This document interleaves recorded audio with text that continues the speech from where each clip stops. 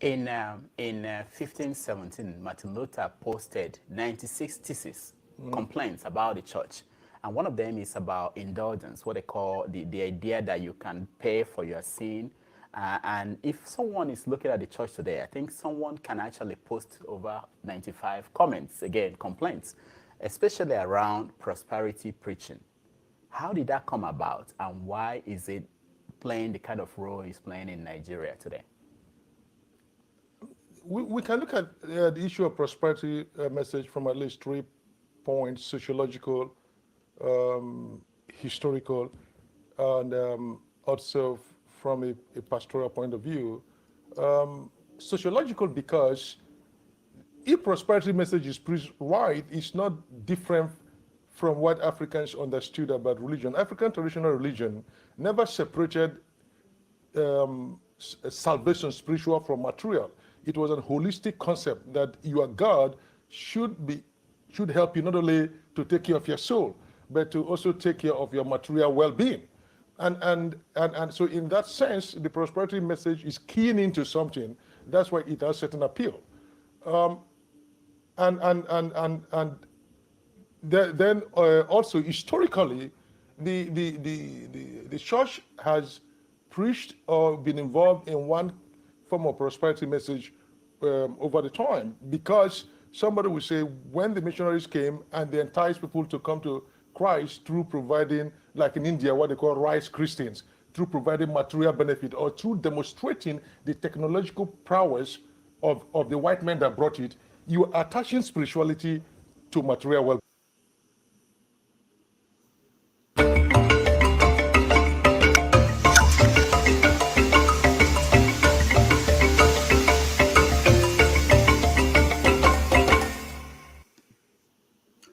Hello. Days after the US issued a security alert warning of a terrorist attack on South Africa, thousands of citizens stormed the coastal city of Durban for the coronation of the new king of Zulu. The ceremony was the first since South Africa became a democracy in 1994. In his first speech as king, the king vowed to be a catalyst for positive changes in Zululand. I understand that history has chosen me at this time when the Zulus are facing several challenges, he said. The challenges are poverty, unemployment, a trust deficit in the government and traditional leadership, climate change, and food insecurity. Zulu people are the largest ethnic group in South Africa. They make up 1/5 of the country's 60 million population. The taxpayers of South Africa spend $3.6 million each year to fund the monarchy. Many South Africans hope the new king will continue to back causes like addressing the fight against gender violence in the country. South Africa has one of the world's highest rape and sexual assault rates. In Kenya, 12 police officers will face charges of crimes against humanity for their alleged role in offenses committed during the 2017 election. According to Kenya's chief prosecutor, investigations show that high-ranking officers bear the greatest responsibility for the atrocities committed in Kisumu, the hometown of opposition leader Raila Odinga. The director of public prosecutions, Nordin Haj, says the attacks were not spontaneous, but were planned and coordinated by those officers. While Mr. Haji did not reveal the suspect's identity, he gave the nod to charge the officers for various crimes committed under their authority, including murder, torture, and rape. In Nigeria, President Muhammadu Buhari has urged Nigerians not to panic over a security alert the US and other Western countries issued last week.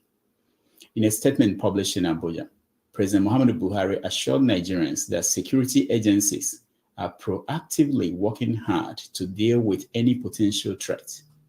He said Nigeria was not the only country with a high possibility of a terror attack. He charged citizens to be vigilant and careful. Unfortunately, terror is a reality the world over, and these latest alerts by Western countries do not mean an attack in Abuja is imminent. Security threats are real and have been with us for a long time, Mr. Buhari said on Friday. Meanwhile, the US has ordered all non-essential diplomatic staff to leave Nigeria. It is 11:30 a.m. in New York City, 4:30 p.m. in Nigeria, 5:30 p.m. in South Africa, and 6:30 p.m. in Kenya. Wherever in the world you are watching us, welcome to another episode of 90 Minutes Africa. I am Rudolph Okonkwo. My co-host, Chido Onoma, is on assignment. On our show today is Professor Nimi Wariboko. Professor Wariboko is a professor of social ethics at Boston University here in the United States. He specialized in Christian social ethics, African social traditions, Pentecostal studies, and philosophical theology. He's the author of several books, including God and Money, A Theology of Money in a Globalizing World. The Principles of Excellence, a framework for social ethics. Ethics and Time, Ethos of Temporal Orientation in Politics and Religion of the Niger Delta. African Culture, the Pentecostal Principle, Ethical Methodology in New Spirits and God's Spirit, and Economics in Spirit and Truth, a moral philosophy of finance. He worked as a Lagos banker and strategic consultant to some of the top investment banks on Wall Street. He previously worked as a journalist in Lagos. He will help us understand what really matters as Nigeria embarks on an all-important campaign for the 2023 elections. He will answer the important question, who will God vote for in Nigeria's 2023 elections? Professor Wariboko, welcome. Thank you. Thank you for having me, Rudolph Okonkwo. I'm glad to be here. Thank you so much. We appreciate having you here. And as we said, Nigeria is preparing for an election. And today we want to look at it from the ethical aspect and the role of religion in that election. But let me start by getting your opinion on the top stories of the day, which is a security threat that the Western nations announced in Abuja. What do you think about it? Look at the perspective I want you to look at. The Americans moved away their non-essential staff, and most malls closed down, but the churches are open today. What are they preaching to the citizens, the members? Well, I don't know what they're preaching because I'm not there and I've not looked up any of the services online. But I won't be surprised if the churches are not talking about the terror alert, because or even if they talked about it, it will be shut down under the fact that they believe that they have a God that can protect them, so they don't need to bother. They will tell their congregation to focus on what the American embassy and other embassies are saying, or what the government is saying will be a waste of your time. You depend on your God to protect you. So that is the kind of message they will be passing on to their congregation. Well, I'm not surprised because the Nigerian church has never been fully attuned to their social environment, to the issues of social justice, to the issues that really affect people. They've always kind of taken themselves out of the hard realities of our society and pretend to be isolated in a bubble that is magical, in a bubble that they believe that reality or the laws of reality and physics do not apply to them. So I don't think they will spend much time talking about such things. In short, they will use it as an opportunity to boast that they have a God that can protect them. Some of them will even say, "Don't worry, even if there is a bomb or bullet or something, it's not going to touch you." While we know that Christians have died from that kind of stuff. Now, I'm not saying they should not go to church, right? If the churches stay away, it might even increase the panic level, and that is what terrorism is about: is to create fear. So, in one sense, they're going to church maybe is to counter that general panic that the terrorists want. But at the same time, you ask yourself, are they going to church consciously of counteracting the terrorist fear, or it's a matter of need, just something we've done every day, and we are just going to go, and God is going to protect us? So the real question is, what measures have they taken? Not so much what they preach. What measures have they taken to protect themselves in case the terrorists strike while they're in the church? And so those are the kind of things that the churches are not doing. I know around 2010, 2012, when the between 2010 and 20, when the Boko Haram thing was on, they had security armed men in front of the churches to protect them. And then I think after that time, that kind of preparations has gone. So it will be interesting to see what they tell their people, because the threats are real. Whether the American embassy and the other foreign embassies are right or wrong, that is a different question. But the threat of Boko Haram and Islamic terrorism in the country is real, right? And I'm not surprised what Buhari said. As the head of state, as the head of the government, as the head of the country, well, he said what he has to say. So you and I have no way of knowing if he has better information, and he's putting up a front. And we, of course, people expect him as the head of state to put up a front and calm nerves down while he's working. But the fact that the embassies are saying so shouldn't surprise everybody or anybody, because if you are been watching what is happening in the country, the level of insecurity has been heightened for a very long time, right? And so people don't feel safe in their own houses, and so this issue of the terrorism is not unexpected, because the country has been sliding for for decades, and for years in particular. So yeah, we expect that kind of reaction. But one thing that, and I will stop here. One thing that is frightening about it is that the idea of people going to church or people going about their normal business could also mean that they are jaded. That this thing happening over and over again, they've come to a point where some of them may be thinking in fatalistic terms, right? And they're helpless. So what do you do? Are you not going to go about your daily life?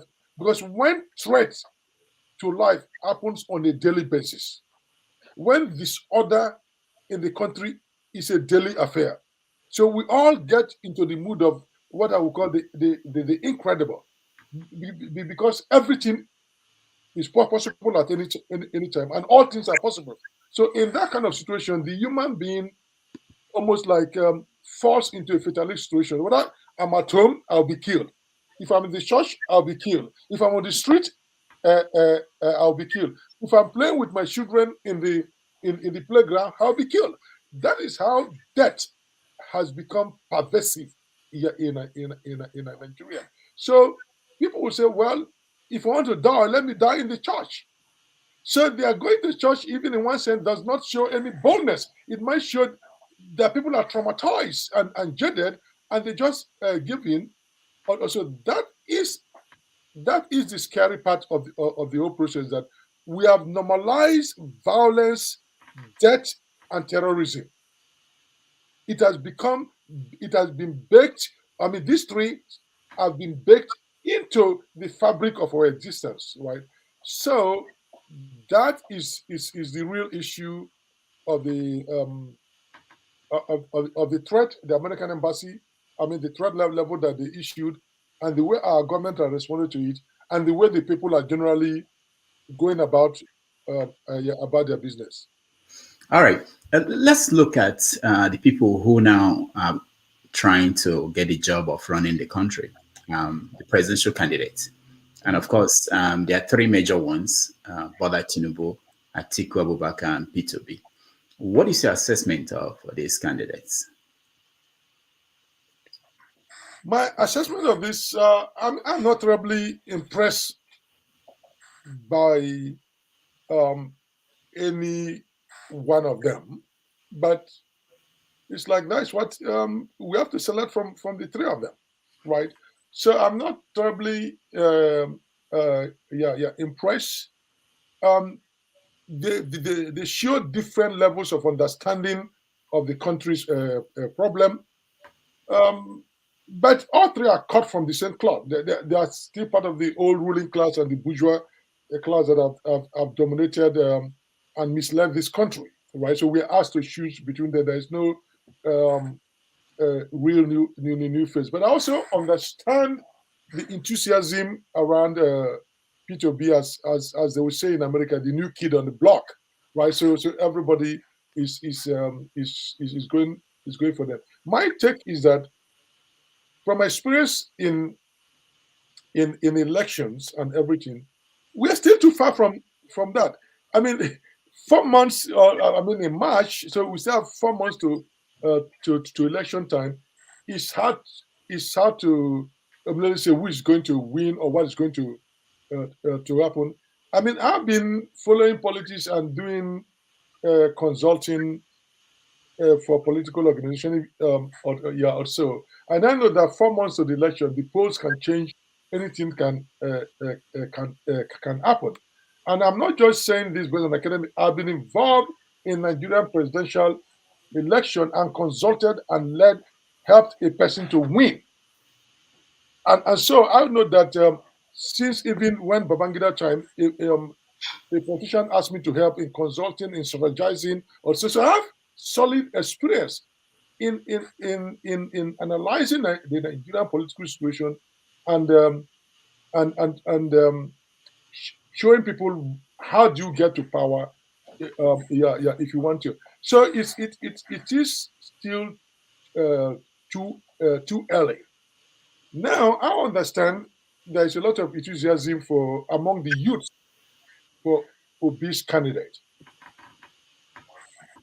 But when I sit down and I think about it, what frightens me is the way the country is. At the end of the day, are people going to transcend their ethnicity? Are they going to transcend their religious sentiments and other considerations to really vote for the candidate that they want? And also the way the mathematics work, that the candidate needs to get 25% of the vote in at least 24 states, and then win majority of the vote. So once you begin to pay attention to that, and you overlay that with the ethnic and religious sentiments, right? And you also, you said, how is that going to be possible? So Obi has a chance, but there is still a lot of work that needs to be done. And really like door-to-door campaign, knocking on doors to make it possible. But at the same time, we know somebody like Tinubu understand the nitty-gritty of playing politics and how you can use state governors and money to mobilize people. So he's also banking that may just take him over the finish line. In the same way, Atiku is going. So at the end of the day, who is going to have the better, what they call groundwork, to mobilize people out and let them to vote and then protect their vote? So that is something that has to be done. A real plan to say, how do you get people to vote and their vote will be counted? So that's one thing. And that would be necessary. And I've talked about the whole issue of ethnicity and religious sentiments, that at the end of the day, we're not going to fall back on those primordial sentiments. So once you reckon that, and you also take into account the issue of mobilizing people to actually go out on that day and vote, and there will still be the typical violence on that day to intimidate people not to vote. The other issue is they keep talking about electronic voting. Who controls the electronic system? I mean, so do you have enough assurance, I think, that for the fact that you upload your number at the polling station, it will be what will be transmitted to INEC and collected in the proper way. Even in the US, part of the fight between the Democrat and Republican, that they are using the electronic system and it could be manipulated. Now it could be that the Republicans or the Trump camp is wrong, because over and over they could not provide evidence. But it raises the question that those things at least are manipulatable, right? So how do you may stay here and vote, but how do you ensure that the system records your vote? Because people will vote in the urban area and thinking they have the votes. But you may know what you vote in your area, but you don't know what others are voting, or even if they give you your accurate number of votes in one polling station that you know. How about the polling stations that are scattered all over the country? And I learned that people have not checked some of these polling stations have been created newly, and some are in individual houses, as I read from the papers. So it's going to be an interesting stuff. But so you may guard where you are, but you don't know what is going to happen elsewhere and the transmission process. And it may be that they're not going to beat you with millions of votes. In a democracy, what they need to beat you with is one vote. Right. So somebody adding one vote or taking out one vote, or some transmission could not go through for whatever reason. That's a problem. And given the fact that we have network problems seriously, what are the dedicated network lines that they have to move this the votes that are counted into the system? Maybe INEC has a way, but they need to assure every Nigerian that is going to work. What if on that day, let's say the votes in River State or certain parts of River State they are not able to transmit it? Is there a deadline where your vote will not count after the closing? Right? Or what if the system is being hacked? Because I know that as we speak, some people are planning to hack the system. Right? So you may transmit and it's distorted.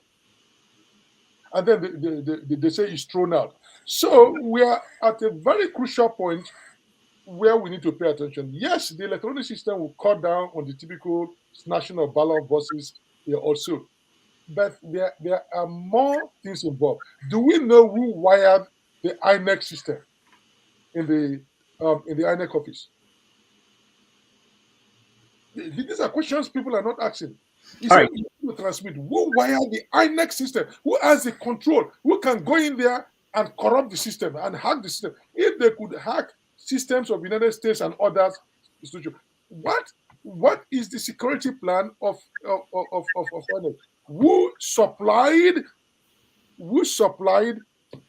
the computers, the network? Who has access to it? Who can? And this is done over the air, right? Do you have dedicated stuff, or things could be manipulated? Because you'll be surprised, these things could be manipulated not only by Nigerians and Nigerian politicians, it could also be manipulated by foreign governments to suit. I mean, I was surprised in 2011, I was doing consultancy for the National Security Advisor. I was they brought me in that year. I'd worked with the CBN as a consultant. My background was also an investment banker before I became a teacher in the university. So I've done some work with the central bank on this project 2020, the project implementation office, and other things that we could do. So I spent the summer of 2011 doing that. So after that, the presidency and national security office had that. I was doing that kind of work, and they brought me to say, help us think through our national security plan. I went in there, so look at the plans that they have also, and my interest was that look, I'm not an expert on every aspect of security, guns, and everything, but what are the economic dimensions of national security, right? And so I went in there to say, how can we build our economic up so that it's a form of security? And how can we understand that poverty is our greatest security threat in the country? And then corruption also being part of that. Now, one thing that I was talking to the National Security Advisor, I said, okay, how do I send my report to you? They gave me a Gmail account. I was like, wait a minute. So I'm going to. So you know that most people in Nigeria, government officials, use Gmail or Yahoo. They don't even have a dedicated account. You see how open. If you are working for the U.S. government or even my university like Boston, you cannot transact university business on Gmail or yeah. Also, so they use such as that. Then I asked them, and they have, by the way, they have very good internet, and it's all wired. I asked them who built this building and who did all the connection. I said, this is Nigeria National Security Office, the most secured office around. And they said it was built by a foreign company and wired by a foreign company. So I said, okay, do we know if there's anything in the walls here as we are talking? Or who is reading our stuff and manipulating our stuff? I was in that office when the first Boko Haram attack happened. And so that day, everybody was concerned about the Boko Haram attack at the UN building. So when the security guys came around, I think at that time, Goodluck called a security meeting, and President Goodluck and everybody went in there. So when they came back, the national security guys, I don't want to name names. I then told a story. I said, while I was there, my former professor at Princeton had seen the news and wrote to me that, Nimi, I know you are in Nigeria. Are you safe? And I told him, I'm at the office of the National Security Advisor. That is the safest place to be. So when they came back, I now talked to them and said, this is what my professor said. I hope I'm safe here. But I told him I'm the safest place. They told me, Nimi, don't assume that because you're a National Security Advisor office, you are in the safest place. He said, you cannot assume that. I said, why? They told me that they just went for the meeting. And one thing that they found out was that the UN building was supposed to have a door that's supposed to come down automatically, not allow the car to go in. But that system did not work, and that's why they go in. They said they have the same system in Aso Rock. That very day, they tested it to see that if somebody is coming with a truckload of bombs, whether the doors will automatically, the iron doors are supposed to come down. And I was told, sadly, that the last time somebody checked that door and checked the system working was when Obasanjo was in power. So we've gone from Obasanjo to Yaradua to Goodluck. No one has checked the system. So if somebody has driven a bomb, a truck bomb, turned Aso Rock, thinking that those doors will work, I was told it was then they realized no one has checked those doors at all. From Obasanjo time, they were doing it regularly. From Yaradua to the time of Goodluck, no one paid attention to that. Why am I telling this story? I'm telling this story not because I want to air Nigerians' shortcomings to Nigerians. We all know that, but to say that we are depending on a free and fair election based on some electronic system that are subject to the same Nigeria cavalier attitude, the lackadaisical attitude, the nonchalant attitude to managing things. So people are busy fighting themselves on the street who is going to win. No one is paying attention or at least it's not subject to as much scrutiny as it should be, the very electronic system that is going to collect all these things. There is no transparency about that. And by the way, it's all centralized. So it doesn't take much effort. In the US, at least, they try to decentralize this. Every state has their own. So you have to overcome the 50 states. Even then, there are quarrels. But this is all centralized. Somebody who wires the system for INEC will just go in there and do whatever they want. And then we all be surprised. So I'm saying that they should pay attention beyond the street brawls and the social arguments that they are having to say, how is the system going to work? Our vote is going to be as valuable as the system that counts it and collects it and announces it to us. Okay, very, very good. I like the questions you raised. They are very important. But let's look at the voting itself. What should be the driving force? What should people think about when they want to decide who to vote for? You're a professor of ethics, and you know these characters we have as presidential candidates. And people say things that their biography does not matter, that it's about who will move the country forward. What do you think, if you are going to talk to Nigerians, what should be their concern in terms of when they make that choice, the decision? Whether at the end their votes will count is a different thing, but what should be the primary thing they should concern themselves with? Yeah, actually, the person who has the technical skill, the temperament, and the biographical preparation in life to get us there. And these are things that individuals have to make. Right.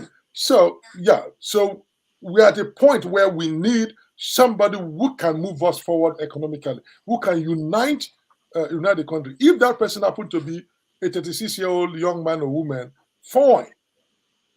It's not dependent of age. Even if that person per se maybe have not done the great things that some of the people that claim they build states and other things have done, fine. So yeah, people have a right to scrutinize and engage these candidates to find out who that person is going to be, because we are at a crisis moment in the country, and we all have to learn to transcend, go beyond our ethnic primordial sentiments and religion to say who can do the job and who can create a technocratic team around him to do the job. Because part of what I'm seeing is that, yeah, people understand they need somebody who can do the job, but they still have this big man theory of history that one man could just come in and do.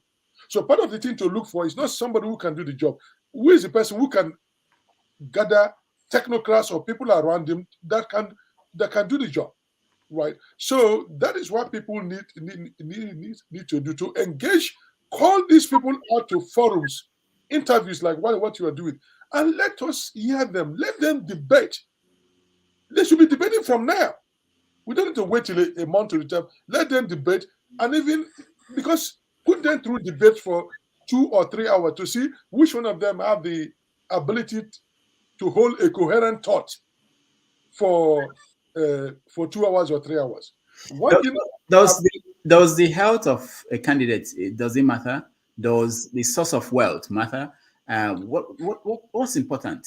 Yeah, the health of a candidate matters because while the candidate, whether he or she is sick, has the right to contest an election, the Constitution doesn't say you have to be 100% healthy. But we as a citizen have the right to decide who is going to be this. And if we say we want a healthy person, it should be. That's why in the US, they prevail upon presidential candidates to release their medical record, because you want to put somebody who is healthy enough 24 hours a day for a long time. Of course, he or she as a human being may fall ill, because if you're not healthy, the ability for you to manage the state will be diminished.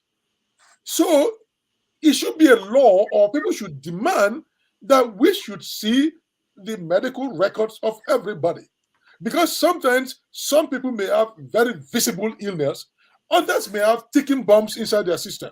they're also hiding, right? So I think we've come to the point, given the experience that country in Nigeria has had, where we had a president die, two presidents in my lifetime die in office for undisclosed diseases or illness, and we had one that started with sickness. I think that's a fair demand that people are making. All right. So Yeah. I want to just mention that we let our audience in about 30 minutes, but before then we have a lot of grounds to cover. So let's see. I want to play a video for you, and then we'll follow up with your question. Physical and mental energy. And we must get it right. And that is what we're asking. The church must be at the forefront. Our children cannot continue like this. There's no offense they committed by being Nigerians. Nigerians are the best you can get in the world. And we have the energy to change this world. All we lack is that we have criminals who have hijacked this country, stealing everything away, and we are keeping quiet. Please, the church, wake up, take back your country. God bless you. Nigeria. Za mu iya gwada haka ne duniya ta yadda da haka idan aka yi zaɓe muka yi musu fintinkau. A wayi gari mun kada su a jiha ɗaya zuwa jiha biyu, sauran kawai riba kafa ce.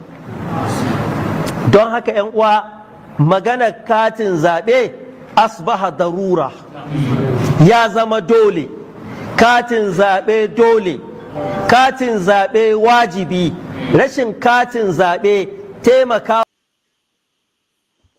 All right. So God is on the ballot, or some people believe that God is on the ballot somehow. How can you explain to us the role of religion in politics, the danger of religion in politics, and why is playing a very serious role in this current election season? Well, religion has always played an oversized role in Nigerian politics. And why is that so? Because you got to understand, Nigerian election, right from pre-independence to now, has been a struggle for power by factions of the ruling class. And so they use religion to mobilize their base. And so they will always play up the religious factors. I'm not surprised what that gentleman, the priest, the Islamic cleric was saying. Because people use religion to mobilize their own base to vote. Because the struggle is about getting access to state power and using that power to accumulate wealth through primitive accumulation. So everything is at stake. Claude Ake, in his book, The Political Economy of Africa, that came in 1981, said politics is like warfare. And so people feel like they're going to war, and they use religion to mobilize their base to vote, so as to get there to have power. Not because so as to get there to implement their vision of economic development for the country. So that's why everything is at stake. It's a concentrated warfare. You win or you die. And when you say you die, you may not die physically. Your business will die, or your cheap way of making money will die. So that's why they mobilize religion, right? That's why it has always played this role. And from the foundation of the country, as Olufemi Vaughan has shown, the religion making of Nigeria, religion has always been integral into the very making of the country, the way the country was conceived, right from Lugard, and the way it was done, how the country was divided. I've always have that. Now, the issue is not whether politicians will use religion to mobilize people. They do. Almost all over the world. In the US, we're dealing with a situation where the Republican Party mobilizes the evangelicals to vote for them. So it's always on the ballot, right?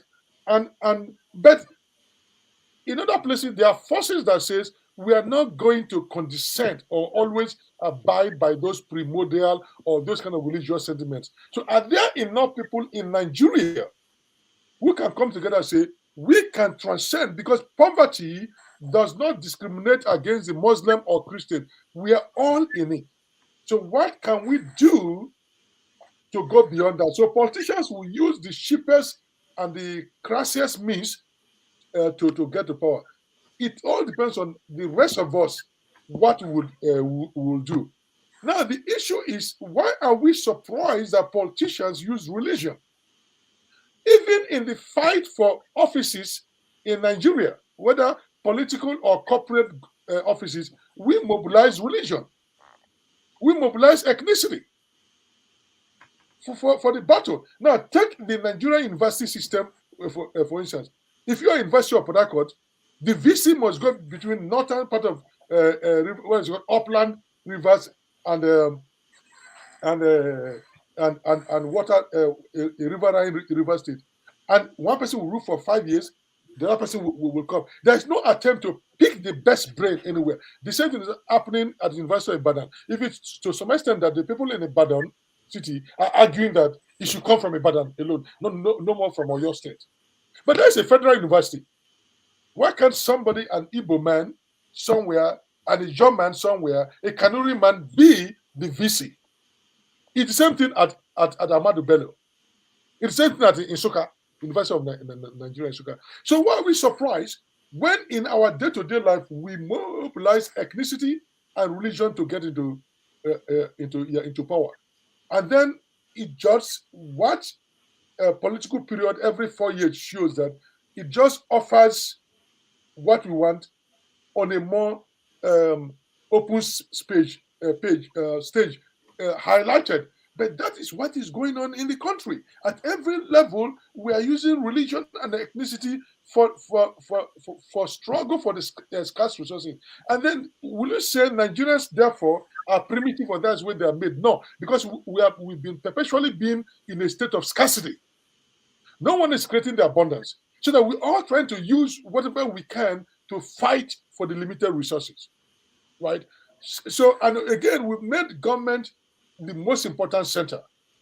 Why should people go to, in this country, people don't want to go and work for government because you even get less pay. You don't get as stuff. But we've made government the main productive center. The sizes of our governments are too big, right? And we made government like it's a means of production.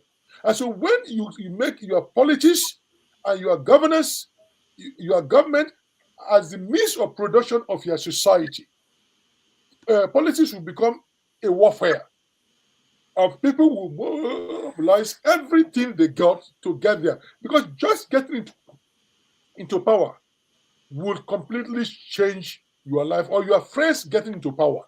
So as long as the stakes are very high, people will use ethnicity, they will use religion, and they will use any means available to get to that power. So we need to also think about, do we have a government that is too big or too powerful? The Nigerian president, I tell people, is about the most powerful person in the world. He may not have a nuclear button, but the Nigerian president can make you a billionaire. Tomorrow, he can make you a billionaire. He will just single-handedly give you an oil block. Oil block. Just like they gave oil block to Danjuma, and he came up and he said he sold it for billions. We're going to get to Danjuma if we have time, but let me play a little bit of this video and get your reaction. This is a message to my northern Christian brothers and sisters, specifically for you. Why? Because if you go to the south, to the southeast, to the southwest, a Christian from northern part of Nigeria is a northerner. Simple. If there are breakdown of land orders in Enugu, they kill everybody, whether a Muslim or Christian, coming from the north. This is the record that is on ground. Nobody can deny this. Christians of northern extraction think wisely, act wisely, behave wisely. You have no business voting a southern candidate based on Christianity. At the end of the day, his agenda is not you. His agenda is his own tribe. If you pick Obi, his agenda is not Christianity. He could be a fantastic Catholic. But below the Catholicism, he is a die-hard Biafran. All right. Now, the Muslim ticket in APC, where you have the presidential candidates as a Muslim and the vice presidential candidate as a Muslim, I think most people think is what has taken this religious aspect of this politics up to the level that we have not seen it before. And people are using languages that are very dangerous. Do you think so? Yeah, they are using language that is very dangerous, because especially where the country is, right? So if you take the words that people have spoken and put it in the light of where we are, they're very dangerous. But are those words themselves new? No. People have used that kind of rhetoric before, that even much more dangerous or so in the past. But the country is in a different place. It appears we are more fragile today than what we were years ago. So those words carry a different weight. Now, the first gentleman, the man that spoke about, if you're a northerner, you'll be taken, if you're in the south, they'll take you as a northerner as one, right? In a sense, he's right. And this is where a new government needs to address.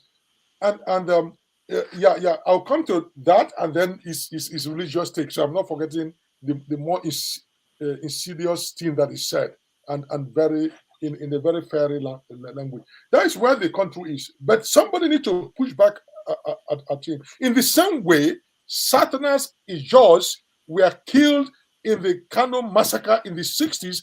Do they discriminate whether they're Igbos or they're Jaws?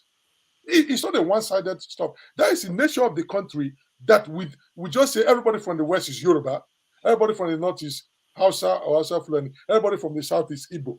So that is part of education we're not doing. That is a country with different ethnic groups. But we are not willing to go beyond looking at these three big tribes or ethnic groups in Nigeria. So that is a sentiment that it just been half smart, because the same thing goes on in the north. They lump everybody together. If you are Igbo or Yoruba, you may not feel it, but as a minority in German, you feel it all the time, where people will erase your ethnicity and lump you together with others. So that is not peculiar to the Southerners. Not that the Southerners are bad, but that is the way we tend to use language. Now, so it's a, and we need to learn that we are a pluralistic country, and our pluralism is beyond the three ethnic groups. Now, today is telling the Northern Christians that their vote for a Southerner is bad. That is part of the rhetoric we're talking about, that people will use religion or ethnicity or regionalism in the wrong way. And so we should resist that. But I think, so even if one gives him room for saying, of course, his politics, he will whip up all sorts of sentiments. But to say that Obi is automatically a Biafran, that for me crosses the line, because if you are not accepting Obi as a Nigerian. So anybody that comes from the former Eastern Nigeria, which include a big part of the South and everything, are they not Nigerians? What did he say? Because he happened to come from the former Eastern region, right? That enfranchises and marginalizes a whole segment of the country. And people politicians on all sides should have stood up and condemned that kind of language. This goes beyond competition. This goes beyond the old age way of using religion. You are basically saying this guy is not a Nigerian, or you can't trust his loyalty to the country. And that is what bothers me about such this. And it's a little bit I don't know how to describe it. Disingenuous to say that Northern Christians must always vote for Northern people because their interest is not going to be protected. They know where their interest should be protected, just like the Northern people, the Jaw people, Yoruba people, the Hausa people, the Igbos. So allow people to protect their interests. You are saying they cannot be they cannot be trusted. But somebody in a Northern Christian will say, to what extent our being Northern has given us the privileges that you enjoy from coming from the majority religion. So now it's time for politics. You want to recognize that we are of the same Northern extract, right? So this is the kind of language that we should avoid if we are going to build a country. We should be looking for, if today a Northerner will be the best candidate, whether it's a Muslim or not. I believe that we should vote for that candidate. But let me ask you: do you have any problem? Yeah? Do you have any problem with having a Muslim ticket, presidency? Okay, I have some problem with it.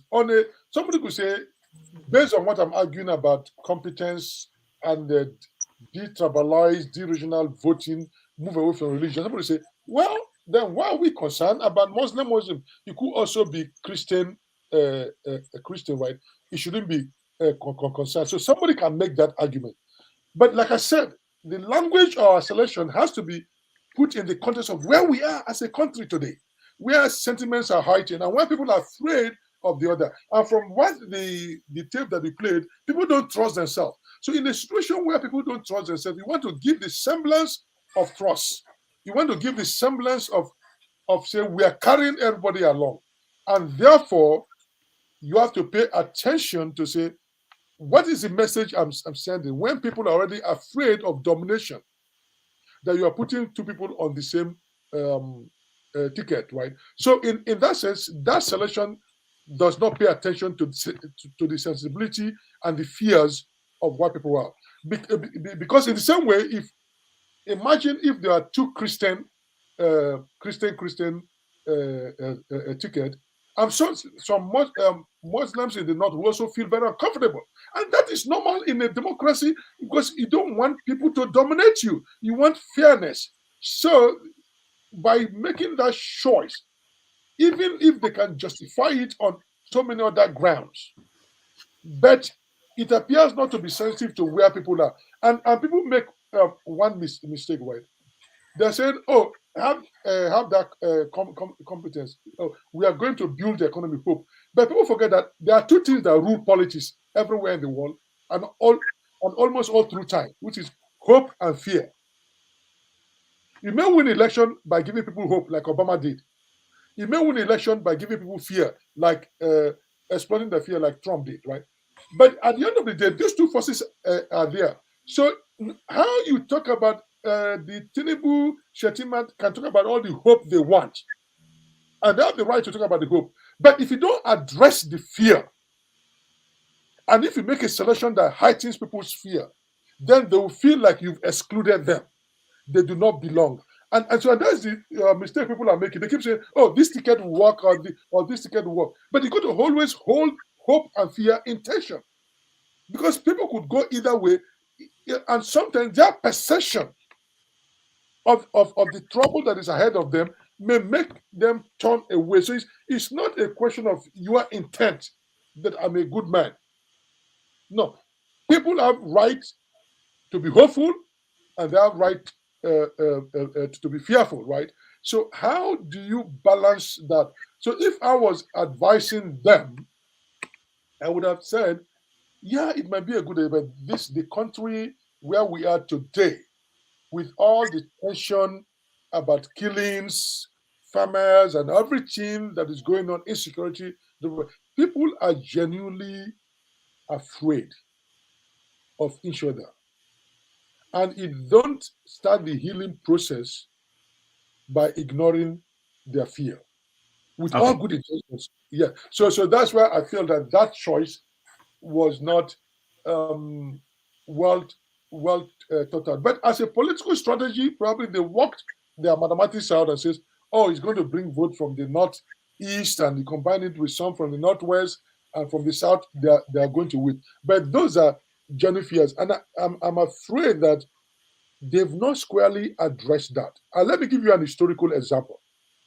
In the 1960 election, when Kennedy appeared as a Catholic candidate, Americans were genuinely afraid because they are mainly Protestant at that time or so, at least the ruling class and the elite class. And they were genuinely afraid about Kennedy. They were afraid that he was going to take orders from the Vatican, the Pope.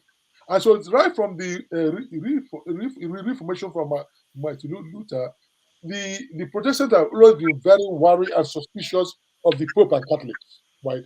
So, but what did Kennedy do? Kennedy had to address that issue, not through surrogate, not through press releases, over and over again to assuage the fear. In the same thing, Mitt Romney, when he appeared again, right, because he was from the Latter-day Saints, and some Christians don't feel comfortable, he has to address that squarely to make people feel at home. When on the case of Obama, when he appeared because as a black man and everything, people have fears. He addressed them, made himself available, and addressed them to say, these are the things I will do. But in this case, I don't think they've done enough of that work. But ab initio, the selection itself might appear to many people, and indeed many people have seen it that way, that it was insensitive. Not because it cannot be justified, but it was insensitive to where people are in Nigeria today.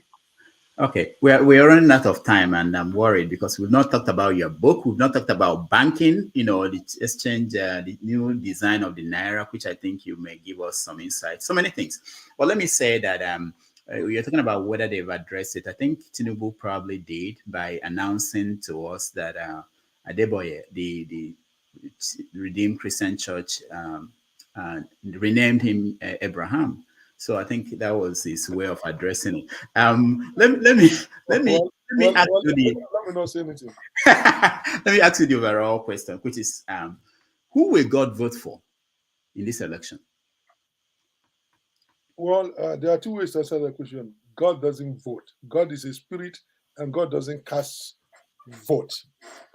So anybody trying to claim God on his side is a pure political, religious trick to say God is going to vote for you. People have always named God on their side. It's part of hubris to just go out and say God is on their side. God doesn't vote. So that may be a joke, not because God doesn't have a permanent voter's card in Nigeria. So even if God wants to vote, the INEC will not allow God to vote. But beyond that joke, right? When people say God wants to vote for them, they're saying they interpret what God wants to do and says God is on their side. But all through history, even in war, people claim God. Even in football, both sides pray to the same God, right? That God is going to enable them win. So the issue at this point, not that God is not important. What is important is what are they going to do for Nigerians? We should not allow them to deceive us with that God talk. That God is on the side. We should not allow them to come up with their visions to say, would God also? Because they've always given us that vision of the chosen one. It has not transformed our life. So we either wake up and say, God is not talking to them, they're making it up, right? Because they always tell us God chose somebody. Why is it that God is always making mistake in choosing the wrong people for Nigeria when it comes? And other places that they don't claim God, and individuals go out and select their leaders, they end up producing people that care for the poor, understand God's preferential option for the poor, do things for the poor. So we that claim God, we that pray to God all the time, we that feel that we have God in our pockets all the time, keep getting it wrong. So it has come to the time where you say, pray to your God at home to tell you who to vote. And he may do that, but don't make it a national issue. Don't come out. And because they all come out with all sorts of visions. When Buhari was coming out, they said God, Obasanjo God, Jonathan God, all the way down God. So at least this time around, they should let us vote with our crow eye. Please don't bring this God issue to Bambazoon. But let me ask you. There was flooding in Nigeria recently, and the Minister for Water Resources told the nation that it was caused by God. Is it right? Okay. I will say two things.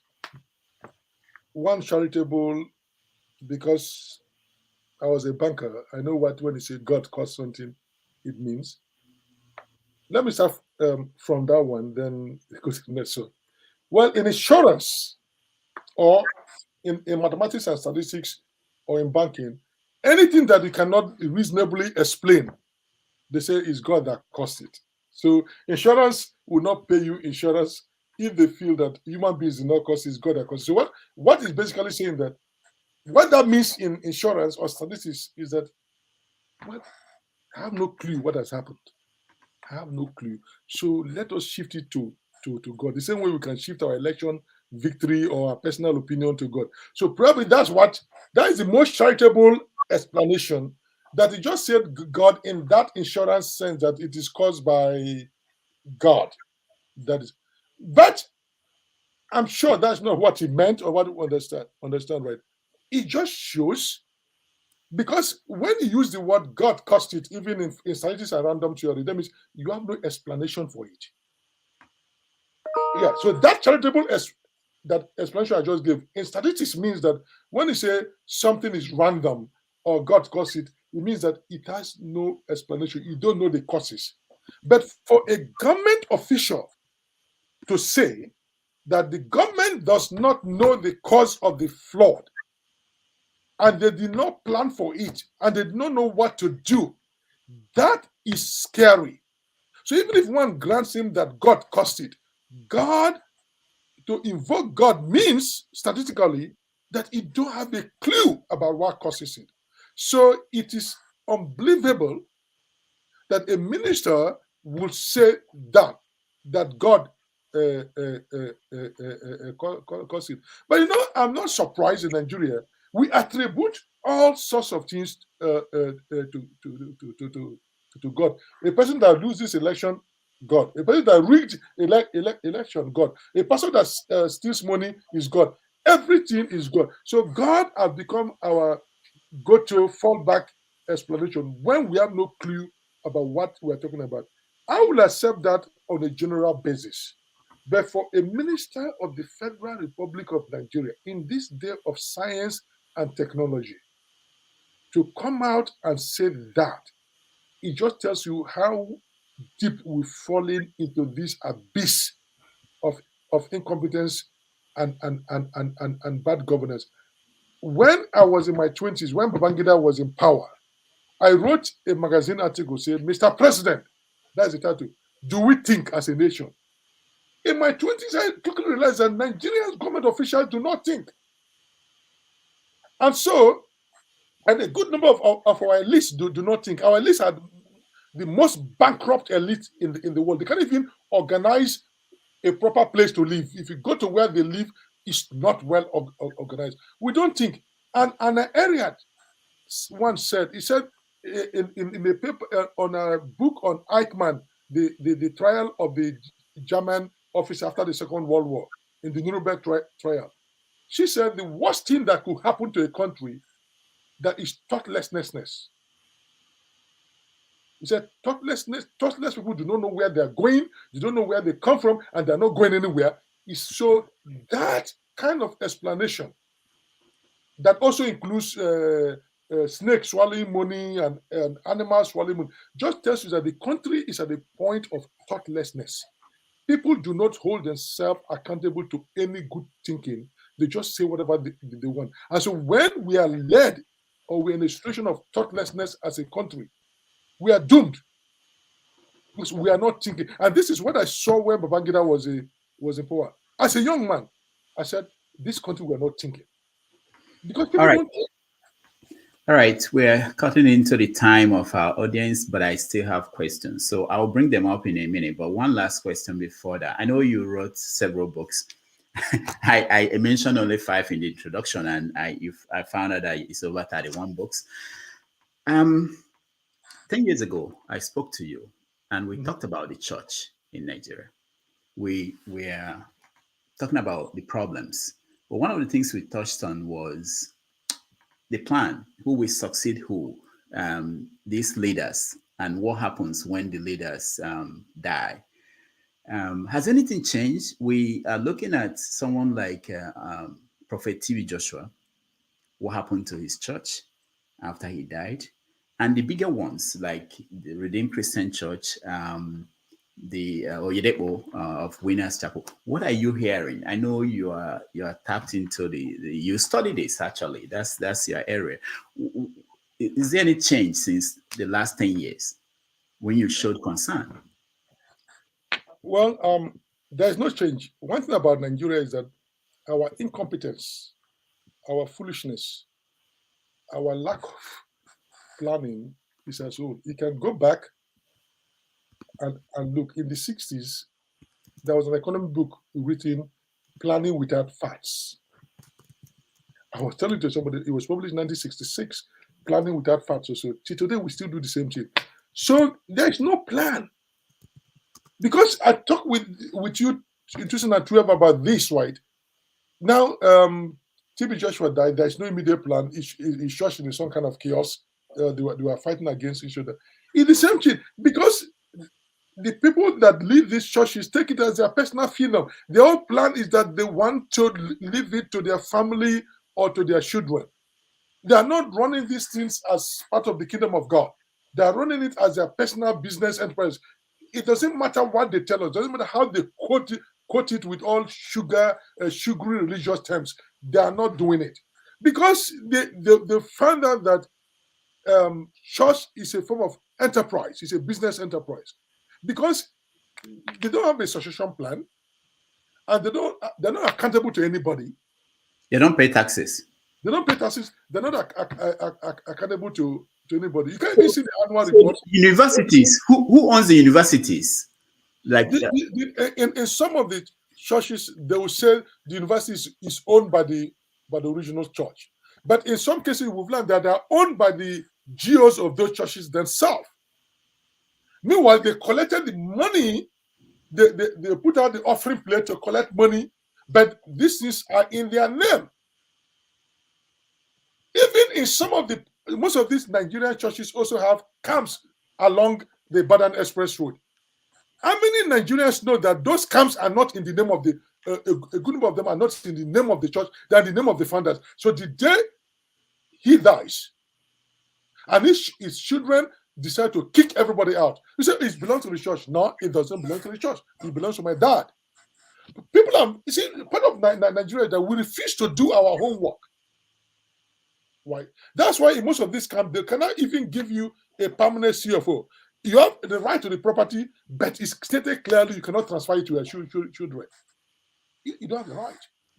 So the point is that, you see, part of Nigeria's problem is that we keep blaming people in power. Those of us that are educated enough need to do the basic research we don't do. And we fall into this trap. These churches are in their name, or people on the board. There is no transparency to tell us what is coming in and how it's being spent. Because they will immediately tell us to keep quiet, touch not my anointing, talk no evil of my prophet. So they will say those things, and people just back away, right? So there is no proper accountability. That's why when they die, there's a problem because no one puts a place. Now you know that If you ask anybody, most of the people, who is the second in command to a particular ministry, people cannot name me. Name it right. But we're supposed to know who is the second in command. Then, if the person that person can change. But at any point in time in the US, that's why they created the office of vice president. You know who is in command. They name the third person the foreign the speaker, the foreign minister, and it goes on. So we have a sense. But in Nigeria, we don't name. At the Vatican, you don't have a deputy pope. But we know that when a pope dies, he will be selected from the college of the cardinal. So we know what is going to happen, and they are going to go in and vote. So we know the process, but there's no process laid down clearly for selecting successors. But that is not a problem limited to this church. It's even in private businesses and everywhere. We as a people are afraid of appointing somebody that will take over from us because it merely tells us that we are about to die. That's why we crudely interpret it, or the person will kick us out. So it's a problem. We have the political system, right? We have deputy governors. That is because the constitution. But most deputy governors are sidelined by their governors. In how many places have you seen that a sitting governor will encourage his own deputy governor to take over? It's like often it's somebody from the outside. Because we are suspicious of being accountable to anybody. We are suspicious of having number two. We want to die in the office. If possible, die with the office so that no one will occupy it. All right. Let's take some questions from. I will still reserve the right to come back with my own questions. Dr. Osi, welcome to the show. Unmute yourself, please. Oh, okay. Yeah. For those who want, hold on, okay. For those who want to join us, I see some people in the studio. If you want to come up and talk, please turn on your camera. I won't pull you up until the camera is on. Go ahead, Osi. Oh, okay. Oh, thank you so much, Professor Wariboko, for that enlightened take. I mean, you kept our attention wrapped with the way you described everything. Now, you guys talked about the 2023 election. Some of us are a little bit worried because we believe that there are some other weighty issues, even more than that 2023 election. And the real fact about it is, if Nigeria will continue to be the way we know it as a secular country, leading up to the 2023 election, and I say that because, I mean, we are aware of the security threats. Even though that the federal government of Nigeria tries to downplay it and tell us to go about our normal business, that everything is taken care of. But we know it's so serious to the extent that the Western embassies are moving their non-essential staffs out. And that tells us a whole lot, And this is coming in the wake of the fact that not too long ago we witnessed some terrorists break through the maximum security prison, and prior to that, we're told that there were up to 40 intelligence that were reported about the upcoming attack. Yet, nothing was done about it. As a matter of fact, we're told that the security agencies who were attached to the place, many of them were withdrawn prior to the attack. That doesn't seem very coincidental. Now, sometimes last year, I authored an opinion article in Premium Times, and the title was Boko Haram on the road to Damascus, or making a beeline to Kandahar. On the road to Damascus, obviously, because at the time, thousands of Boko Haram adherents were reported to be just, coming to surrender, so, meaning that they repented. All of a sudden, they saw the light and they repented, And then I was also raising the concern about the probability. Was this something that was planned? Because all of a sudden we have them in thousands just, giving up an ideology that they've pursued all their lives.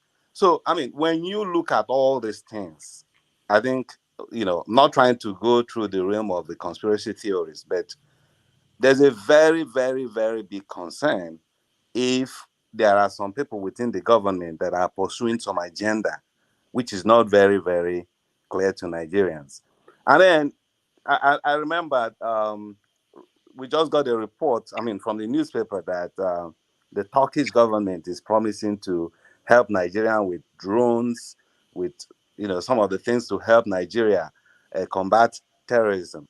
Now, that same Turkish government, in fact, there was a report in this day newspaper, November 16th of 2019, when there was a huge concern that Turkey is actually supplying Boko Haram with some, sophisticated weapons.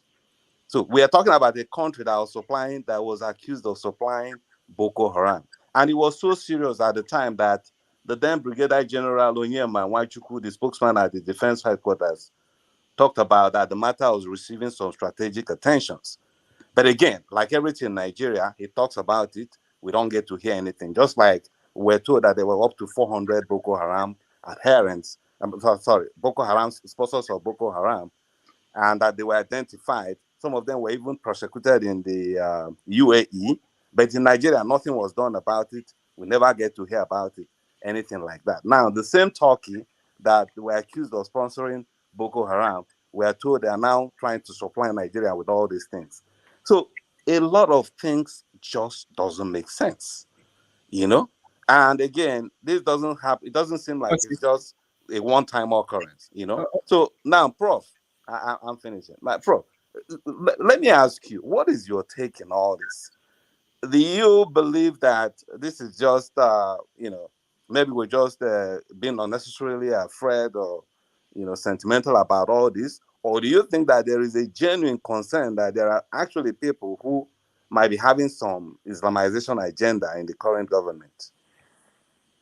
Thank you. Thank you. Thank you for that question, Mr. Agbo. You've spoken well. Well, I don't have the intelligence report or anything to confirm what you've said, but what you said is a common knowledge in the social media, right? But so I cannot say it's somebody in government who can confirm that. If you have more information, whether what you're saying is true or not. But there is this palpable fear of Christians or other people, this fear of potential Islamization. And that's why at the beginning I said a government does not only trade on hope, it has to also pay attention to the fears and address them and put measures in place to assure every Nigerian that these things are not going to happen. But unfortunately, we are not getting that. But there is something about Nigeria that I want to say.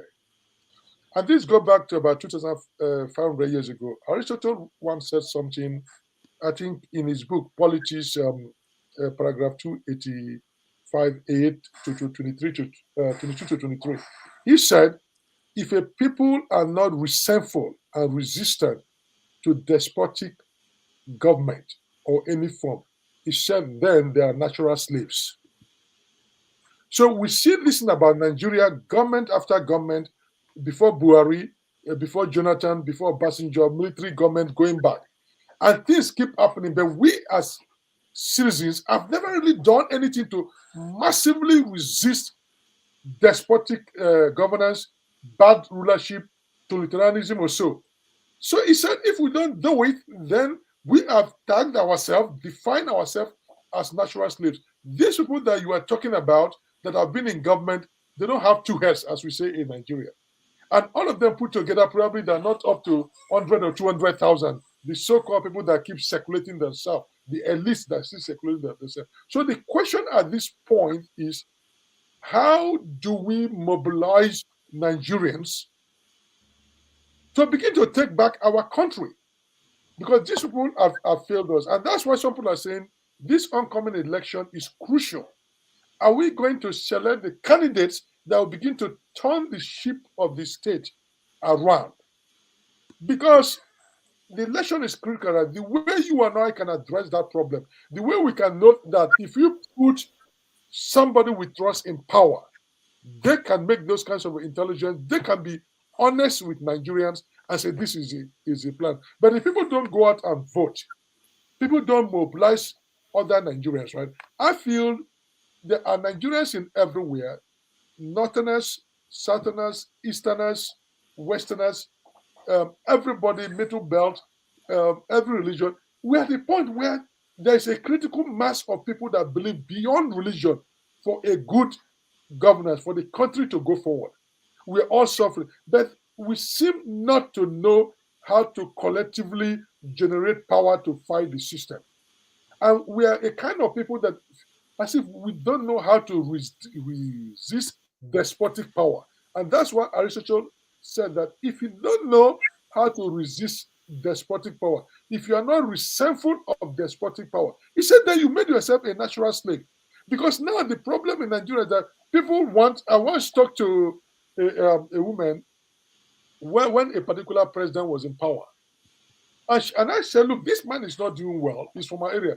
She said, well, the fools from other regions have ruled. The fools from other states have ruled. Now it is the time for the fool of our own region to rule. And she has no problem with that.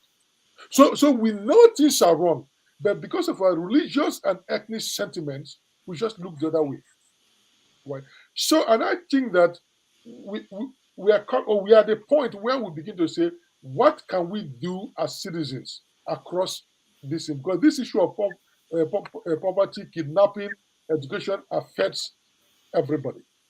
If we begin to take charge of the government from the local government, the state government, and the federal level, maybe eventually we'll put people there that can work for us. Yeah, so what you are saying is many people have expressed that sentiment, right? But the way we can fight it for now is we have a democratic system. How do we take over the levers of power in the state? And how do we mobilize fellow Nigerians so that we can all come together, and do something? Because our complaining on social media and stating here will not really help us. Those people that want to do harm to the country, there are teeth working, they're on the ground. The question is that, are we on the ground working to elect the kind of government that we want, or we are on social media alone? Social media is very important, but we should begin to think about resisting. And even if Obi comes in, Tinubu comes in, whatever they give us, if you put the momentum on to say, we'll resist bad governance and put their feet to fire, maybe the next 5 years or 10 years, we'll begin to see things turn around. Right? Okay. I cannot confirm the intelligence report that you are saying because I don't have access to them. All right. So thank you, OC. Prof, I want, let's take 3 people at a time. So if you can take notes so that we can, because the other people waiting to ask you questions and we're running out of time. Rohan, you're next. Yeah, I can stay for some a few more minutes after. Yeah, sure. Okay. All right. Okay. Rohan, you're next. Thank you very much, Dr. Rudolph, for having me on the platform. You're most welcome, Prof. I actually listen to the way you dissect issues and points. But quickly, I would want you to share your thought when Mr. Obi was addressing a group of people in the church. What is your thought about that as a hopeful Nigerian president? What do you think? Because most of them, generally the top 3 contenders we are having, or 4 or 5, it's like they are not quite sensitive in the way they choose their words since they started the issue of this campaign. But I want you to share your thought about your sentiment about the statement of Mr. Peter. Thank you very much. All right, thank you, Rohan. If you are next.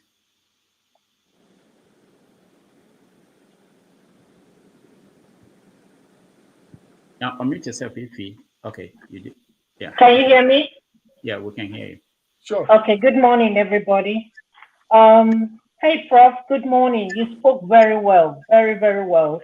I was listening to you in and out of my work, and I wrote down some certain things, some questions I need to ask you to elaborate more. I am so concerned with the upcoming election. If care is not taken, or rather, we are on the verge of disintegration. Nobody knows what's going to happen with the outcome of this election. As I'm talking to you, I am very frightened because we don't know what's going to happen. Lexi said this thing. Lexi was on the show a couple weeks ago, and he was there yesterday. And he said something. The question we need to ask ourselves, do we honestly believe that we will ever be united as in Nigeria, as a country? That question is very, very concerning. And by that, I mean, we are so much divided by religion, by tribe. And Lexi said, why not we go our separate ways? Because this is not working. Forefathers attacked him. I said the same thing 2 weeks ago, and forefathers attacked me and said, oh, we've tried it. It didn't work.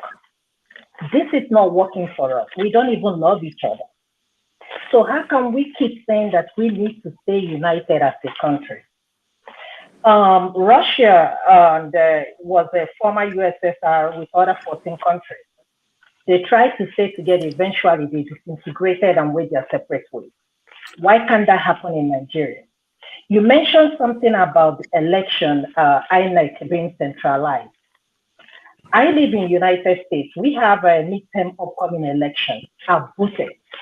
Every state, you mentioned it here, have their own election electronic voting system in all the states. Why can't we have that in Nigeria? How are we going to be assured that this upcoming election is going to be free and fair? My concern as an Igbo person, and I'm not a Biafran, I don't support anybody, I don't support Nnamdi Kanu, but I'm just an Igbo person, trying just to be part of this country, but I see that it's not working. So why do we keep trying to force each other to live together? Why we don't love each other? Because what I see is that they are forcing us to accept what the Hausas are saying, accept what the Yorubas are saying, or you're not going to accept what the Igbos are saying. Let us go. Everybody go your way. However you want to rule yourself or your country is fine. The centralized system of government is not going to work in a country of 200 million people, different ethnic groups, different beliefs, different religions. I don't think it's going to work, but we keep lying to each other. Why can't we go? Thank you. All right, thank you, Steve. Spina, you're next. I hope you're driving. Make sure we don't have insurance that will cover you over there. So,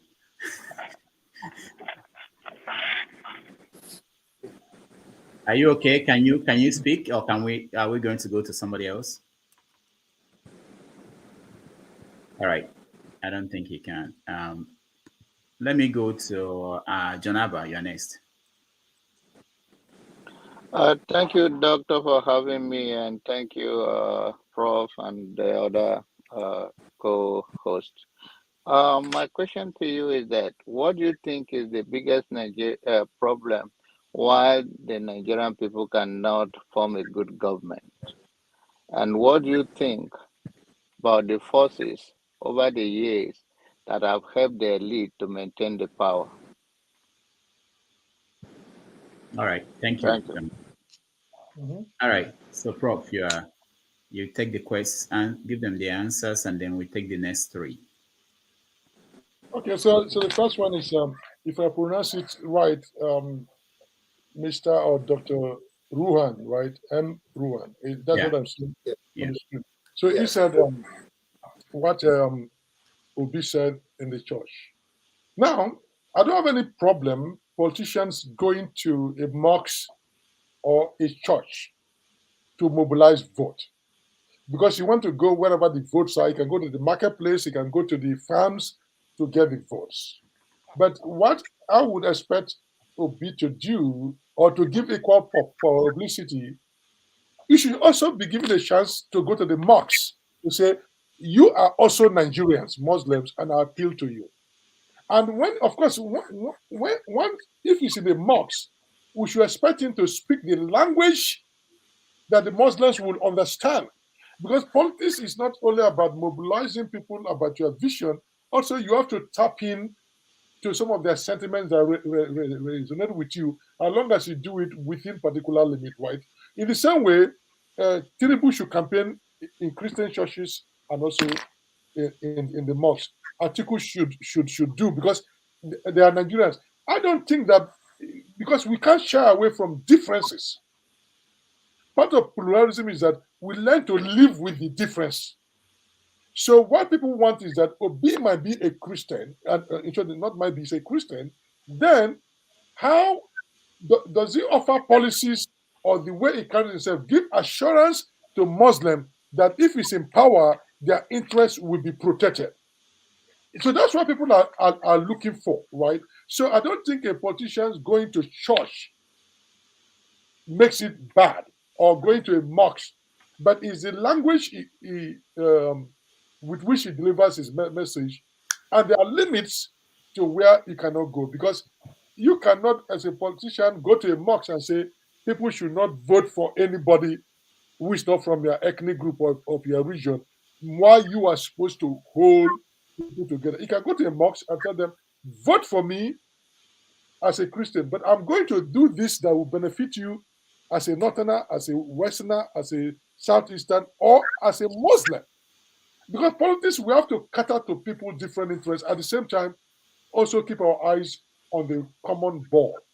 I think this is what they are not doing, or the advisors are not asking them to do very well. So I don't think Obi going into his church automatically disqualifies him as a future Nigerian president. No.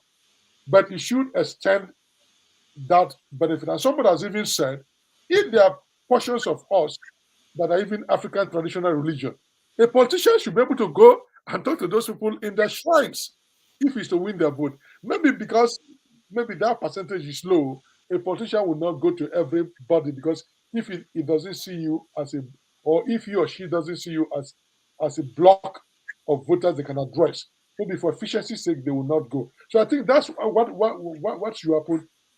The idea that religion, there's a difference between separating church and religion, right? We don't want religious sentiments to dominate our national policies, but we cannot take religion out of the public square, because people don't go to the public square as nude and naked people. When you arrive at the public square, you arrive with a religious garment on, you arrive with an ethnic garment on. There's an idea that there is a generic Igbo man, a generic Nigerian that will be in the public square is wrong. So you cannot ask people to take away their religious identity because they are in the public square to vote or to play. But the question is, we are not going to, that was the whole idea of thinking about separation of church and state.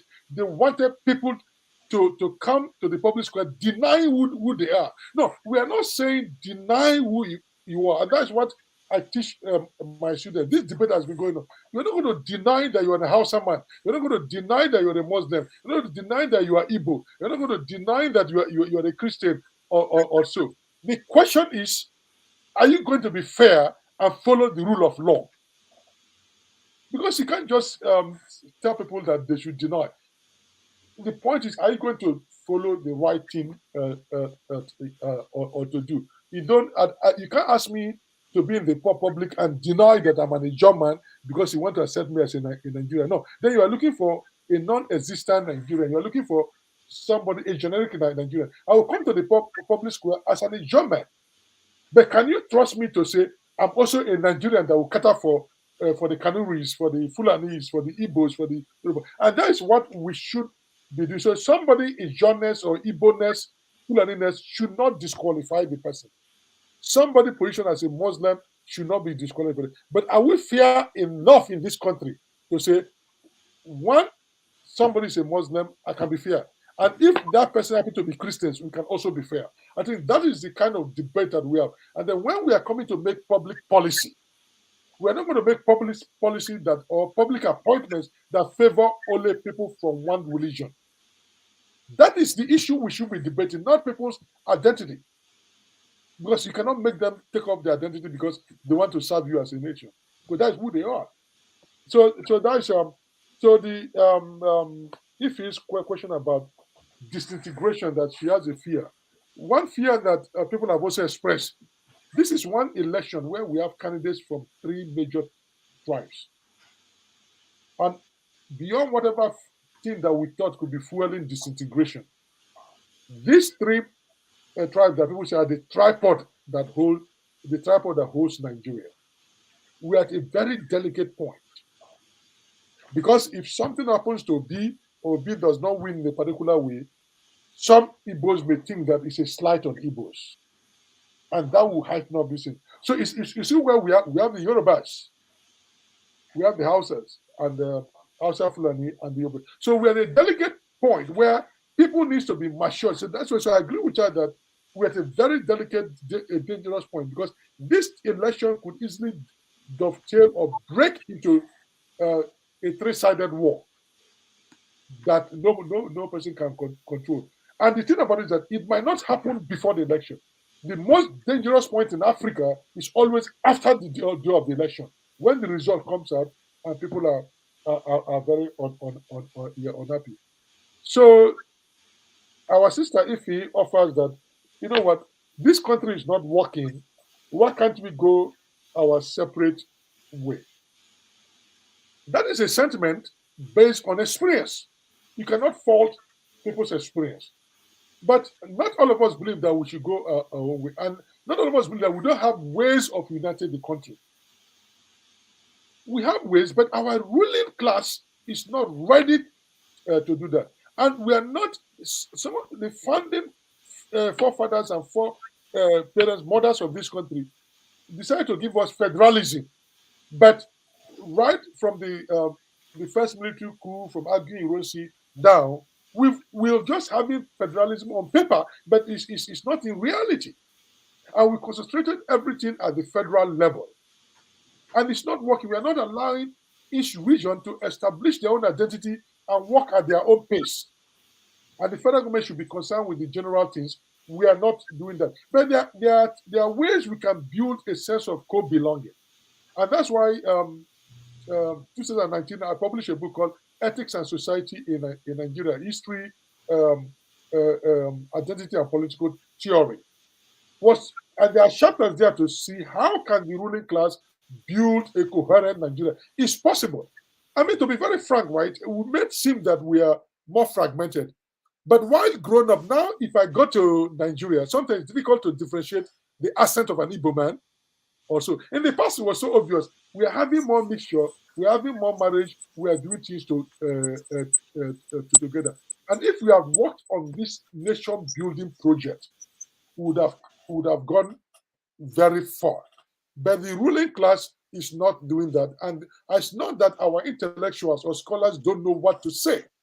Some of us have been saying it, but it's not in the material interest of the ruling class. That would take me to the last question about Abbas. He said, "What is the biggest obstacle to Nigeria functioning or so to governance?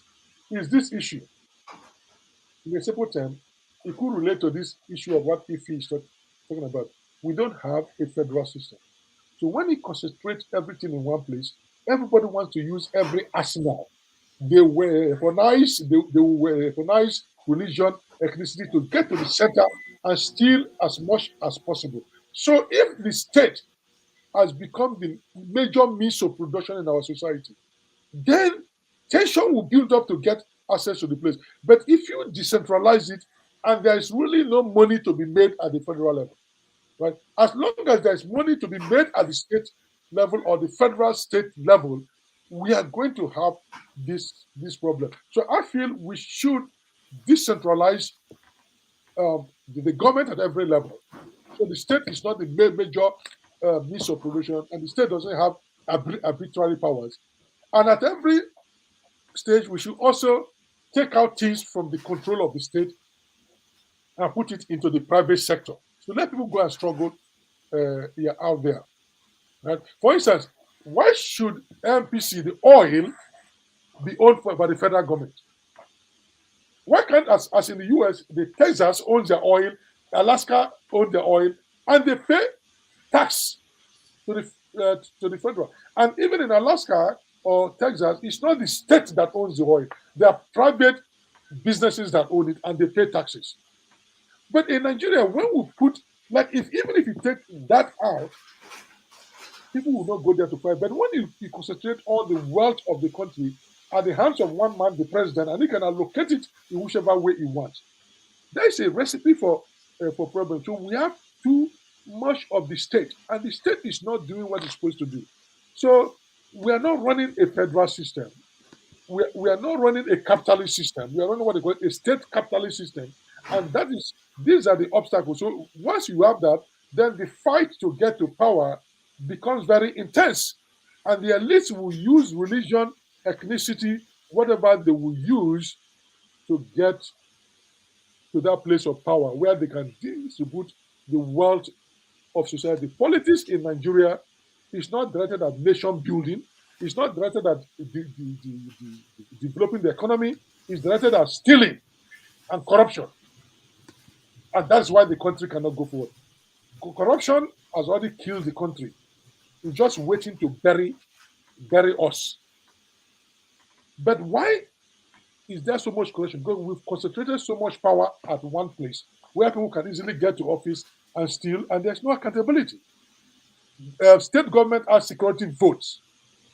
They can put $1 billion into it, or equivalent of $2 million, $3 million, and no one gives accountable. That is something they can take. I've had cases where if you go and visit a state governor, or if you are going, he will just give you, excuse me, $50,000 cash, and no one will question him. I had a case. I think this was in the 90s, a personal case. I went to visit in New York the president of Sierra Leone, the then president of Sierra Leone. His son was my classmate at Columbia when I was doing my MBA. As I knew him in New York before he became the president of Sierra Leone. So he came for his first UN. I think I was working on Wall Street. So I went with his son. His son too was working on Wall Street to visit his dad. So we were waiting for his dad to come down. So the dad came down and he said, the dad was very angry. I said, so what is happening? He said on his way from Sierra Leone, he visited Nigeria. And he visited Abdul Salam. He said when he was leaving, Abdul Salam gave him a gold watch. So there were a lot of people in the presidency. And each of those gold watches cost at that time, in the early mid-90s, $100,000. So the president just gave him one. There's a lot of it in a pack, a gift. So he came to New York, put it in his hotel room. That morning, he did not find it. One of his guards had stolen the watch. And the president's argument was that if my guard can steal my watch, that guard can also kill me. Now, while they were talking about stealing their watch, how was they thinking? You mean the Nigerian president would have tons of watches, each of them costing $100,000, that when people come to visit him, he will just give it out. What kind of accountability is that? I learned that when, I don't know, it was in the news after it's correct, when Nelson Mandela came out of prison, he visited Nigeria, he visited the president at that time, and when he was going, he was giving cash of $20 million. And the man said, how could a country do that? He was so afraid, I thought it was a set of alarm. He called the British ambassador to say, look, this is what they give me. That the country is giving me money to go and help build South Africa, to help build, win the election. But they gave it to me in cash. That is the kind of country that we have. And so whoever wants to get there would have that system. Rudolph Okonkwo is here. If his friends become president of Nigeria, by June next year, you will hear that he's a billionaire. So why would he not try to use everything to get to that power? That is why the country is not going forward. Politicians have too much power to disperse and distribute and do whatever they like with the money, in the state money in their hand. So, thank you, Prof. Thank you, Doctor. Prof, I'm going to leave so you can allow somebody. I'm not cutting off with your show, so I'm so sorry.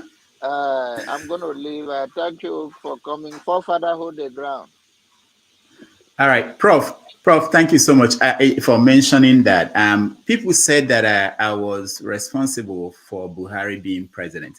So if I could make somebody a president, why wouldn't I make myself a president? I know we didn't get to that point. Can you help? I'll get other people to ask their questions. But can you help when you pick up the questions and you want to address them? Talk about the media, the role of the media. You were once in the media in Lagos, because sometimes people don't understand the role of the media in all this. So there is a perception that if you're in the media and you are critical of a particular government, you are being sponsored by the people who are trying to get in. So maybe you'll have opportunity to address that when you take the next question. Chukwudi, you are next. Thank you, Dr. Damages, for inviting Prof. And Prof, thank you for your scholarly analysis. However, I have a lot of misgivings about what's going on in Nigeria. Nigeria is basically a theocracy.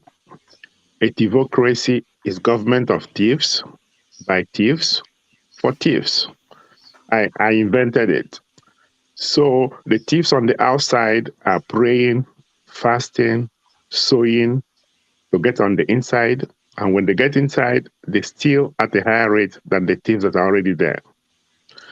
Secondly, there are two major tribes involved in the current election. The Fulanis are not a major tribe in Nigeria. So I want to dispel that misconception.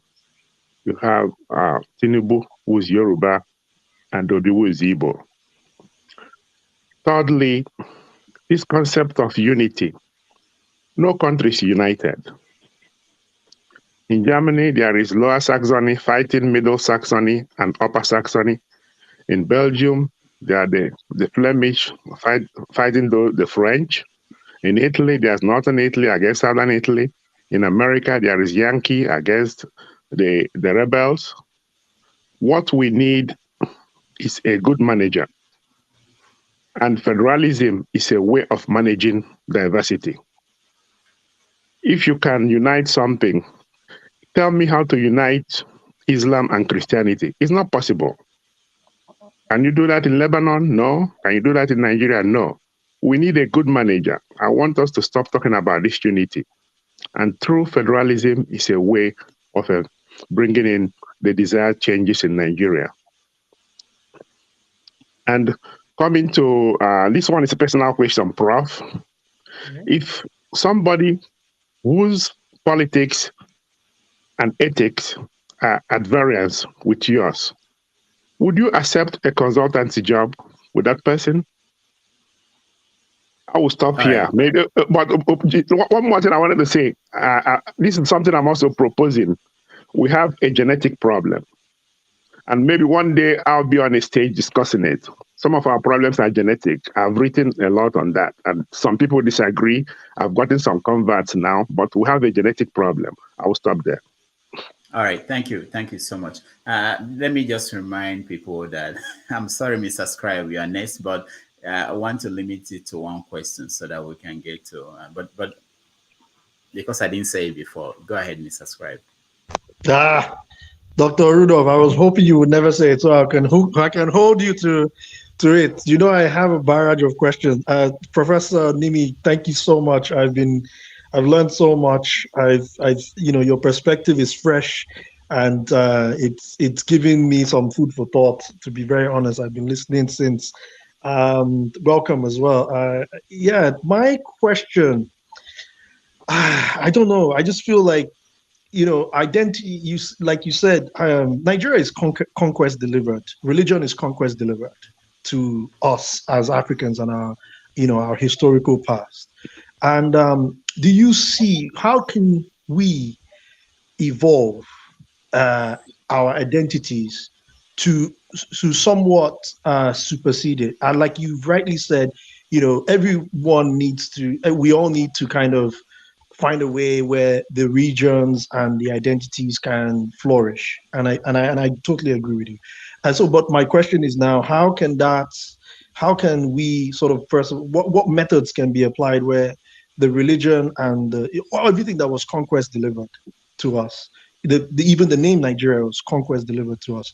How can we, now that we are no longer, we're supposedly now rulers of ourselves, quote unquote, and how can we then now sort of like take charge and allow our identities to flourish and come to the forefront? I have other questions, but I'll just. Of course. Okay. Man of peace, you are next. Hello? Yeah, you're Can you next, hear man me? of peace. Yeah. Oh, Can you hear me? prestige. Sorry. Yeah, we can hear you. Go ahead. Oh, okay. Good morning, good afternoon, everybody. Good morning, Professor. I was not privy to hear, when you made your sermon, so I don't really know what the topic is. So, in my opinion, I'm just going to ask what I think I can ask. It's irrelevant to the Constitution. I don't know if you can answer that question, or it's going to be another day. So the point I'm trying to make, a lot of people have been clamoring for the reconstruction of the Constitution. I've not been privy to read it, so I can't make a point on that. They say that's the Nigerian problem. So including my question about Buhari having a portfolio, is that constitutionally right for Buhari to have a portfolio as a president? That's not obtainable in other countries. So just you can answer any one of them. Thank you, sir. All right. Thank you. Okay, Prof. Okay, so the second person that asked the question, Rudolph, after you, I didn't get the person's name. So is it Fathers? No, not yet. Chukwode. Okay. Okay, so I would respond to the question as Rudolph Okonkwo asked a question about the role of the media in Nigerian politics. We have to understand that the media, just like I said about the university, about politicians, we are all infected with the viruses of ethnicity and religiosity, right? So the media also plays that. People are very distrustful of the media. Like if you're in the East, they'll tell you the Lagos Ibadan Aziz, as if to say that is a Yoruba media. But people that work in Lagos, like Rudolph, some of us that were okay in the bed, we're not Yorubas, right? But people just have that idea that, oh, you cannot trust the media, that the media could be used one way or the other. And that the media has been used to inflame ethnic sentiments. They will always say the media can also be bribed. Like somebody wrote recently that how a former governor of Lagos State was distributing land to people, or when cell phone first came out in Nigeria, give everybody free cell phones, right? So those kinds of things tend to corrupt. And let us also not forget, part of the 1960s, the massacre in Kano was fueled by BBC Hausa service, right? To tell people what was happening. And so we've always had this case about the Nigerian media being imbricated and implicated in some of the political stuff. So not that they are not national level conscious newspapers, but also journalists have also been mobilized, just like the way we mobilize religion also. As a matter of fact, a lot of politicians open, when they want to go to elections, especially in the 90s or 2000s, they go and set up newspapers because they need that platform to fight. That brings us to my point that the corruption in the country is deep at every level. Even with the appointment of the central bank governors, right? You have to be, it rotates, not that we're looking for the best economist or accountant or banker to lead. It goes to the north, it will come to the south. Like, so at any point in time, we are playing that game. What makes another person, if you can make another person a president, why can't you make yourself a president? Sometimes as politicians, they still check who is more appealable based on religion or ethnicity. Who can go? So they pull the best horse forward, and they think that at the end of the day, if that person gets there, we have agreement, I can still make my money. Or some people don't want the public scrutiny of being there, and therefore they will do that. Excuse me. Okay, so that's what happened. Shukidi said about our politicians being corrupt. Yes, they're corrupt, but one of the problems we have in Nigeria is that we don't have the citizens financing their election. And so politicians invest a lot of money to get there, and they have to get it back. Now, some of you may not know, 2014-15, I was talking to a group of politicians, ex-governors or so, and I said, at the election rate then, what will it take to contest for governorship? They all gave me a $20 to $30 million as at January 2015. That is how much it takes, from the primaries to paying for campaign officials, to bribing chiefs, paying everybody, to having the security, bribing the police, the army, and everybody. It takes that much money. Anybody who has gone close to that know that our election costs a lot of money. Election everywhere costs money. Obama spent $1 billion for his second run. But the good thing is about that, all came from people donating $3, $4 or so. We don't have that system. As a matter of fact, we go to politicians and we ask for what they can give to us. What are we going to get? So we don't really have a system. So when they go there, even to recoup what they put in there, it's enormous. You go to a traditional ruler, he said, can you mobilize your community to vote? He will show you an uncompleted building and he ask the politician to complete it for him.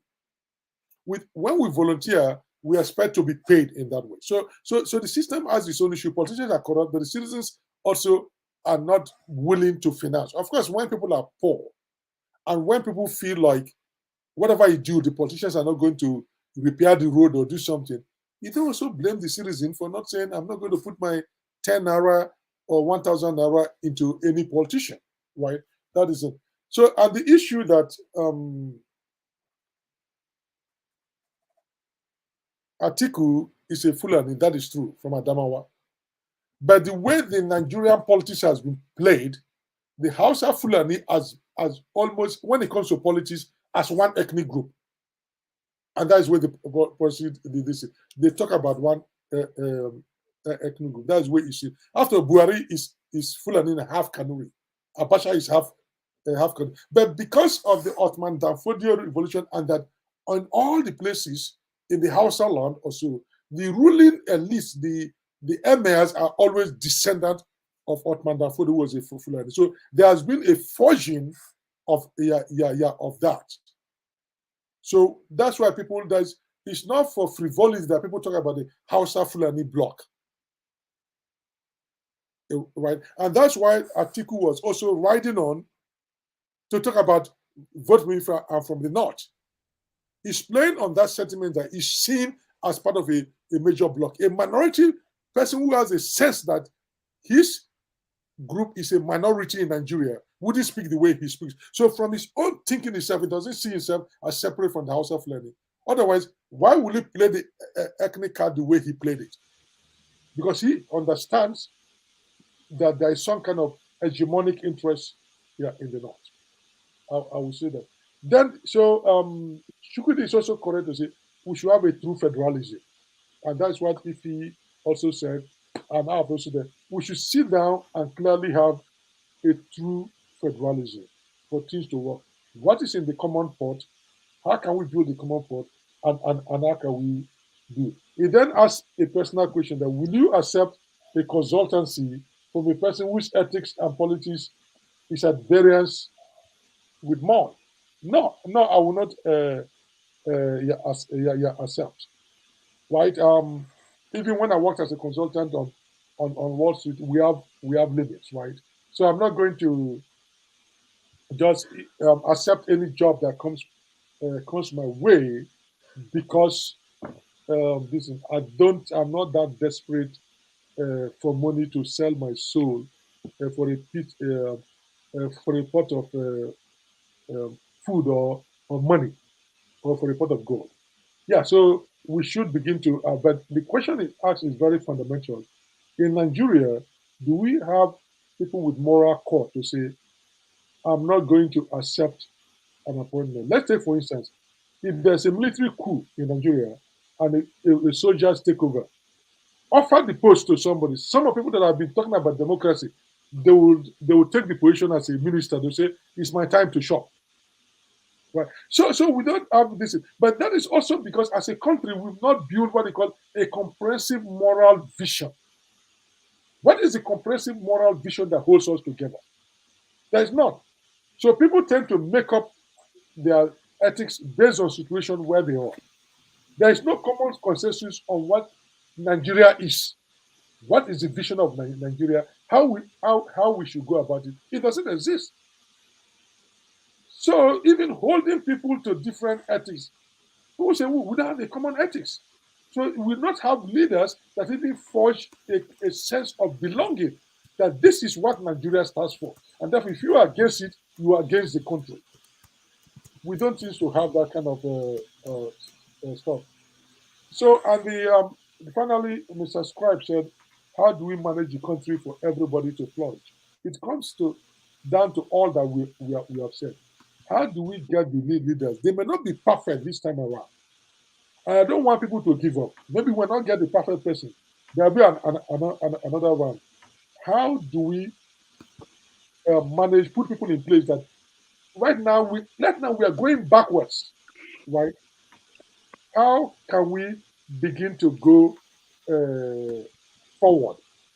How can we begin to go forward? We need leaders that can stabilize us, and we begin to see how we can move forward. And that would mean truly sitting down to renegotiate the structure of the country, the way the country should be governed.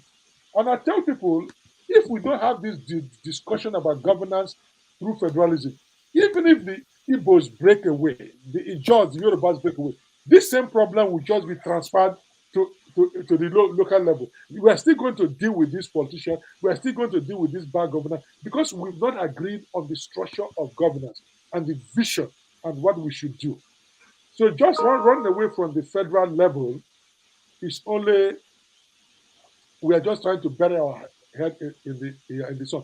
These same politicians, when they begin to rule us in Southeast or in the South or in the Northwest, they are going to exhibit the same bad attitude. So we should sit down and draw up a constitution and negotiate how powers should be shared, who has the stuff or so, and deal with that. And I think in Nigeria, there's basic insincerity about people and basic dishonesty.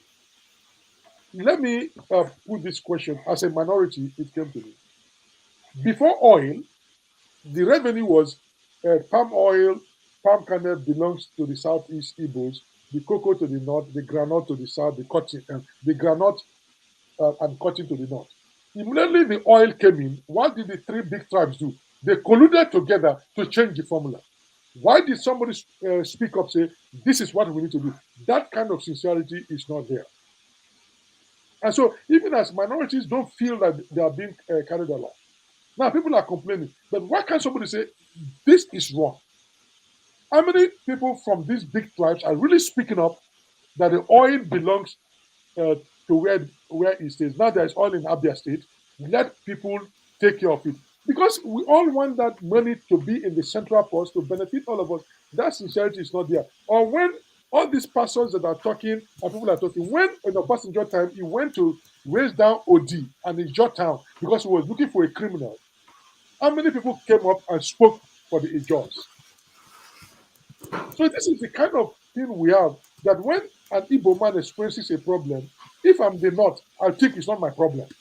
If I'm a German, it's not my problem. If I'm a Yoruba man, but any person that suffers in Nigeria should be the problem of all of us. When we begin to do that, we begin to blame politicians. Why can't a problem occurring in the North be the problem of the Igbo man?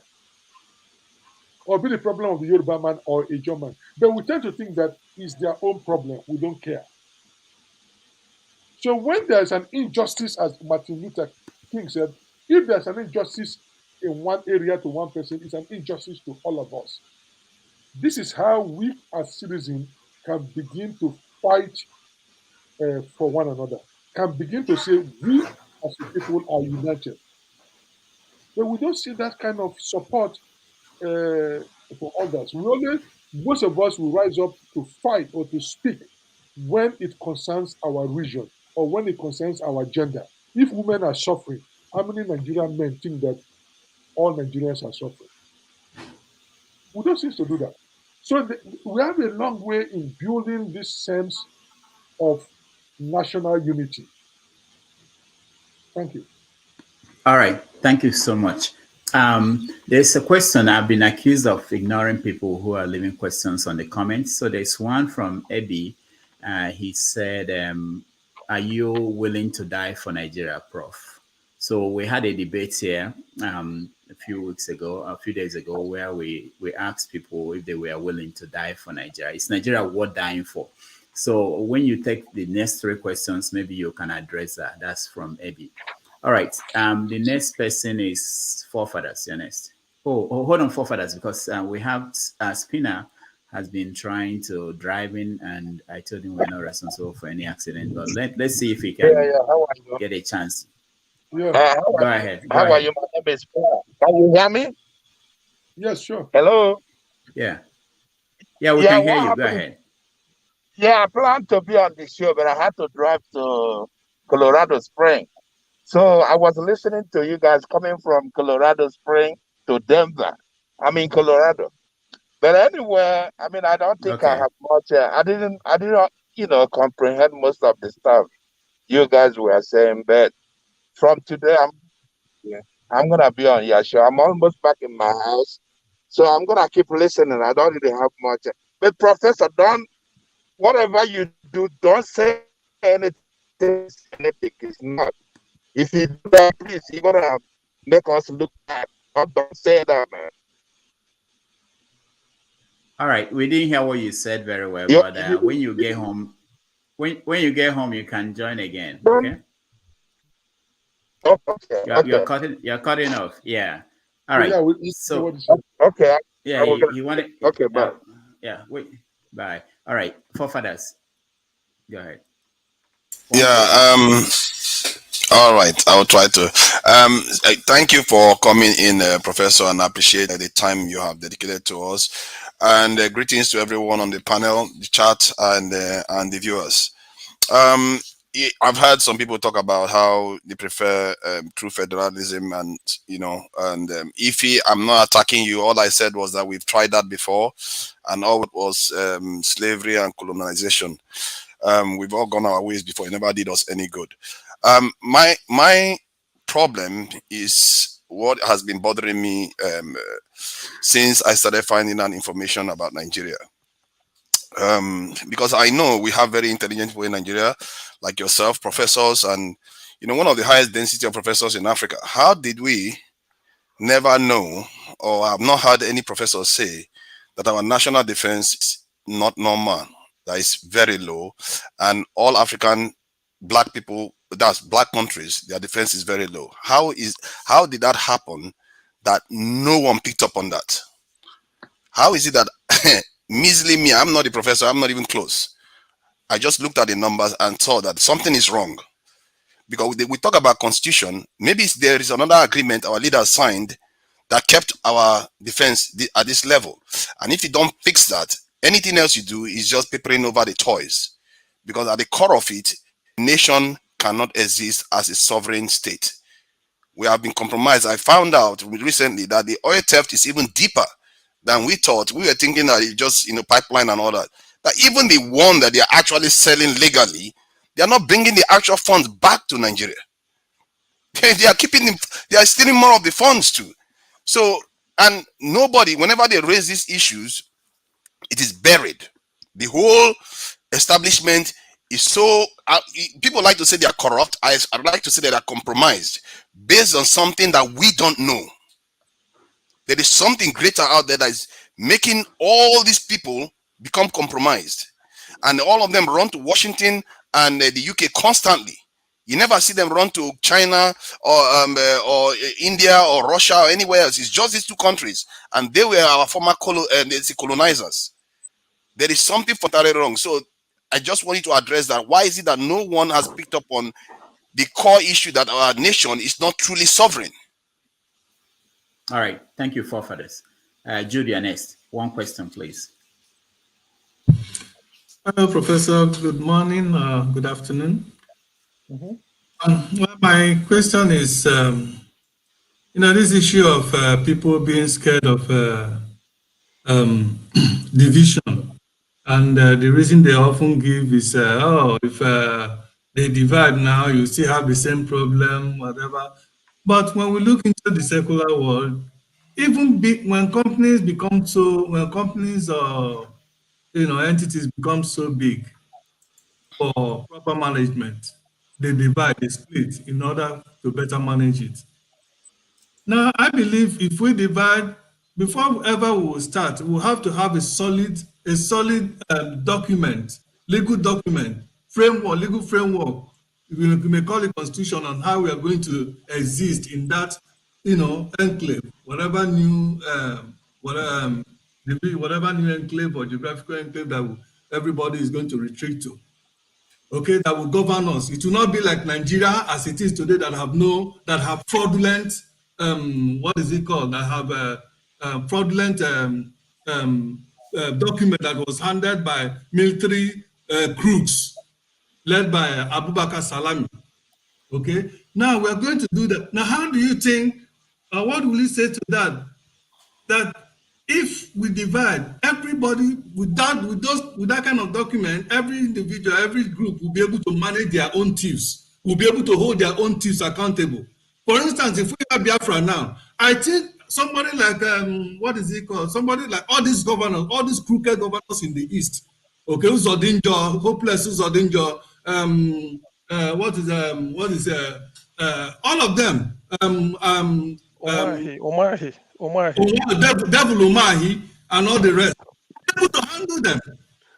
We'll be able to handle them. It can't be like they'll be going to worship Buhari and bowing down before him and then being their stooge, being his stooge to do whatever he wants, so that they continue to steal from our region and use it to continue to sponsor terrorism that is coming to kill us. They will take the resources from our land, use it to sponsor terrorism, and ship the terrorists to our land to be killing us as it is today.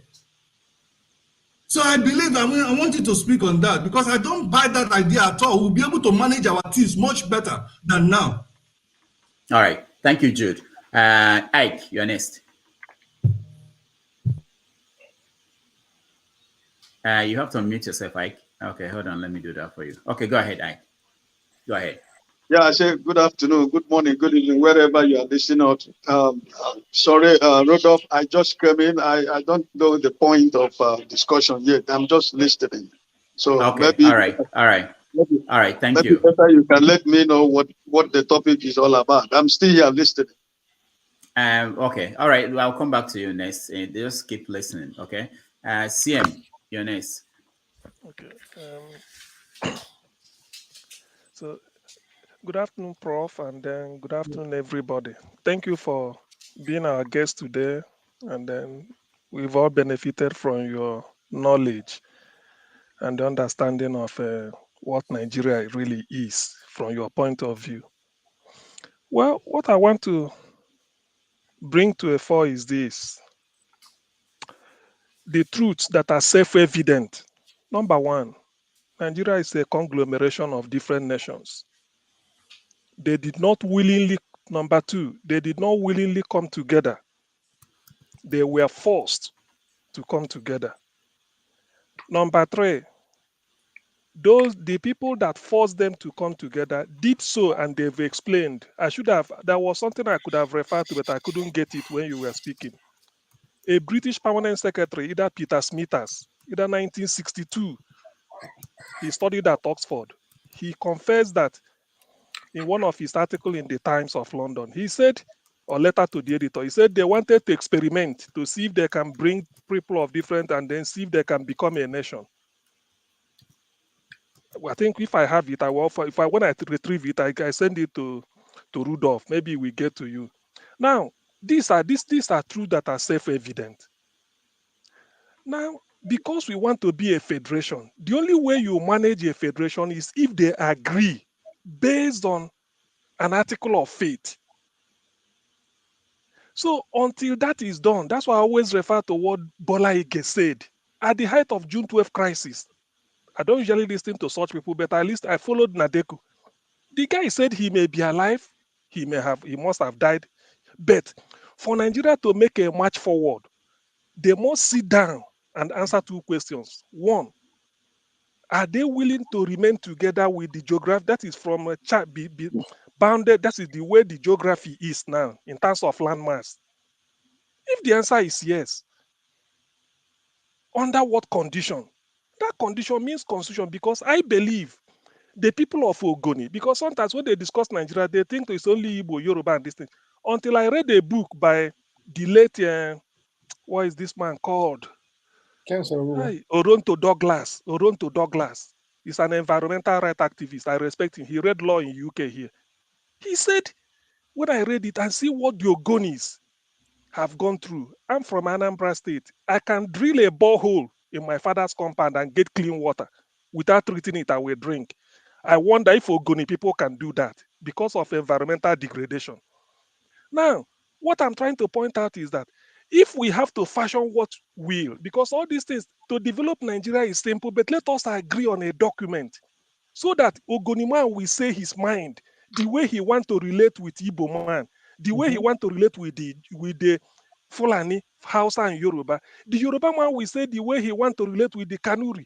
Ichekiri will say the same thing. Probably they will come with more than 100 items in the shopping basket, but by bargaining, we might reduce it to 2. And when we agree, because that is the constitution that will guide us. So until we arrive at this conclusion, we are going nowhere. I think that's what Bola Ige said. And they have noticed it since then. Nigeria has been going back, down, down, down. Unless we feel that I can lord it over you. If I lord it over you, I can get away with it. Maybe Igbo man will lord it over a German or Urobo and then get away with it. He feels that he is developing. Or we check it, we lord it over Isoko. He feels he's developing. Fulani will lord it over the Tiv and the Juku. That is the reason, because if we say it, this idea that Fulani will come and be taking land and sacking people in Plateau and TV land and taking their land, it will be in the constitution. You can't do that. It will be, everybody will agree to it. So until we do that, that is the day the wisdom of going forward starts moves. Federation works in Brazil. The state of Minas Gerais do not have to move from Belo Horizonte to Brasilia to go and look for fund at the end of the month. Just like the state of West Rhine-Westphalia in Germany has to go to Berlin, or the state of New South Wales in Australia should go to Canberra. So we know it, even in Canada. So why is Nigeria delaying the doomsday? Why do we like to permutate? Everything derived from that, because even to come and defend the country, some people will tell you, no, I won't go. Because he felt that, why should you push me into it? That was what made Mohammed Ali to dodge the draft. He said, how can I'm being treated poorly as a black man in America, and you are telling me to go and defend a white in Vietnam? They didn't do anything to me. He refused. So something like this, that trust deficit is so enormous that until Nigeria addresses it, we are not going anywhere. We might be thinking that we are making a progress. You can't force people to love. The way you love is, if I feel there's an interest, if Ijo feels that they are highly protected by Nigerian constitution, Ijo man can move mountain to defend Nigeria. The same thing with Igbo, Yoruba, and all the rest. So when we're saying all these things, Nigeria like to paper over the top, over the problem. Ever since then, I keep referring to Bola Ige's those two questions. Bola Ige's no more, but I'm still remembering what he said, and everything derives from it. We can't paper it over. We can't assume that we are united, we love each other, or we love Nigeria, and then you want to impose the law, obtain the far country that Nigeria should implement it. It can never work. Otherwise, you can't railroad people to go into a conference and agree on one particular thing, unless their interest is protected, and have to listen to them. No matter the population, in federation, everybody cannot be equal in a numerical strength. As little as Ogoni, their population compared to maybe the Yoruba is, they have to have equal share on the table. Failing to do that, you can never buy their loyalty. Thank you. All right. Can I go on? Yeah. Sorry. Yeah, you can go. Yeah, go ahead. Yeah. Yeah, CM, I totally agree with the point. And because I'm going to start from you as the last speaker and go on to Juden. This is the point I was making. And you made it eloquently, better than I did when I first talked about it, that until we agree on those elements of governance or so, the country cannot move forward. That's why I said federalism, we must first agree on the system of governance, then even at the local level. So that's what I say. So your point is very valid that these issues we're talking about, even if we break the country into 6 regions, right, or into even multiples of that, the issues you've raised, if we don't address it, it's going to bedevil us even at that smaller Nigeria or whatever name we'll call it level. So you are very right. And that's why I said, yes, we need to this thing. What maybe Julian misunderstood me. I never said you cannot manage the country at a lower level. I'm saying that unless you work out these issues, we're only transferring the problem from the bigger level to the smaller level. And I think he also came to the same point that we need to articulate our system of governance, right? So until we have consensus on that, so that's why I keep telling people that the idea that let's just break up may sound very passionate and good, right? But many of us are not thinking about, okay, before even we break up, have we done that homework?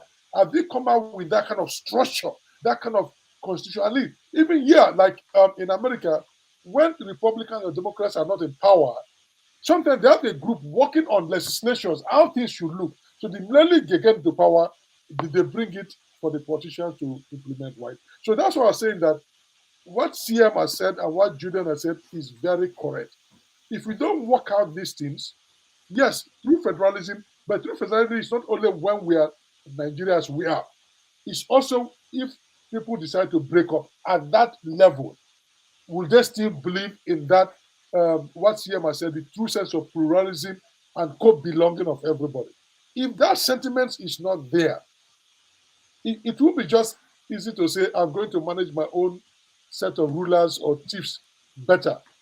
Those chiefs have found a way to overrun all of us, whether even at the local government level. So what CM has said is very important. That is the kind of thing that we need to have. So years ago, I mean 7 years ago, I said, okay, fine. 2 things. I wrote an article also. I said, 2 things we need to do, right? We need to think about the kind of constitution, the governance system that will work for us, right? Like along the way, CM has said, let us decide on what the true federalism, what the governance structure will be down to the local government. You know what?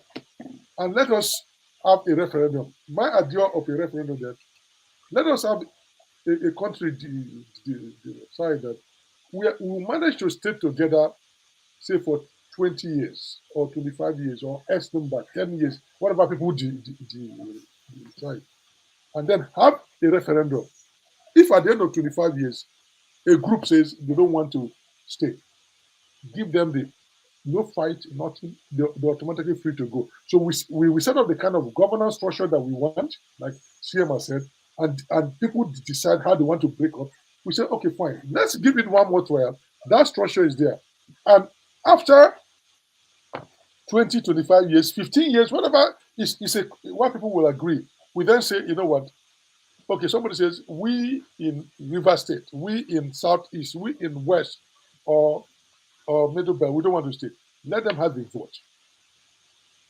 If the majority of them decide, just the way they have in Scotland or other places, the majority of them says, we can go. Let them go. But create a system of governance where everybody can sense a sense of belonging. If after 10, 15, 20 years, whatever we agree on, no one will impose that years upon us. You say, we've tried though, it's not working. And people can quietly go away in peace. But this idea that we can hold people ransom, hostage, that they cannot go away for a country that they were forcefully put together. It's not a problem. But we need to find a way to say, okay, how can we come up with a good governance? And if that is built into the constitution, right, probably it will lessen some of this. If people know that after 25 years, okay, yeah, I've tried. Let's go our own way, right? And other people will now work to say, how do we make the country better that the Ijaw man, the Rivers man, the Yoruba man will not go? But as long as if people are putting a gun to our head, we must remain together. We are not discussing the system of governance. We're not discussing how we are going to go. And there is no exit point. You must give people an exit point in every. I think in Nigeria will come to the point where people need to have an exit point built into the constitution. Even if we've done all this good governance system, I still believe that there should be an exit clause in the constitution to say, but we can't have that exit clause every year. We can say 10, 20, 15, 30 years, we're coming to the year. Do you want to exit? If you don't go at that time, then give us another 10 years, 20 years, 15 years, 25 years to drive the marriage. Now, this is my idea, and I'm saying it's perfect. But there's a kind of discussion we need to have. How do we remain together? And if we want to exit, how do we exit?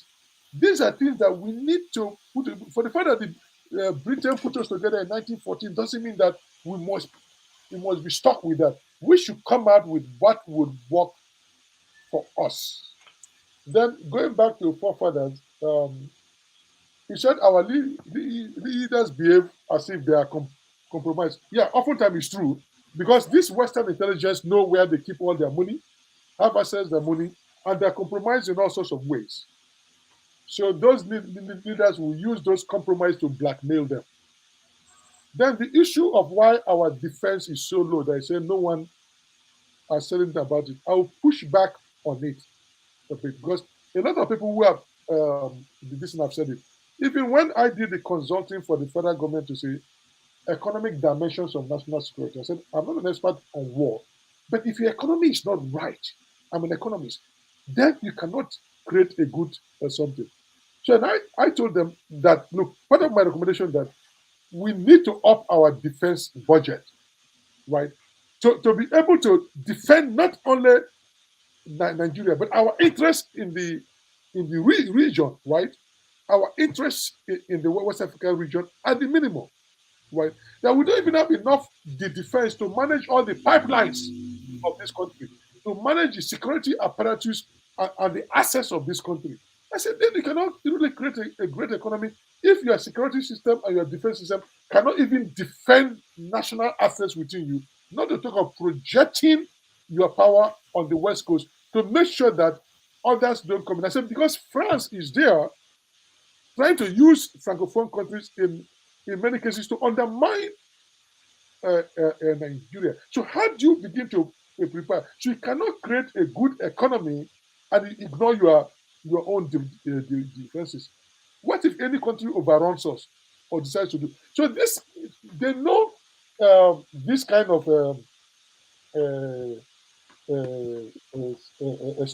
story, because when I did that work, I met Obi Ekosile, right, after I finished, and I said, this is what I did. She said, oh my God, that during the passenger time, they set up a committee to do exactly what I did. I said, when I came in as a consultant, no one showed me any document. There is no continuity of ideas. I was in her house, and she said, Mimi, what are you here to do? I told her exactly what I came to do. And I remember she said, what you were asked to do and what you've done. There's a committee during our passenger government that did exactly this. I said, no one showed me that document. No one did anything, as if I'm starting from the scratch. There was no institutional continuity.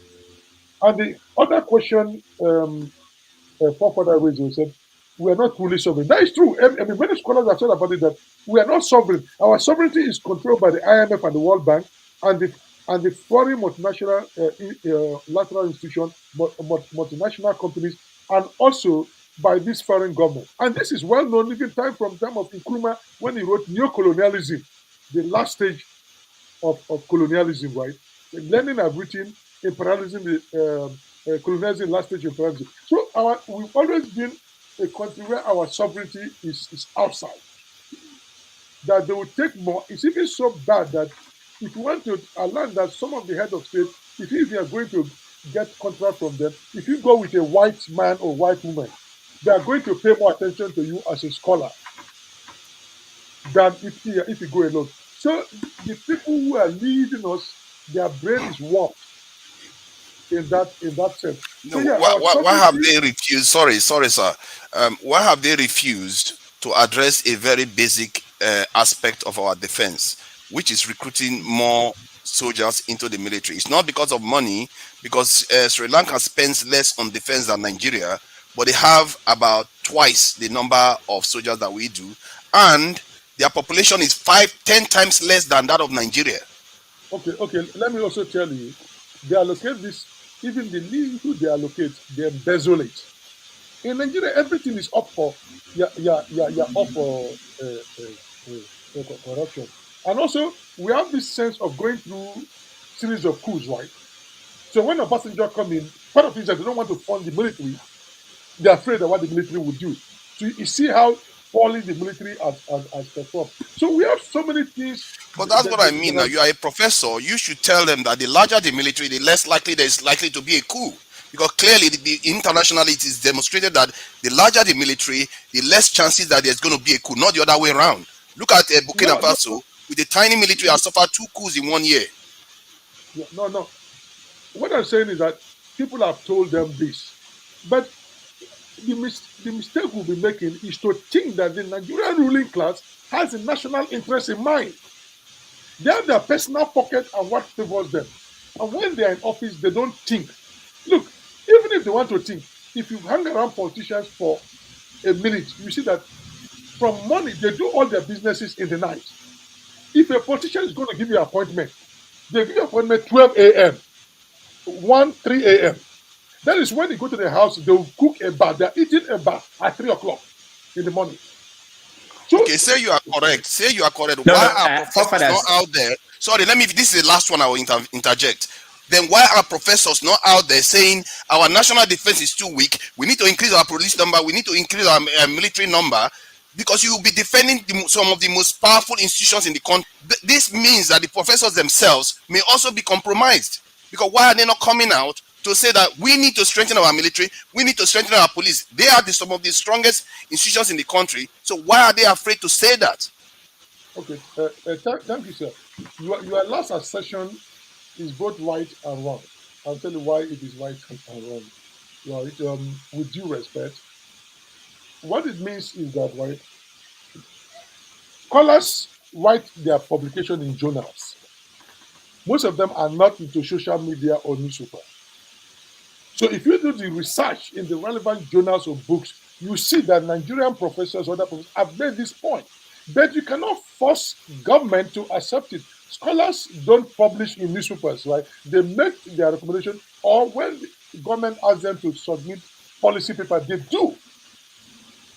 But the point is that, like I said, like OPA Kusile, who was in government, told me, they don't even keep record of what people are saying. They don't care. That is one thing. That's where I would say you are wrong, that you don't know what people have done. So you cannot say they're not doing anything. But that does not mean that every professor is doing it. This is where you are right. That the Nigerian professorial class is also part of the problem of Nigeria. You are right. That's why I started the program. I said, even in the appointment of VCs or professors is done on ethnic, the same corruption and nepotism that we see with the political class. And also, the same professors and lecturers are the one who rigged the election as INEC representative for the politician. So that's we are right. So like things in Nigeria, one also has to be nuanced. That on one hand, something is good, but the bad and the ugly is always mixed up there. So who are the people who are rigging the election for the politician? They're the university professors. That's why some Nigerians are saying, now that you guys are not paid, you are complaining. But it's your people that often led this. You rig the election for them. You take money from them, and when they give you to come up with policy, you follow the same thing. You lobby them to make you VC. You lobby them to put pressure to make you a professor or to get into lucrative federal parastatals. How could we just excuse me, Prof. Sorry. No. There is a Chibuzo, no. Please. Chibuzo, no. Dr. Damage, just I want to throw a question, then I will knock off. No, Chibuzo, we can't do that. You have to wait. Let me finish, people. Talking. Yeah. Let me finish the question. The last question is, will you die for Nigeria? This is a question in ethics. We have somebody, an American ethicist said, you may die for your country, but you may not die for a telephone company.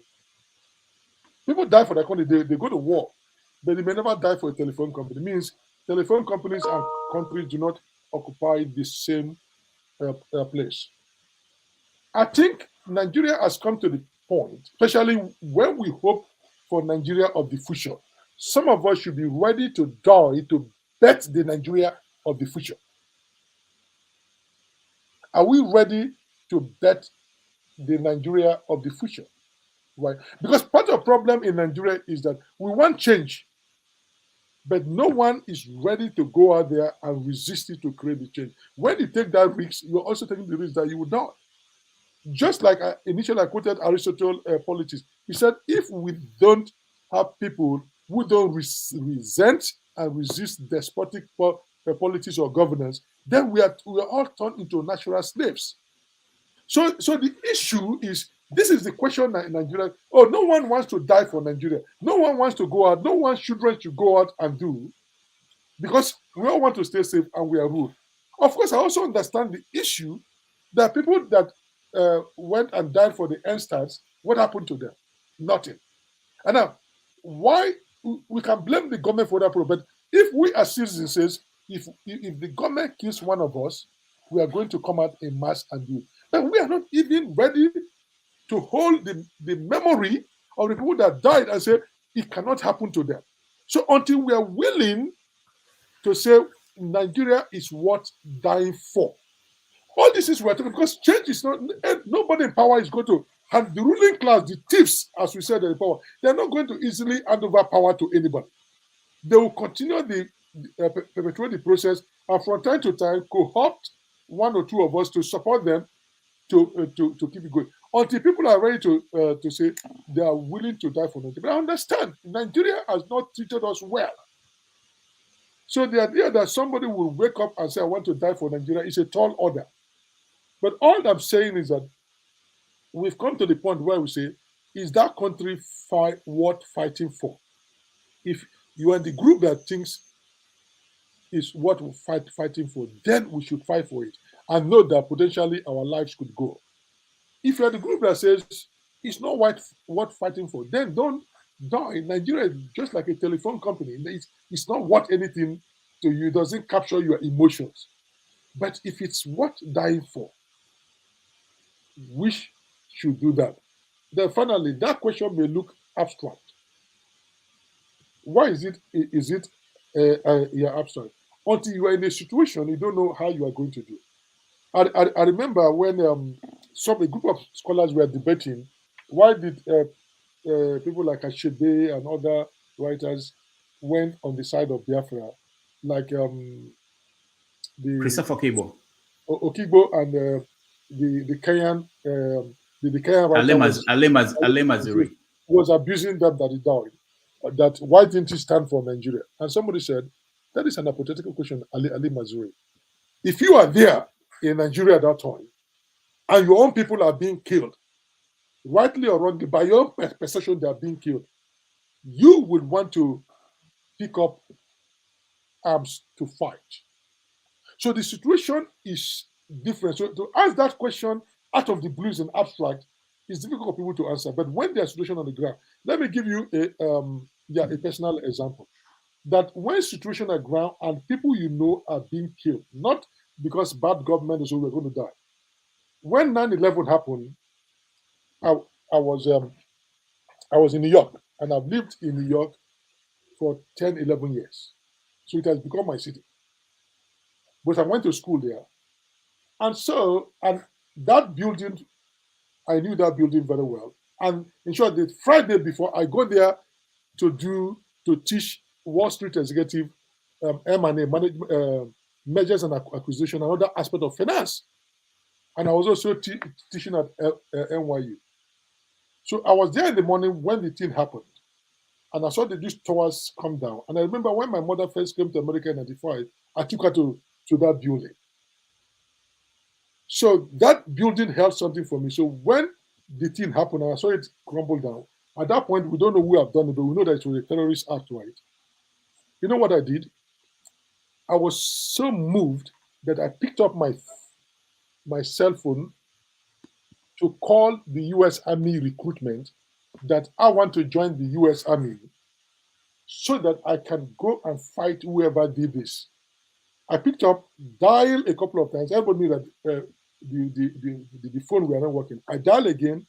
After the third time, someone called to me, what am I trying to do? Wait a minute. So I'm dialing the army, so I want to go and die for America, right? And I said, but at that time, I also saw a man of God, peace also. Why is the idea of violence going to actual war? The emotion overwhelmed me. Right. So, but who knows if my phone has gone through, maybe I would have gone. But I took a moment to realize that probably war or this my visceral reaction is not the best way to go. But I'm saying this is a place I've been for 10 years and it has accepted me. You could see how seeing massive death on that way could move my emotion. So in the same way, it could move the emotion of Okigbo and Ashebe, right? So whether you die for a place, sometimes it's too abstract when nothing is happening to say you will not die for Nigeria. The way Nigeria is not, I think most people will say they will not die for it. Because it's like Nigeria doesn't treat you any better than the American visa office or any other person.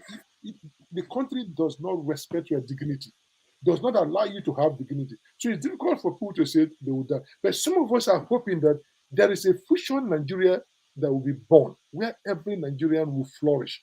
And I think that vision is what is holding some of us to say, if we're in a place to make a decision to go forward in a march, we are not going to go backwards. Because we are not thinking of Nigeria of today, of yesterday. We are thinking of the potential Nigeria that could come out of the process.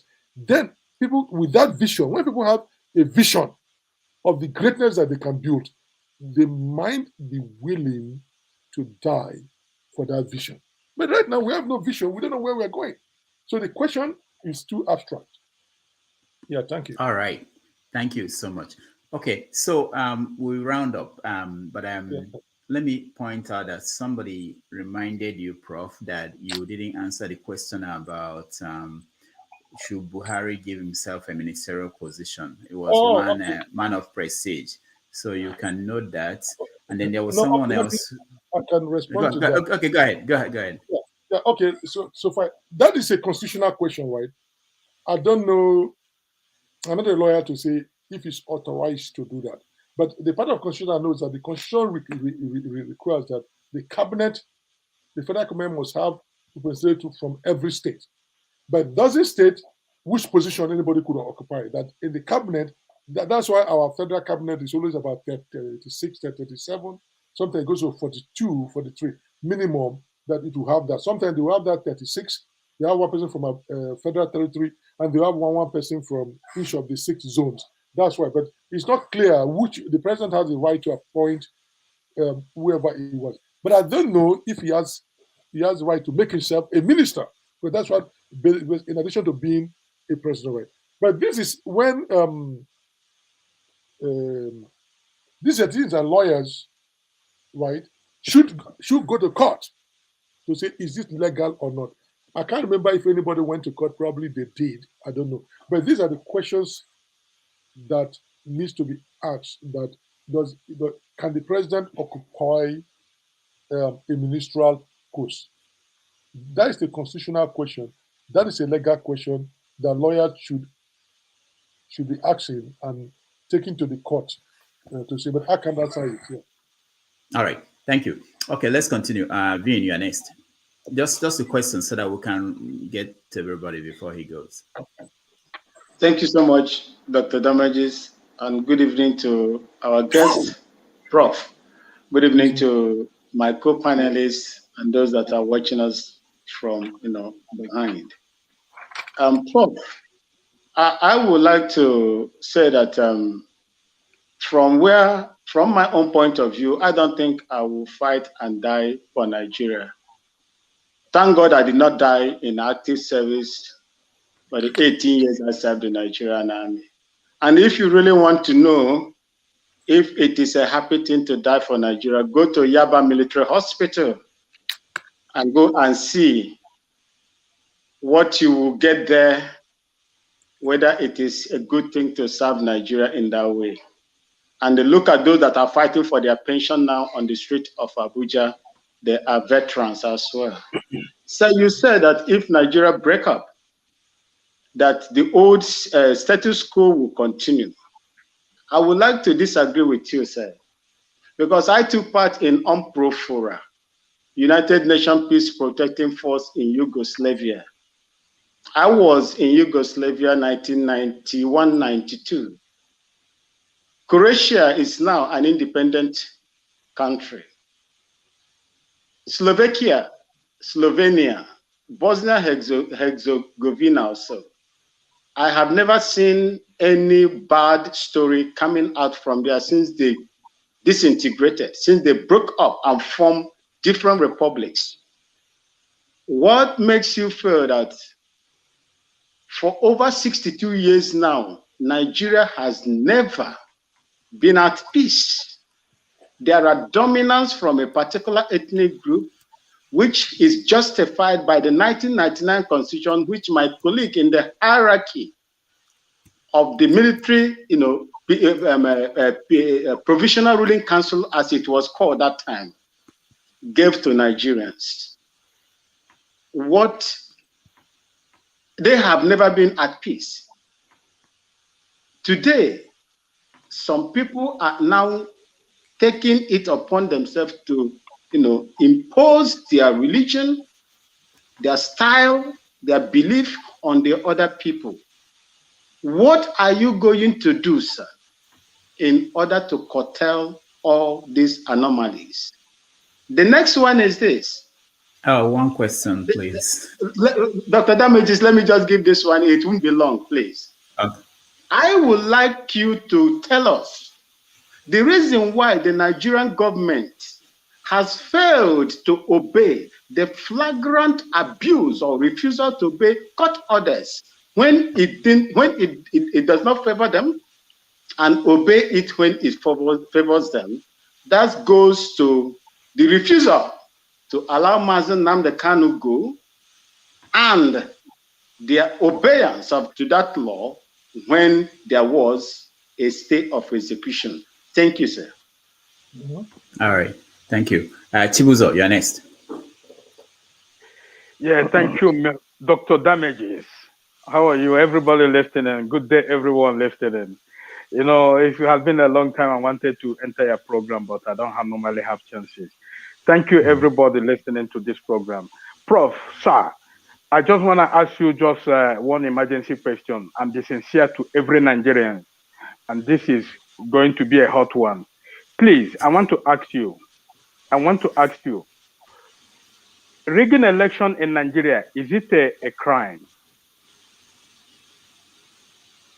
Okay, you know that he will have to take all the questions. I mean, No, that's why I just give him one because I still have more. I just asked him, is it a crime? Rigging election in Nigeria, is it a crime? Okay. Chibus, I know you didn't hear me. I was saying that it's one question per person so that we can get to everybody, Add what you want. Add it to, I mean, I can answer for Prof. Everybody knows it's a crime, but go ahead. Add to the question.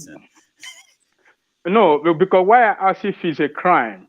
Now, Dr. Damages, you have answered it. I wanted the Prof to answer this question. Why I'm saying this, because of we are putting people in power, and those who are frauding our election, how are we going about it? How do we form ourselves? Rigging election, executing power, or gaining the power, And when you manage to fraud your way into the electoral process, then you assume power. Then it's not a crime in the eyes of the government, but in the eye of the people, there is a crime and no prosecution for that. And nobody is held accountable. And this thing, when you assume power as a fraudulent person, how are you going to do the other people who have fraud their way into the normal system, whether it's a Yahoo boy, whether it's other fraudsters? How are the government is going to handle all these fraudsters, because all of them are fraud? When you fraud your way into power, what are you going? How are they going about this? That's why I ask if it is a crime, please. Thank you so much, Chibuzo. I like that. Peter, are you there? Okay, he's not there. Adewale, you're next.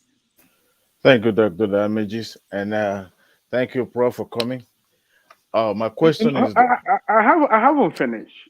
The Prof didn't answer me, and the jump it. Okay, let's say we rig that one. We rig it and wave it. No, Chibuzo, hold on. We rig it. No, Chibuzo, I want you to understand the process, okay? No, but the process is this, Chibuzo. We are taking 3 questions from 3 people. And okay, let me ask him before. Okay, let me go ahead. Now, no, 1 question per person. Chibuzo, this is the thing. Okay. You see, that's the thing. Rigging starts I get it. Okay, I get it now. Thank you. By the way, this is the last set of questions, right? Yeah. We're ending with this. Yeah. Because he has to go. This is over. We said 90 minutes. We agree with 90 minutes for him. Adewale, go ahead, please. all right, Prof, I assume you are from Niger Delta area. So there's Yes, there's this clamoring for resource control. So if Nigeria is restructured today, and the Niger Delta states, such as Deltas, Bayelsas, and the rest, have control over their resources. I believe Delta State is one of the state with the highest allocation in Nigeria, with nothing to show for it. So if the states have control over their resources, do you think the state will be better off? And also that would not be the end of the country. And then, do you think the vice president of Nigeria should have a constitutional role instead of just being at the cabinet level? Thank you. All right, thank you. Dr. Deep. 1 question, please. Yeah, good evening, Dr. Badegis. I had to reduce my name so that you can be able to let me in today. Prof, good evening or good morning where you are. I'm in the United Kingdom. Yeah, I just have, I've listened to everybody right now, even if I've not followed this discussion from the start. We saw this happening that we lost history in Nigeria, and even our professors can, I don't know if they cannot be able to put something there, dig deep into our history, because some people of this generation, even the professors' generation or older generations in Nigeria, don't even know how Nigeria came about. They don't even know that Nigeria, when the British came to conquer Nigeria, there was this agreement between the British and the Fulani Caliphate when they had difficulties in protecting the north. And these Fulani Caliphates were butchering people the way they are butchering today. And then the British had no option than to form an alliance between the both of them that led to forming Nigeria and dividing Nigeria like they divided it in the 19th century thereabout. The British and Fulani had an agreement. No, Dr. Lee, please, can you go straight to the question? Yeah. Sorry, Dr. Damages. My question is we don't also we don't have good reception audio from you. Are you serious? Can you hear me now? Okay. Yeah, that's better. Okay. But make it just a question, please. Yeah. So my question, Prof, is are you feeling, or are you having this feeling that there might not be an election in Nigeria come 2023 based on the handwriting on the wall? Because till now, why is it that no media house, no professors, no intellectuals in Nigeria are discussing and asking questions? Where are the 600 and something Boko Haram terrorists that the present government allowed to escape from the Abuja prison? And they have all camped within Abuja. Now Americans are leaving, the European Union are leaving, and it's as if nothing is happening. Nobody is asking, where are all those terrorists that they themselves opened the gate of hell, and they came out, and there was no gunshot all throughout. These terrorists, where are they? Are you believing that there will be election or there will be no election? Why is that conversation not going on by these elites like you guys? Thank you very much. All right, thank you, Dr. Okay. Hold on, guys. All right, there's somebody who is left. Ike, do you still have a question or no? Should we go? We are rounding up. I like that. He's well relaxed, and okay, Peter, you are. I know I skipped you. You were not there when I called your name. Do you have a question? This is a last chance. Doctor, you be skipping me all along. Can you hear me first? Yeah, we can hear you. Okay. Thanks everybody for your contribution and myself, I have a lot to say. For the past 4 days now, you've been trying to connect. Nothing was working, and all of that.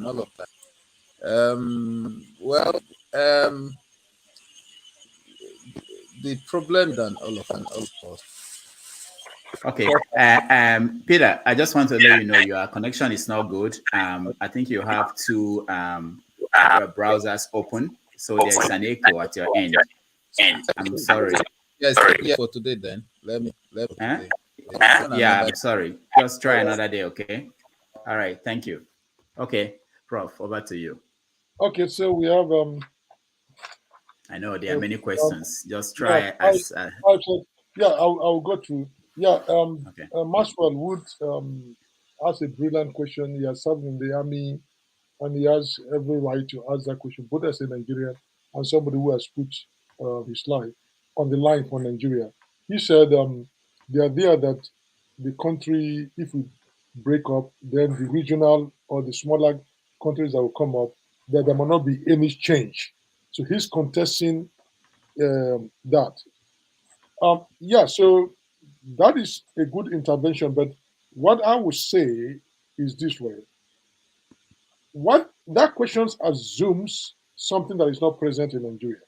These people from the former Yugoslavian government, when they are breaking up, or they have history of some semblance of good governance. They have something to do.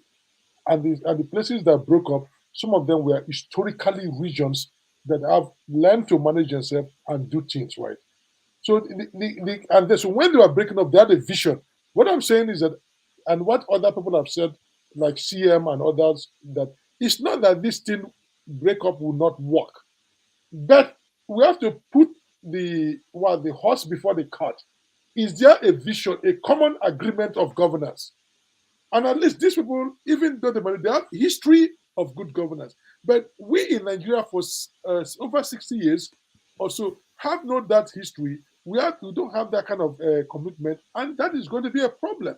So we're not saying, let's say Anambra State or Rivers State or Lagos State cannot manage themselves. But I'm saying that if some of these issues that are driving us apart at the center, for the lack of a common understanding, common ideology, common shared narrative and governance system, if those things are not being done, then the politicians that we are offloading from the federal system are still going to go to the state level and dominate us, and the system will continue. We'll have the same fight.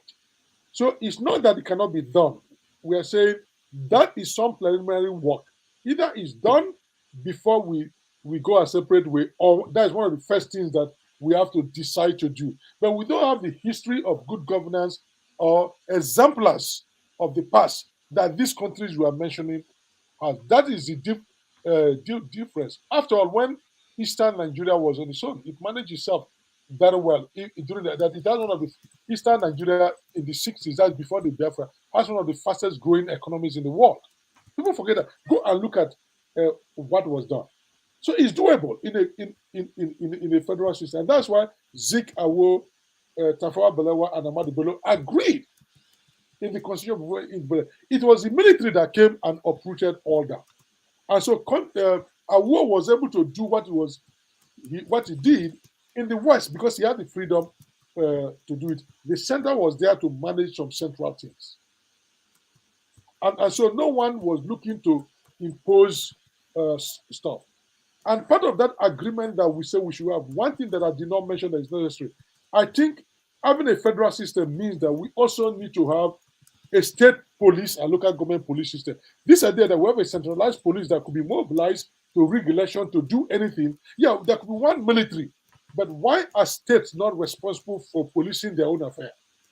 Why is one federal police system that could be used against anybody? So a true federalism means you are also responsible for the security. In the US, we have the FBI that will do the national policing, but every state, every local government, county, or every town have their own police system too. Why are we so afraid of that?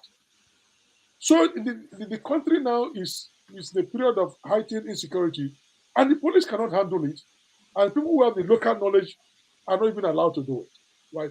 So these are the things we are talking about, that if we don't think through all these details, then a governor who is going to come in an Anambra or River State, if it's a country, and want to still control the police for himself, to be able to rig and intimidate his opponent, right? You see what is happening at the state level. Most governors will not release the allocation, the federal allocation, to the local government. They will keep it and use it for whatever they can, and to punish the local government. You know, elections are supposed to be held at the local government. When do you have, how many state governments hold regular election to offices at the local government? They don't do it. So I'm saying that if we don't have this vision of to govern ourselves, we may think that we are running away from the problem only to confront it again. It's in that sense I'm talking about. I'm not saying because a bigger country is always going to be better managed than a smaller country. No, history does not show that. Although there are advantages of economies of scale in being a bigger territory. But we need to have this vision that CM, as I keep coming back to, and lay that very clearly to say we need that vision, whether at the federal level, at the state level, and at the local level. We need to have that common shared vision. And he said, court orders, they don't obey the rule of law. That is true. Part of the problem of the Nigerian ruling class is this impunity. They don't obey court orders or any order at all. They drive on the way. There is this sense of impunity. And so when we ask ourselves, even are we truly operating even a capitalist economy? In a capitalist economy, we must take for granted the reign of the rule of law. We must take for granted a free market to operate.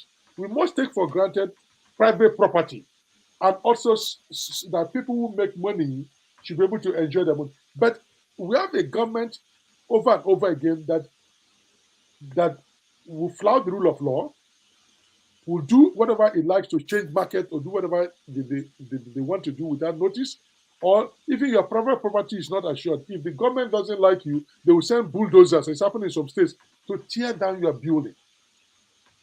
Right? And so this issue of impunity bothered me so much that the book I wrote in 2019 called Ethics and Society in Nigeria was to show people that what can we learn from our history to engineer or to stimulate emancipatory politics. And I'm saying that we, the present generations of Nigeria, have become cowed or intimidated by these politicians. I gave an example in 1857.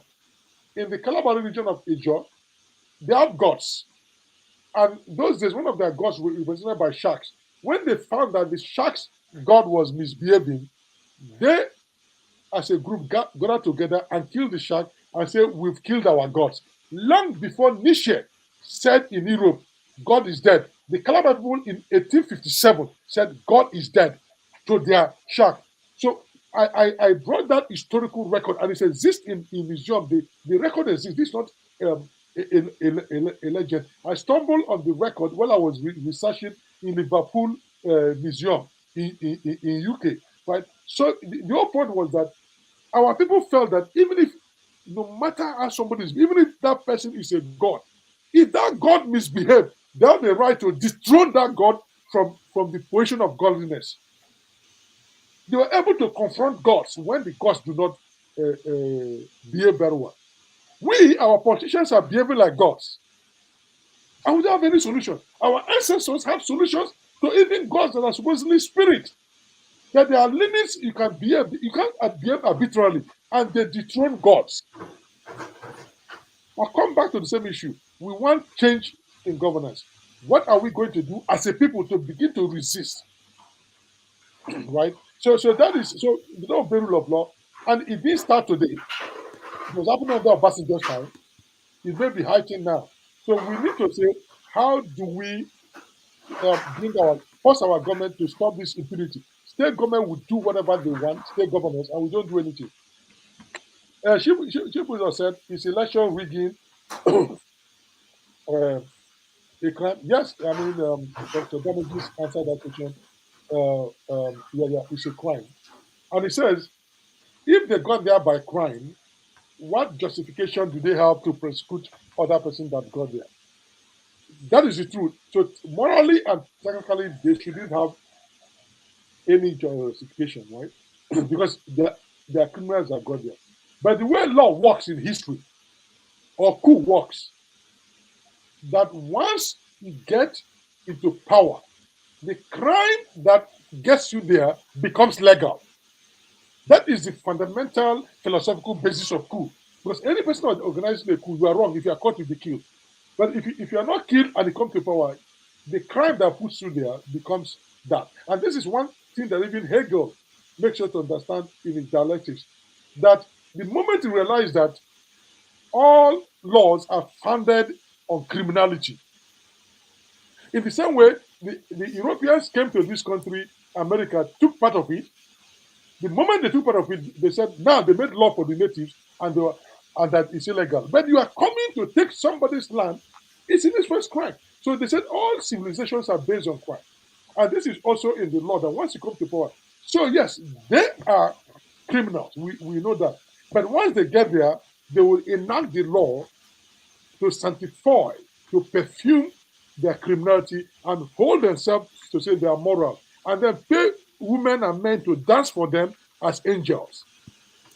They co-opt us to be there. If not, what stops this civilian government that came into power to say every person that organized coup in Nigeria should be tried? They've done it in that country. While you are in power, you may declare to be legal because you want the coup. Why can't you put all of them and try them? If you come to power, if you overthrew a legitimate government and a new government, they've done it in other countries, you put them to trial, right? What stops a new government that comes in to say anyone that we have record of rigged election, we are going to try you? You just make a law to say there's no statute of limitation on that. It could be done, but it's not being done because we are run by criminals and they've bought over the court system where lawyers and judges join them to do, professors join them to do, market women join them to do, and pastors and imams also celebrate them and satisfy them with holy water. So we are in this circle. That's why there is this impunity. In Nigeria, as a matter of fact, somebody was saying, why are the professors not taking? One thing I found out in Nigeria, the moment you have money, everybody thinks that you are more intelligent than any other person. Be a professor and be around them. They'll take you. If you don't have money, means you can't be brighter. The moment somebody in Nigeria has money, a governor is in power, he thinks that he's smarter, even in physics, he's smarter than Albert Einstein because he's in power. And our people will say, what are you talking? Leave that professor alone. No. So that is the country we have, that the moment somebody is in power and he has money or she has money, she is taken as the brightest person in the country. And everybody will control to that person. And that fuels impunity. Finally, I think Adewale said, no, not finally, I think that was the fourth thing that said, that Delta states or states like River State, Akwa Ibom, they have all this oil and they have nothing to show for it. We have discussed this issue. That's why at the beginning or somewhere in the program we said, until we have a vision of governance, sometimes giving these people more power will not work. I remember I was in the university, high school, going to university when Shagari came to power, Okilo. And Okilo, they were fighting for 13% derivation. Like, give us the money, we'll make a change. The country has been given them the 13% derivation, and what have they gone to show for? because this lack of vision or governance from government at the federal level also operates at the state level.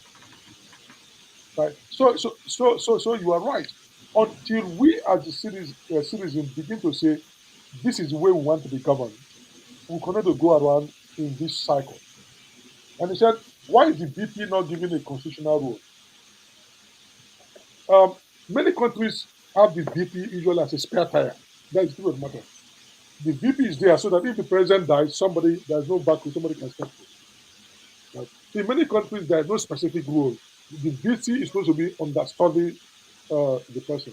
But that doesn't mean that Nigeria, because that issue exists, Nigeria cannot create something. But probably what people were avoiding that you don't want to create centers of power that will compete with the person assumed to hold the highest office, for which everybody elected the person is. The VC goes on the same ticket as the president. But that notwithstanding, in Nigeria, there's a role for the VC. It has the Economic Council. It's in the constitution. The economic deliberation. He's supposed to be the head of it. How well the president allows the VP to do that freely is a different question. Of course, he doesn't make the policy. The president does, but at least in the economic meeting or so, that is one area that he can share the meeting. So there's something carved out, but not in a competing way. And so people that made the constitution. But if we feel that, let's say the country says we want to have one president and have 6 vice presidents from each zone. Let's say that. Then we can probably clearly divide the power of the president so that some people that come up with that suggestion, right? If you have one president, why don't you have 6 vice presidents? And each of them would have a function and they are there to protect their regional interests. The main idea is that how do we come up with a structure that would be faithful to our historical experiences, to our fears and our hopes, and not necessarily follow the American model. We say we are following American constitution. We pick the constitution, the presidential constitution, then we drop the federalist system and the local policing system and the accountability system. And part of the issues we are talking about today, because our National Assembly, the House of Rep and the senators are not doing their work. If they are doing their work, they could hold, or even at the National Assembly, they could hold the governors and the president to account, and some of these things will not. But no one is doing their job, because once you are a governor, you have so much money, you can give it to their assembly, or the president can give it to the House of Rep, and they close their mouth. So that would be, even the VP could be there, but if the president party are promising we are going to make it the next president, don't check the vote. The guy would have all his function, he won't do anything. So our system does not have a proper method of transparency and accountability. So all those things will affect the way people behave. Then the final question is that there might be or might not be elections. I think that is the first question we handled after when the audience was opening up. And, that's why people say, I don't have intelligence. I've never been in government as a minister or a commissioner to know. Whatever I say, I learn from reading and researching, right? So whether election will hold or not, I don't know. But I believe from what I see today, the election would hold. If the election doesn't hold, it will throw the country into a deep crisis. First, it will tell us beyond reasonable doubt that we are a failed nation. And 2, it will split the ruling class. At the minimum, part of the ruling class wants to come to power to shop, as they say in Nigeria. So when they do the election, you create a crisis. And how will that work? So if there is no election, the country will be in crisis. Now, but if we see that the monetary market, the foreign exchange market doesn't have confidence in the immediate future of the country. That's why I learned that on the parallel market rate, the dollar naira rate has gone up to 800 naira, or even sometimes 850 to $1 yesterday. And it's been going up. That is an indication that in the short run, at least in the next 90 days, people don't have confidence in the country, economically or even for politically. So That is the way people are expressing their confidence. Actually, whether elections will not hold or what will happen in the country, I'm not a prophet. We have a plethora of prophets in Lagos and all over the country to tell us about that. But what I know is that I believe the election will be held. And I'm working towards that at least let us have the opportunity to elect who we want. Might be that will be the beginning of the change that we need. So that's my belief, and it's follow my belief, and I might be wrong. Thank you. All right. Thank you so much, Professor Wariboko, for the time. You spent over 3 hours. This was supposed to be 90 minutes. So we appreciate your time, and hopefully down the road, we will call on you again to join us and give us your insight. All right. Thank you. Thank you. Thank you. All right. So that has been a wonderful, wonderful. Thank you, Prof. Thank you. Thank you. Educative show. We'll be right back. Let's take just 30 seconds minute.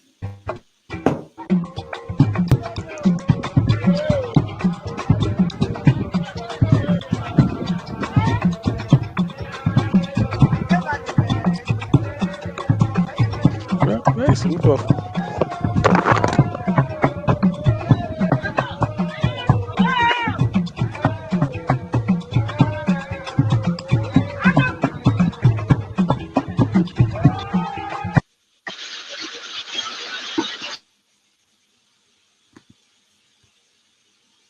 All right.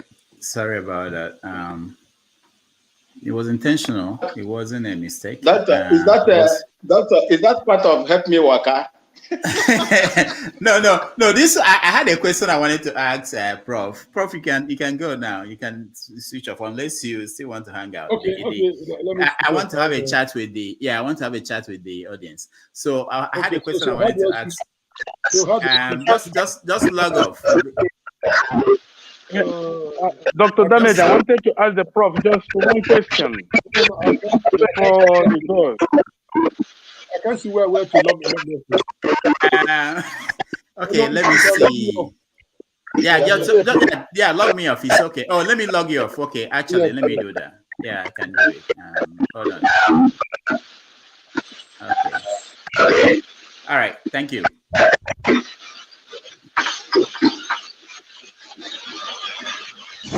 Dr. Damage. Yeah, hold on. Let me see who is making noise here now.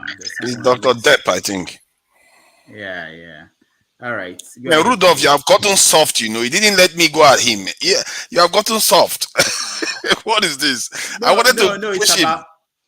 It's about time. It's not about pushing him. If you can frame your question, one question, you can ask anything. Yeah, but if he starts going in a different direction, he's meant to be brought back to the point. Yeah, but remember, you have to think about other people. I'm concerned about everybody equally. So I don't want to just make it look as if it's just you. Oh, we're still on the air, actually. What I wanted us to do is a kind of now that he's gone, to review what happened. If anybody has anything to. Dr. Depp is back. Yeah, hold on. Let me mute him. I think he's okay. All these people in America and England and their internet is not good. We need to investigate them. Maybe they are not paying their bills, so they did something to Pantami. All right, so let's talk. So what do you guys think? Anybody? I think CM should with all his knowledge, I don't understand why we still hack back to these separatist way of thinking at this moment in time, because we have a greater challenge to meet. If we start thinking about becoming smaller, going back to where we were 100 years ago, that didn't do us any good. They will pick us off one by one, and it will be easy to decimate us even further. If I was Chinese, Indian, or European, I would be laughing my backside off if I watched that happen. I would like, look at them. They're scattering like cockroaches everywhere again. I would just come in and tear the whole place up. To meet the challenge, you have to go as a bigger group. This is how the world works right now. Europeans knew that. They formed the EU, and now they created NATO on top of it. The Chinese are big on their own. They're over 1 billion. The Indians are big on their own. But what has Africans got? 40 something countries that are headless, useless, because they are not working together. And grown men still argue for going back 300 years. I don't understand that, because if this was in theory, I can excuse that. Okay, this is just an academic hypothesis. This is a fact. It's happened in history, and you're arguing to go back there to weaken yourselves. Who does that? Okay, forefathers. Hold on. Let me, because this is not have your say. This is 90 Minutes Africa. So you're guests on this show, so I can ask you questions. So let me ask you, what was happening 300 years ago? You said this. What was happening? We had kingdoms then. There were kingdoms. There were people fighting and taking over, building large empires. You know, that was what was going on across Africa. And look at this. The European Union that you're talking about, they did not come about by force. Yeah. They did not come about by force. Yes, they did. They agreed. They sat down and agreed that we're going to come together. And of course, Africa is moving in that direction as you speak. You have the West African Union, you have the East Africans. In fact, the East Africans came up with something marvelous this year. They are about to establish not just one currency, one language. They are opening their markets. They are removing visa restrictions. What they are trying to do is exactly what they have in Western Europe, in the eastern part of Africa. So when you say, but our people look at Nigerians here arguing for the opposite direction. That's my point. The other people are arguing to become bigger and stronger. We are arguing to get smaller and weaker. That is what we're arguing for by saying what we, the Prof said, the Prof said there is need for us, that people saying when we go our separate ways, we no, sort of like that will be the answer to everything. He said no. He said let us try and come together and they agree how we are going to move. When we do it, that is really, because that's what they call loyalty. See, we are already together. We have been doing so many things together for decades now. See, most nations didn't go counseling before they founded them. No, let me make my point. I think this thing that we do, like we have the luxury of all these things. See, most nations didn't go to counseling before they were founded. And no, CM, hold on. See, the Russians, they paid a heavy price. Millions of people died. They still remain the nation. They were not talking about let's go counseling. We are men. You're meant to fix your place, and you have to use common sense here. We have what you asked me about 300 years ago. You know what was happening? They were coming here, giving us mirrors and beer, and taking our people as slaves. That's what they were doing, and we didn't bother to learn how they make their guns or their ships or anything. And we kept, you know what we took all those guns for? The little gun we took from them, we used it to fight each other. Like King Jaja of people fighting this one, everybody's fighting each other. By the time we are done, then they just came and took us away. If anybody read the story of King Jaja of people on his last day when they sent him on exile, you will see the pitiful state of our leaders, what they did. Because he was asking for, if I come to the ship, would I be allowed out? As a king, the moment you ask that question, you've already lost power. It shows you how petty they were, that they didn't even know their power was ebbing away because they were making all the wrong decisions, selling their people as slaves. They didn't learn anything about defending their people. They don't sense any security threat. It's like their threat assessment antenna has been broken, and the same thing is still happening today. On the big challenge coming on our way, we are still thinking about, you know what? Let me fight as an able man. The truth is, if you confront hold on, let me. Bigger threat is in favor of the Igbo tribe because the benefits will benefit the Igbo too. It's not counter it. That bigger threat will take away whatever you're fighting for if you choose to go small. That is the intelligence that we need to exhibit here. Because if you choose to go small, that bigger threat will come. If you think Fulani is the threat, it's not going to be the threat. The Fulani was never the threat. That bigger threat is going to come and consume your tribe. If you confront it, that bigger threat, if you confront the bigger threat, it's going to raise your tribe because we are all going to be richer for it. It's just common sense to me, anyway. Let me say this: of what use is us being Nigeria and yet we cannot even defend ourselves, and we allow people, allow Niger people from neighboring country to troop in and they are doing us harm today. Even the government of the day acknowledges and recognizes and affirms that the people terrorizing Nigerians, they are from other countries, other neighboring countries. Of what use is having such a big elephant, a big giant, and yet powerless, and yet defenseless, and yet totally incapacitated? What use? If Canada is about the size, in fact, it's about the size of in terms of population, it's about the size of California. Nigeria cannot stand. If Canada and Nigeria go to war now, I'm sure Nigeria cannot stand 2 days before being wiped out by Canada. Exactly. What's the population of Canada? Canada is less than about 40 million. What is the population of Nigeria? Lagos and Kano is about the size of Canada. But Canada wiped Nigeria out in less than 1 week. Many others. Bro, see, if that is the case. Poland. Okay. Jude, no, why do you think that is the case? You can respond. Nigeria does not allow for the existence and progress of Nigeria remaining as one geographical entity. It does not allow. Let us face this fact. We will be better. We will be better. I, as a Biafran man, we will be better, more powerful. What about Japan? What's the population of Japan? But Japan is it world power today in everything? Okay, Jude, thank you. This man is in a country that is the most diverse in the world, and he's saying these things. It's astounding. Hold on, guys. I don't want people speaking when you have to be called to speak, please, so that there will be order in what we're doing. Okay. CM, go ahead.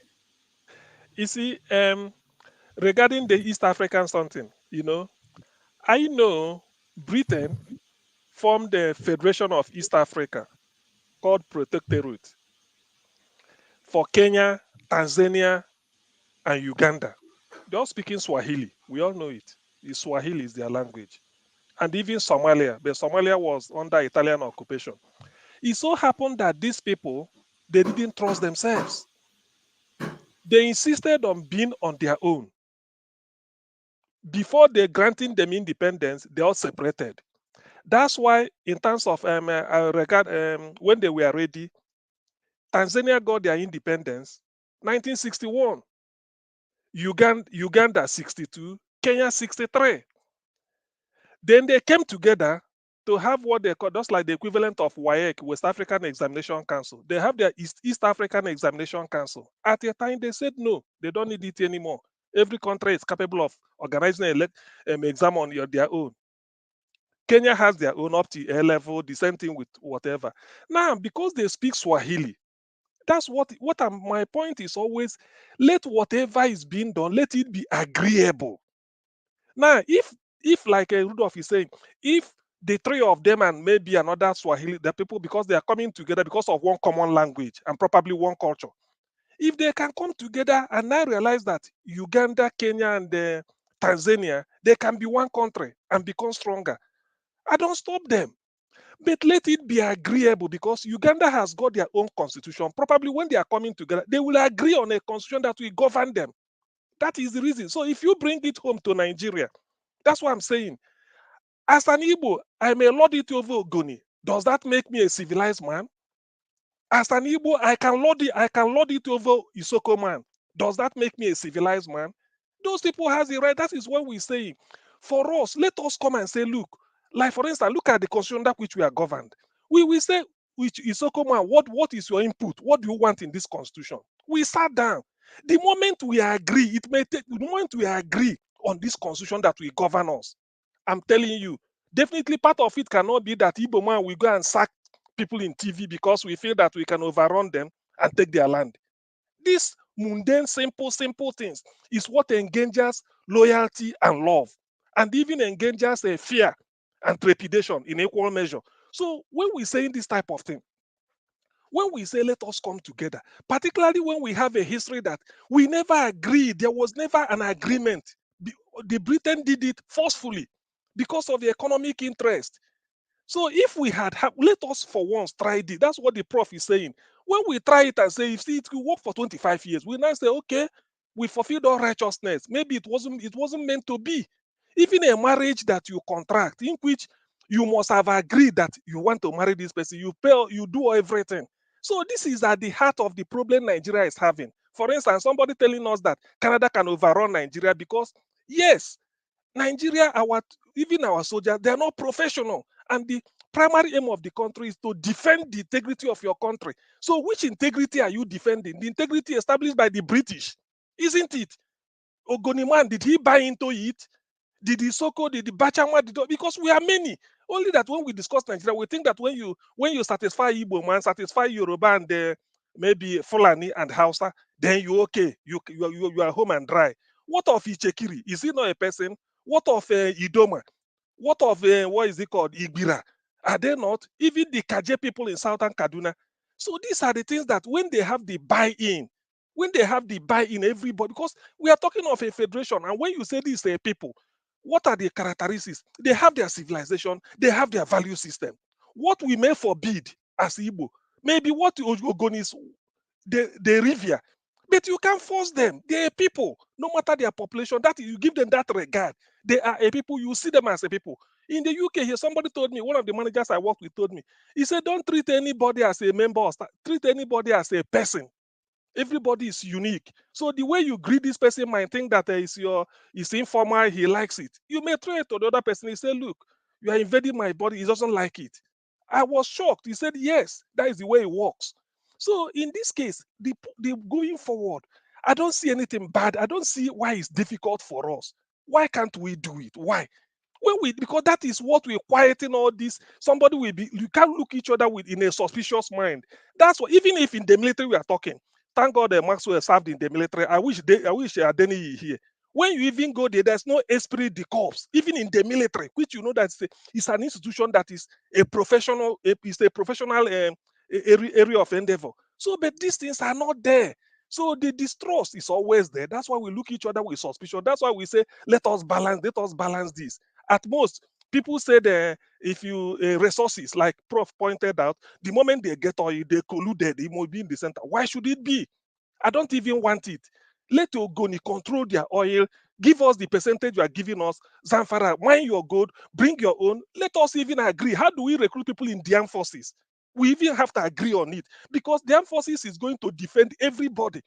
If I feel that I do not have the loyalty or the confidence of the armed forces, I will feel cheated out.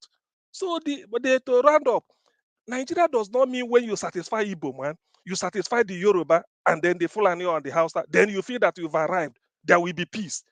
Isoko, Urobo, Ichekiri, Idoma, Igala, they may be small, but you have to mention them in equal measure.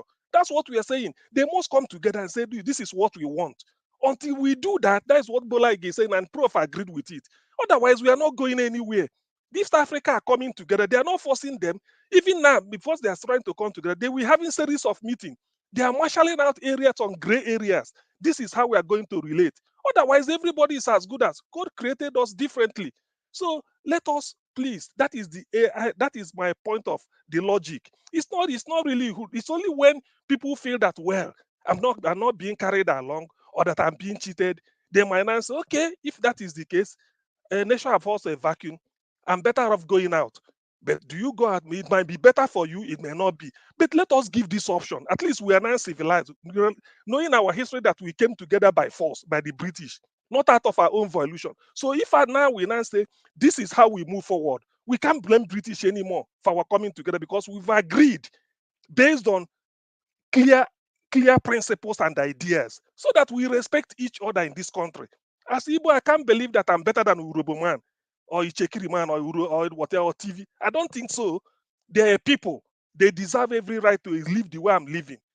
You can't be a Fulani. You go and sack people in Benue State and take their land. You say that is your. You can't do that. Even if you number 1,000 to 1 to them, you can't do that. It's the ancestral land. So if you have a constitution that respects this type of thing, that is the peace. Until we put it in practice, every other thing we are doing, we are still advancing to the rule of the British that they laid down to us, and that wouldn't help us anymore. Thank you. Advancing to the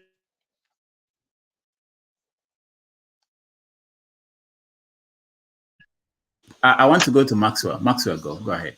Okay. Thank you so much, Doc. You see, I do not know the reason why we keep campaigning for Nigeria as an entity. Nigeria is a nation, is a franchise of the British. That is what I call Nigeria. I do not know the reason why most of us are proud to begin to bear a name that a man and his girlfriend gave to us. We were known as Gold Coast because there was so much gold in Ghana. When Kwame Nkrumah came, he renamed us and gave us Ghana. And we are running, that is a name that is befitting to us. It is a traditional, it is a local name. At least we bear our name. Some people will tell you that the unity of Nigeria is sacrosanct. Why? Why is the unity of Nigeria sacrosanct? And anybody that campaigns or begin to agitate that what you are doing to me, I don't like it, I want out. You send your soldiers to go and kill them. Is that how a country is supposed to live, to be? I have been to Barbados. Barbados, when I went there, they were less than 190,000 people. Now, I don't think whether they have gotten up to 300,000 people. Someone can Google it.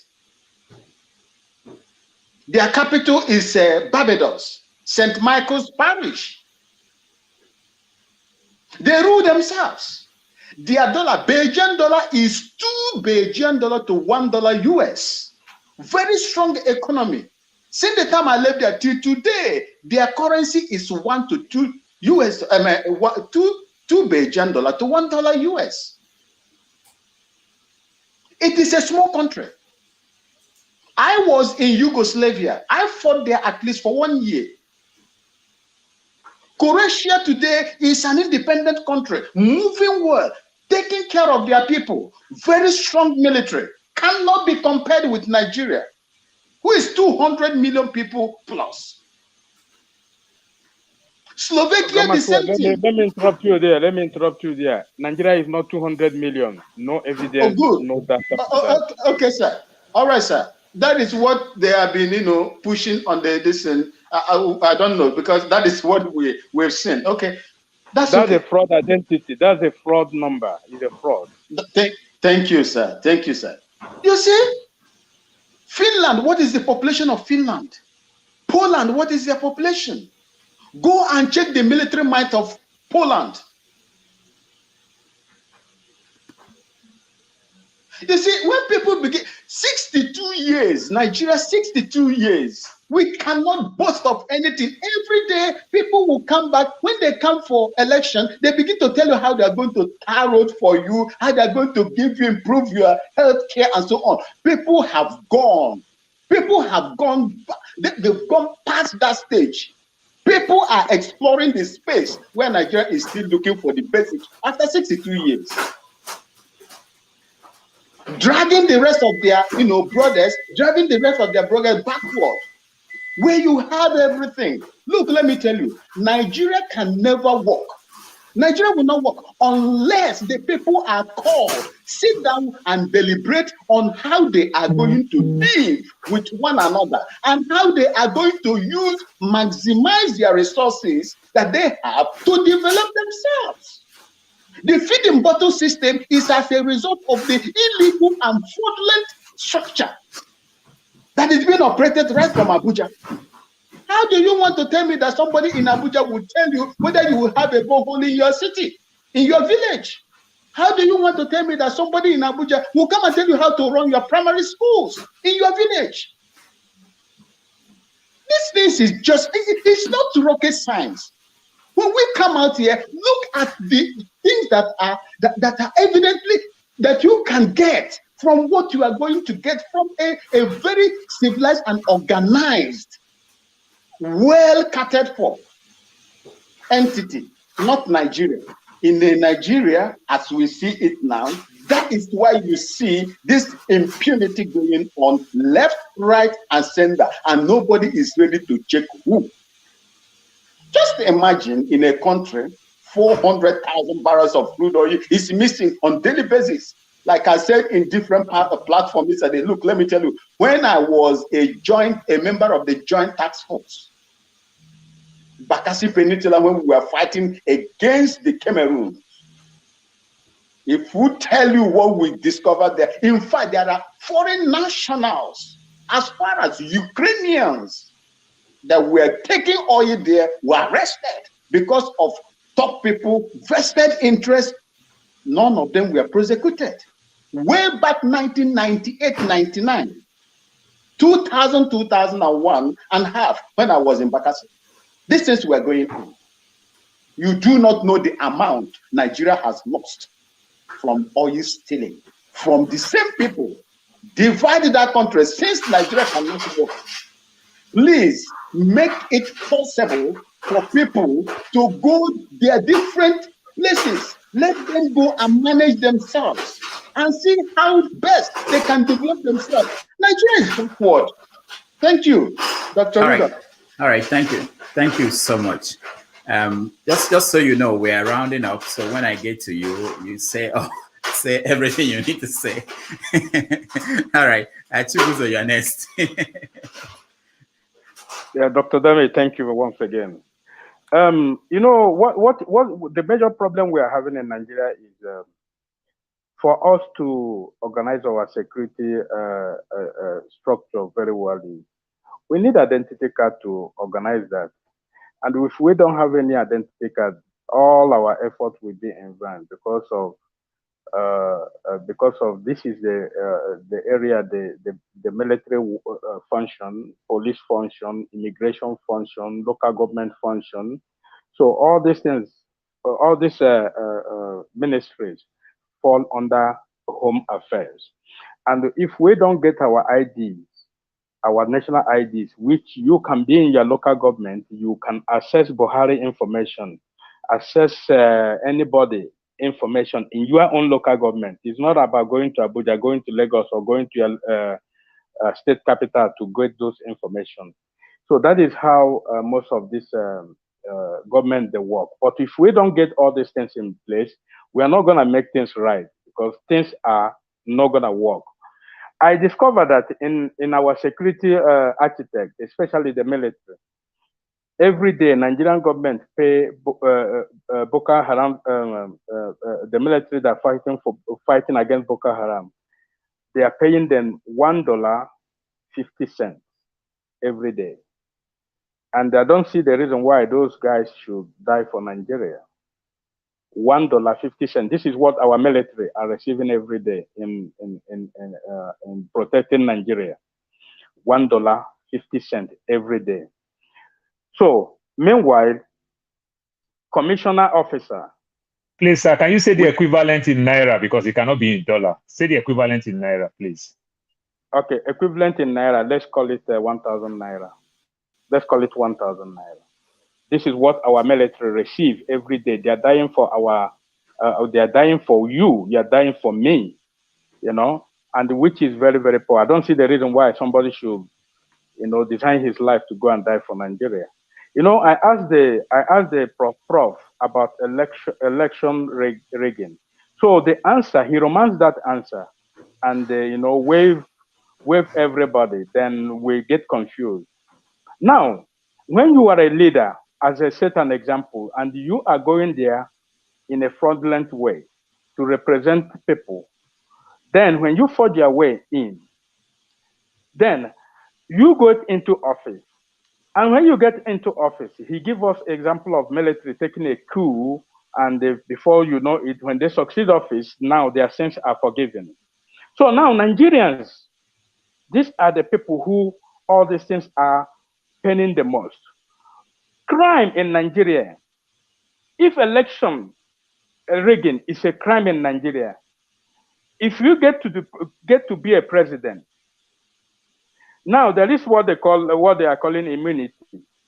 That does endorse immunity on you because you are not a president when you fraud the people. then became an officer, became a president, taking Nigeria, wherever you say you want to take Nigeria. Now you fraud your way in.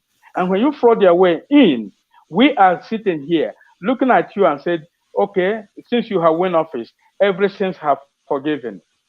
That Nigerians shouldn't take this thing lightly. Chibuzo, Chibuzo, sorry to interrupt you. I should have done this with everybody else that spoke before you. But can we channel our, conversation, whatever we're saying, towards solution? I got some comments from a lot of people who said that we are very good, all of us on this platform, pointing at the problems, but then we are very short on solutions. So I'm aware of that, because one of the things we're pointing at problems is we keep repeating ourselves, basically saying that it's not working, we should, then what's the solution, So along that, like for example, what Prof said today, I've never had, hold on, I'll come back to you, okay? I've never had this before, which is the idea of coming together for a particular period of time, and then part of the agreement is that if it doesn't work, if say we come together 10 years, 20 years, I mean, I'm not saying I like it or I don't like it, but it's a new idea to me. I've never had that. If it doesn't work, and then people can be free to, okay, go ahead. But I like new ideas, something we've not had before. Yeah. Well, okay. I believe this is another, that was a very good question I asked him. And like the way I told you, he romanced that question, then he waved us using a military distance to wave us, which is not going to be in our democracy. If somebody is a criminal, let us prosecute the person as a criminal. Even the Buhari that came to power, I know how many people that man have slaughtered when he was a military general, as he did a lot of harm to Nigerians. So now, Chibuzo, another one, because we have to round up. Let me tell you something so that you can also, I will let you talk more. I give an example. When Gani Fawebi, he was the first person that sued and forced the government of, I think, who was there? It should be Obasanjo, to allow anybody to basically register a political party. There were restrictions they put in place, but nobody challenged anything in court. So something like people who planned coups and became presidents and now attend the Council of States meetings, nobody has said, no, these people fundamentally, they broke the law to become president. This could be challenged up to the Supreme Court. So the point I want to make is that part of our conversation here, and over time, we've been doing this for a long time now, is to think about what can we do? What can we do as individuals? When we talk about, last week we were talking about this, and I didn't want to say this, but we were talking about it and people were saying, oh, we don't recognize people who are heroes. They die and nothing is done. And the question in my head was, okay, if you look at the museum here or some things built for veterans, it's not the government that is doing it. Individuals come together and say, oh, I lost somebody in Vietnam. We have to do something in my hometown for this guy who died in Vietnam. So all the people from my hometown, I'm going to form a non-profit. I'm going to do. There are some things that I think we as individuals can do. And we can't wait for the government, to do. And I think we have to channel some of our conversations along that line instead of all the time, they didn't do this, they didn't do that. And, okay, go ahead. Yeah, no, Dr. Damage, what you just say is a very great thing. But what I'm trying to let you know right now, everybody listening is, all these things have to do with affordability and budget. Because I'm seeing that our retired soldiers, their pension is about 20,000 naira. 20,000 naira, you know how far it will go for any individual in Nigeria and even abroad. That money is not even up to $10 or $20 or something like that.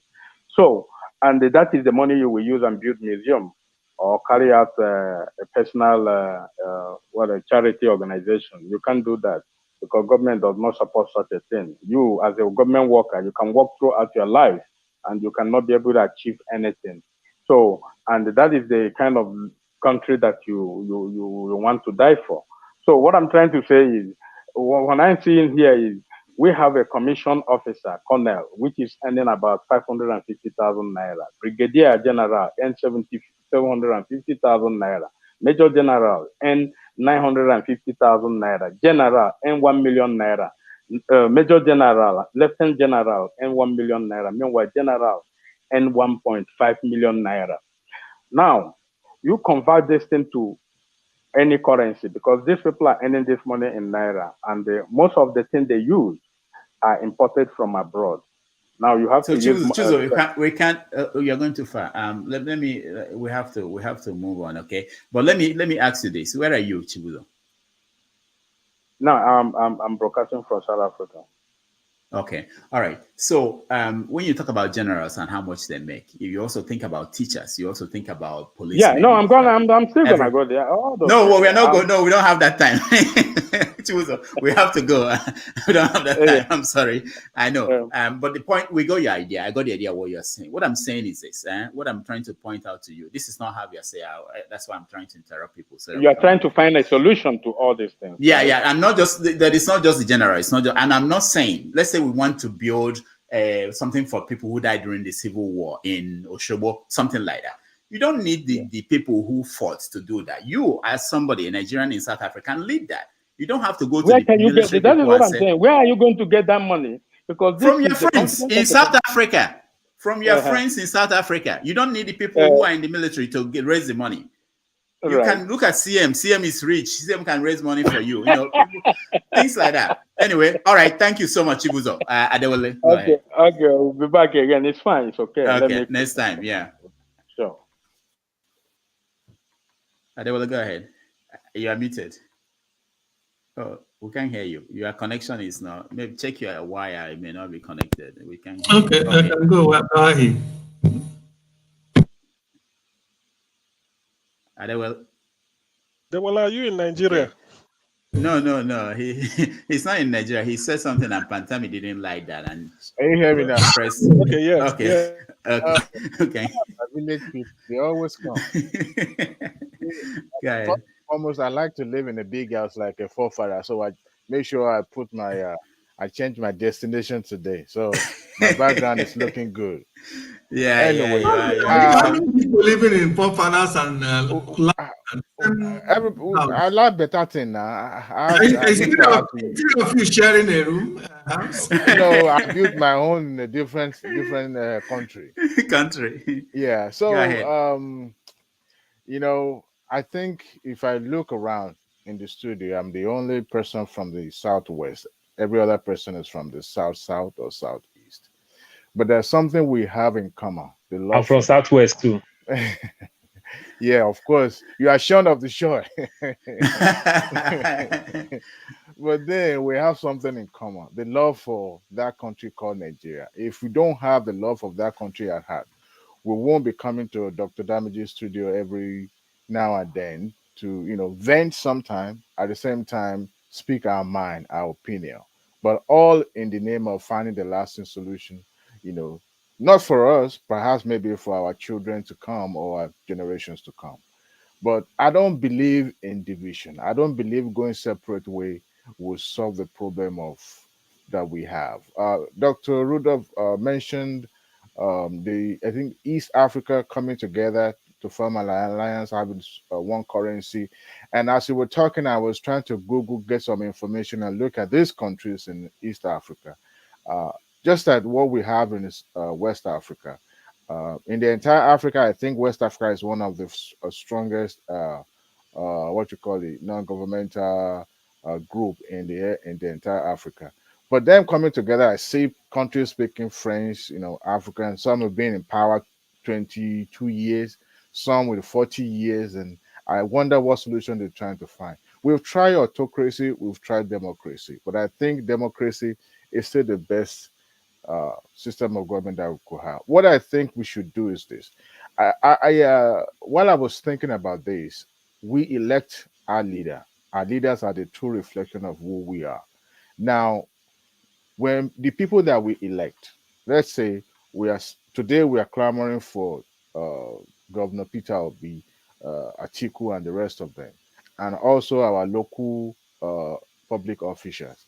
Now, when we elect these people, these same people that elect them, that are saying they are corrupt, they are doing this, will also go back to their houses and start knocking at their door and asking for handout, asking for money for school fee, asking for money for feeding. Of course, they've already mortgaged their future by voting for them and collecting their money. So I think what we can do better is to elect our own true representative that reflected the community that they come from. The Senate and the House of Representatives are not there. Those people are not going there, just to sit down and hear the speaker speak all day and go to the house. They are there to represent you and I, even though we might be in diaspora, but they're there to represent us. What are they representing? Or what are they putting forward? What bills are they putting forward, to alleviate all the suffering of the people that put them there? I think we should start from there. But when we don't, because we're not even talking about them, I ask question about who the names of our local government chairman or the House of Representative member from our constituency. Some of us don't even know. Only one person responded. But you see, it starts from there. When we are able to hold these folks accountable. See, the current member of parliament in Nigeria are in cahoot with the executive.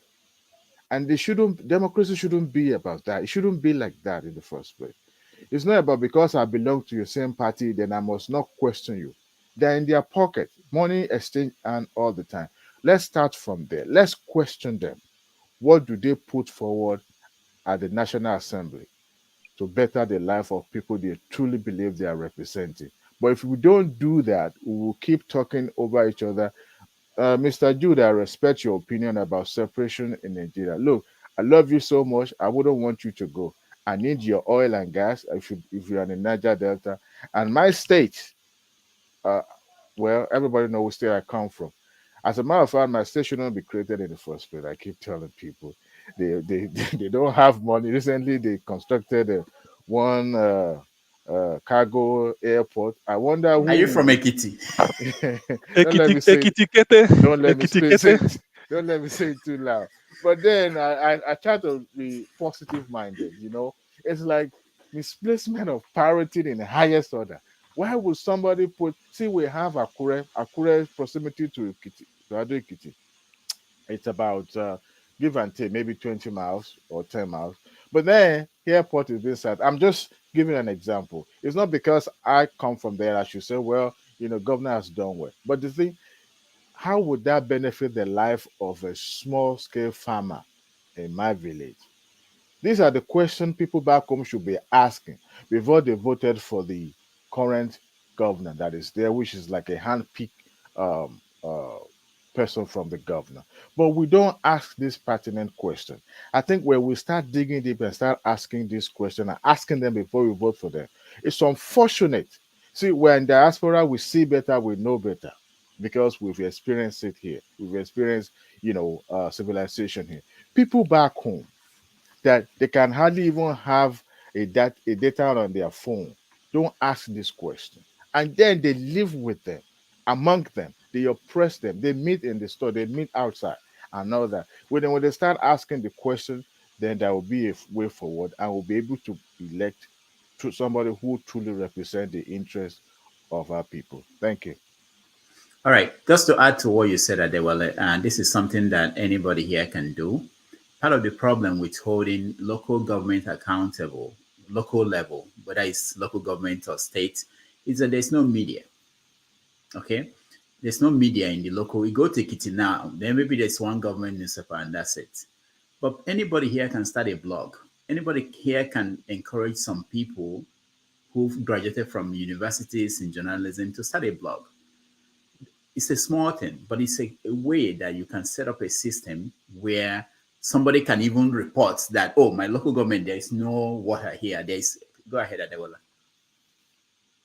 Ekiti State is known for something. We are known to petition our people.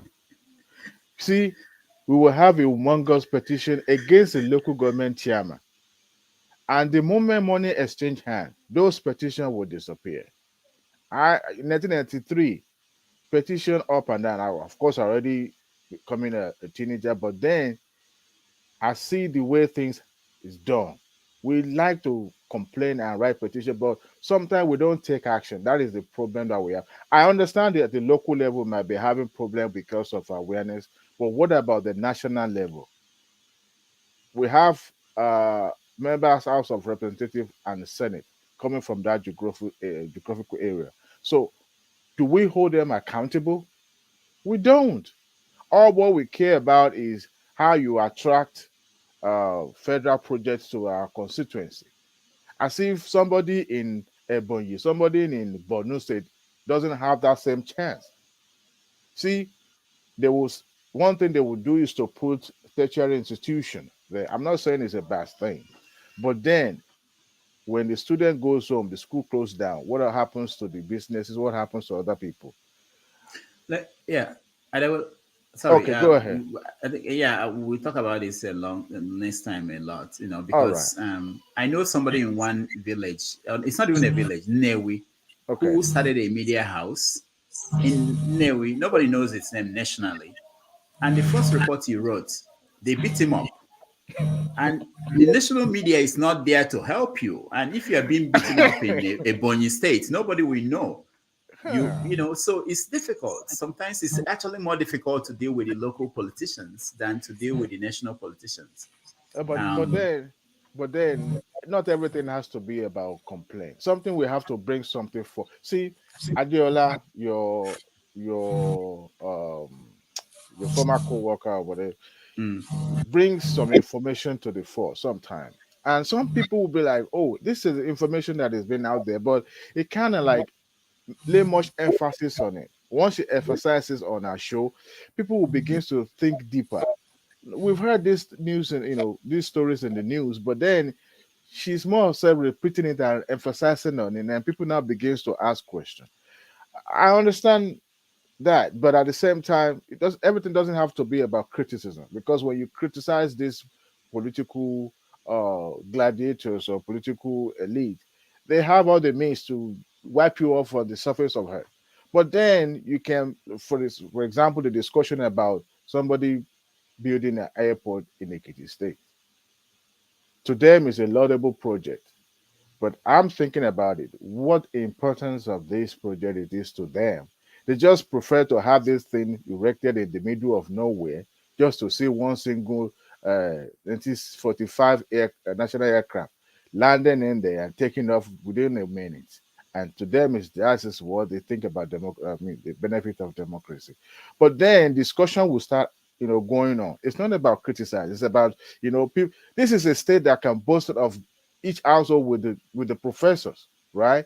So we talk about this, but we're not criticizing. We're just bringing what importance is this to these people. So I understand that the local people may not understand because they're already biased. They already have their own people that, but then the people like you and I that are perhaps maybe abroad or in diaspora will also know and be able to sensitize and tell people back home, look, this thing is just a waste of money and all that. So if we can do that, I think there's a way without criticizing them in a constructive way. We can, hold them accountable. We can, maybe have people that are around them or surround them, talk to them from time to time, because sometimes it's like they seems to live in a bubble.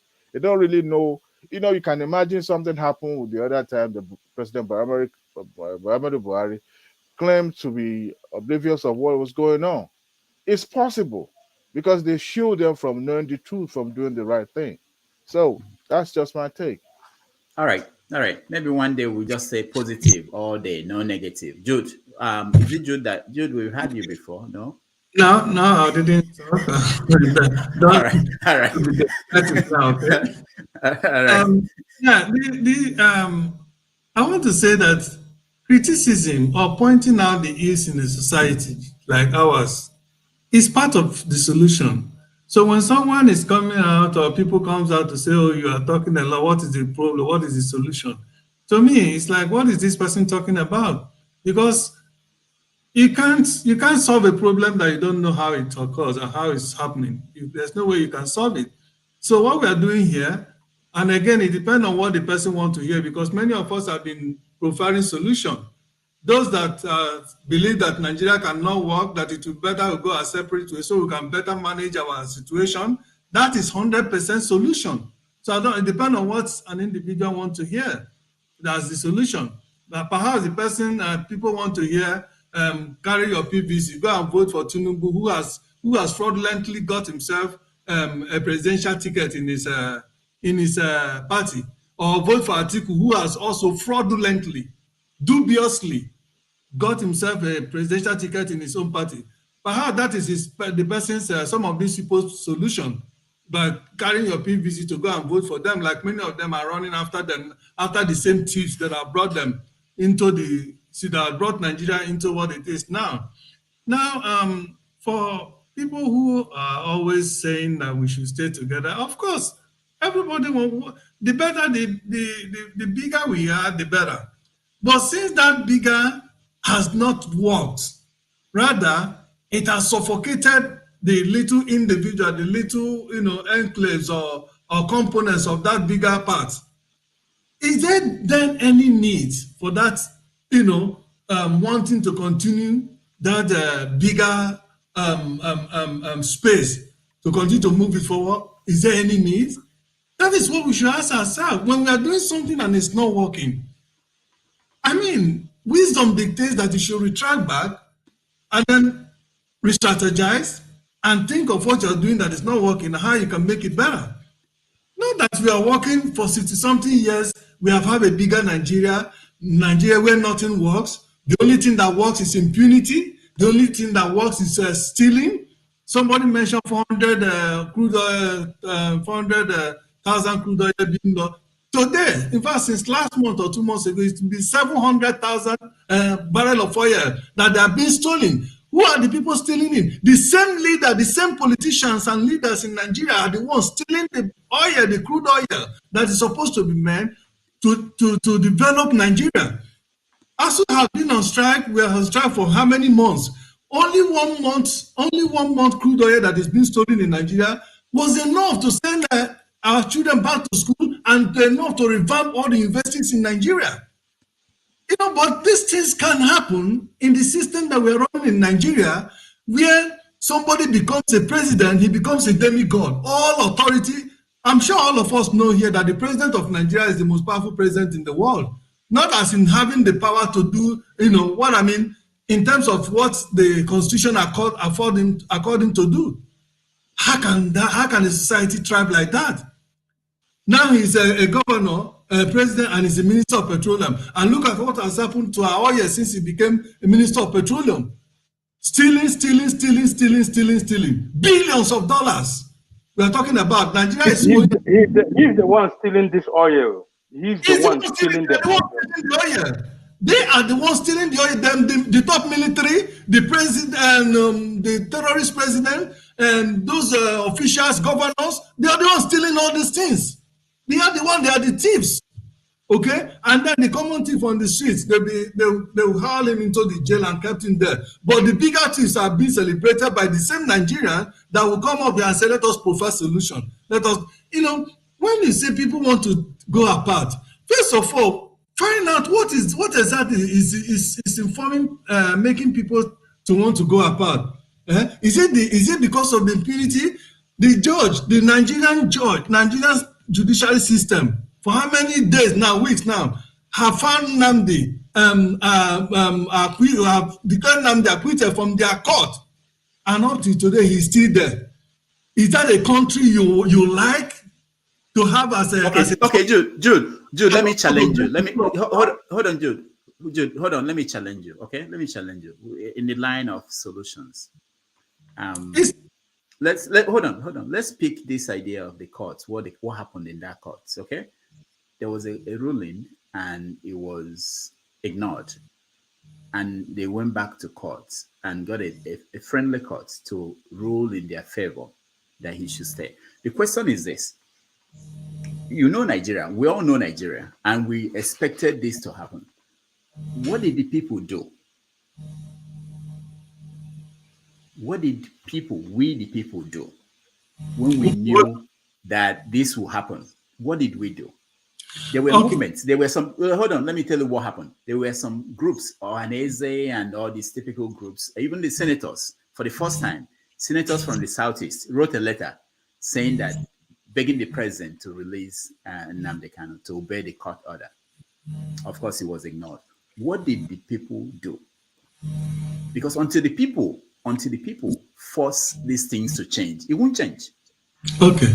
Now we all know how the system of Nigeria works, the impunity of the government of Nigeria. They have the power of coercion. They have the power to do anything they want to do and get away with it. Okay, is it okay? You want the people to come out and say, "Oh no, carry placards," and maybe at the end of the day, they send the same military talks. Okay, I had you, Jude. I know that's. Let me listen to this. Why things will not work in Nigeria? If an Igbo man comes out, in fact, many Igbo people will not even come out to solidarity for this thing, for Nnamdi. But if an Igbo man comes out, the Yoruba people will say it's an Igbo problem. Nobody will even. Okay, but let's start with the Igbo. Okay, Jude, hold on. Let's start with Igbo. Jude, hold on. What I was thinking, there was an opening. I'm just thinking about this now. There was an opening. The senators came together and wrote a letter and said he should be freed. Okay, and it's ignored. Why don't the people in the East force the senators, all those senators who wrote this letter, to say that they are not going back to the Senate until something is done? Why can't we press? There's always a way, okay? Remember the election right now. Remember the focus on the election now has messed up so many things. It's the focus now on getting on the focus is on the election of and electing Obi. So many attention have been diverted, especially for some people who have been clamoring for separation, including Yoruba brothers and sisters, the Arewa, the Odu, what is it called? Yoruba nation. And then the Igbo nation or the Biafra nation. The focus has been diverted. That is why people cannot galvanize, Mr. Jude, you are the one now finding the excuse for them. Okay, all right. Jude, this is the point. The point I'm making, Jude. The point I'm making. In the society we live does not even allow something. Jude, like that. I agree. Jude, I agree. You spill, and if this blood is, what is going to be held accountable? Just like what happened. Jude, I agree with you. I agree with you. But what I'm saying is that in every situation, okay, no matter how tight, even in Russia, people find a way to push in the direction of what they want. If you feel that you can't do anything, then it's a hopeless situation. If I feel that Nigeria is hopeless, wait, hold on, dude. If I feel that Nigeria is hopeless, I won't be coming here every day, spend 6 hours and talking. If I think Nigeria is hopeless, and I don't think anybody here feels that Nigeria is hopeless and is spending 6 hours talking about Nigeria, I don't think I'm feeling that way. I'm not saying that Nigeria will work or that it won't work, but if I think it's hopeless, there's something I can do. I'm doing what I think I can do, which is to facilitate this conversation. That's something I feel I can do. I think there's something that we can always do in any situation. It's about finding what we can do. It's not about just saying that it's hopeless and then there are people who signed up from Nigeria, people in America here. They don't read the news. They don't care. They live their life. They don't go to Nigeria. They've forgotten about the country. I'm not there. You're not there. And I think the goal is in terms of in the line of finding positive things to do, we always find a way. There has to be something we can do. It may be a little thing, but gradually you get to what you are looking for. Anyway, we'll do the day with this one day when we talk about positive things and what we can do. There's always something we can do. I have to speak. Wait. I've finally woken up Ike. Ike, you have to hold on. Let me hear from Paul. Paul has not said anything. Let me round up. Yeah, you rounded up now. You took over my time. You took over my time. Okay, Jude, just 2 more minutes. Because I have to leave in 15 minutes. And we have in essence, I don't know what is stopping Nigeria from coming together, like everybody have been, well-meaning Nigerians have been saying, from coming together and all of us sitting down at the round table and let me tell you what's stopping Nigeria. You don't have to say you don't know. You can't say you don't know. What's stopping Nigeria is that people who are benefiting from Nigeria, they don't want to. Yeah, that's what's stopping them. So you can't say that you don't know. So ways because it's not going to. No. That includes your people. Yeah, Jesus Christ. Exactly. So includes your people. What is wrong with these guys?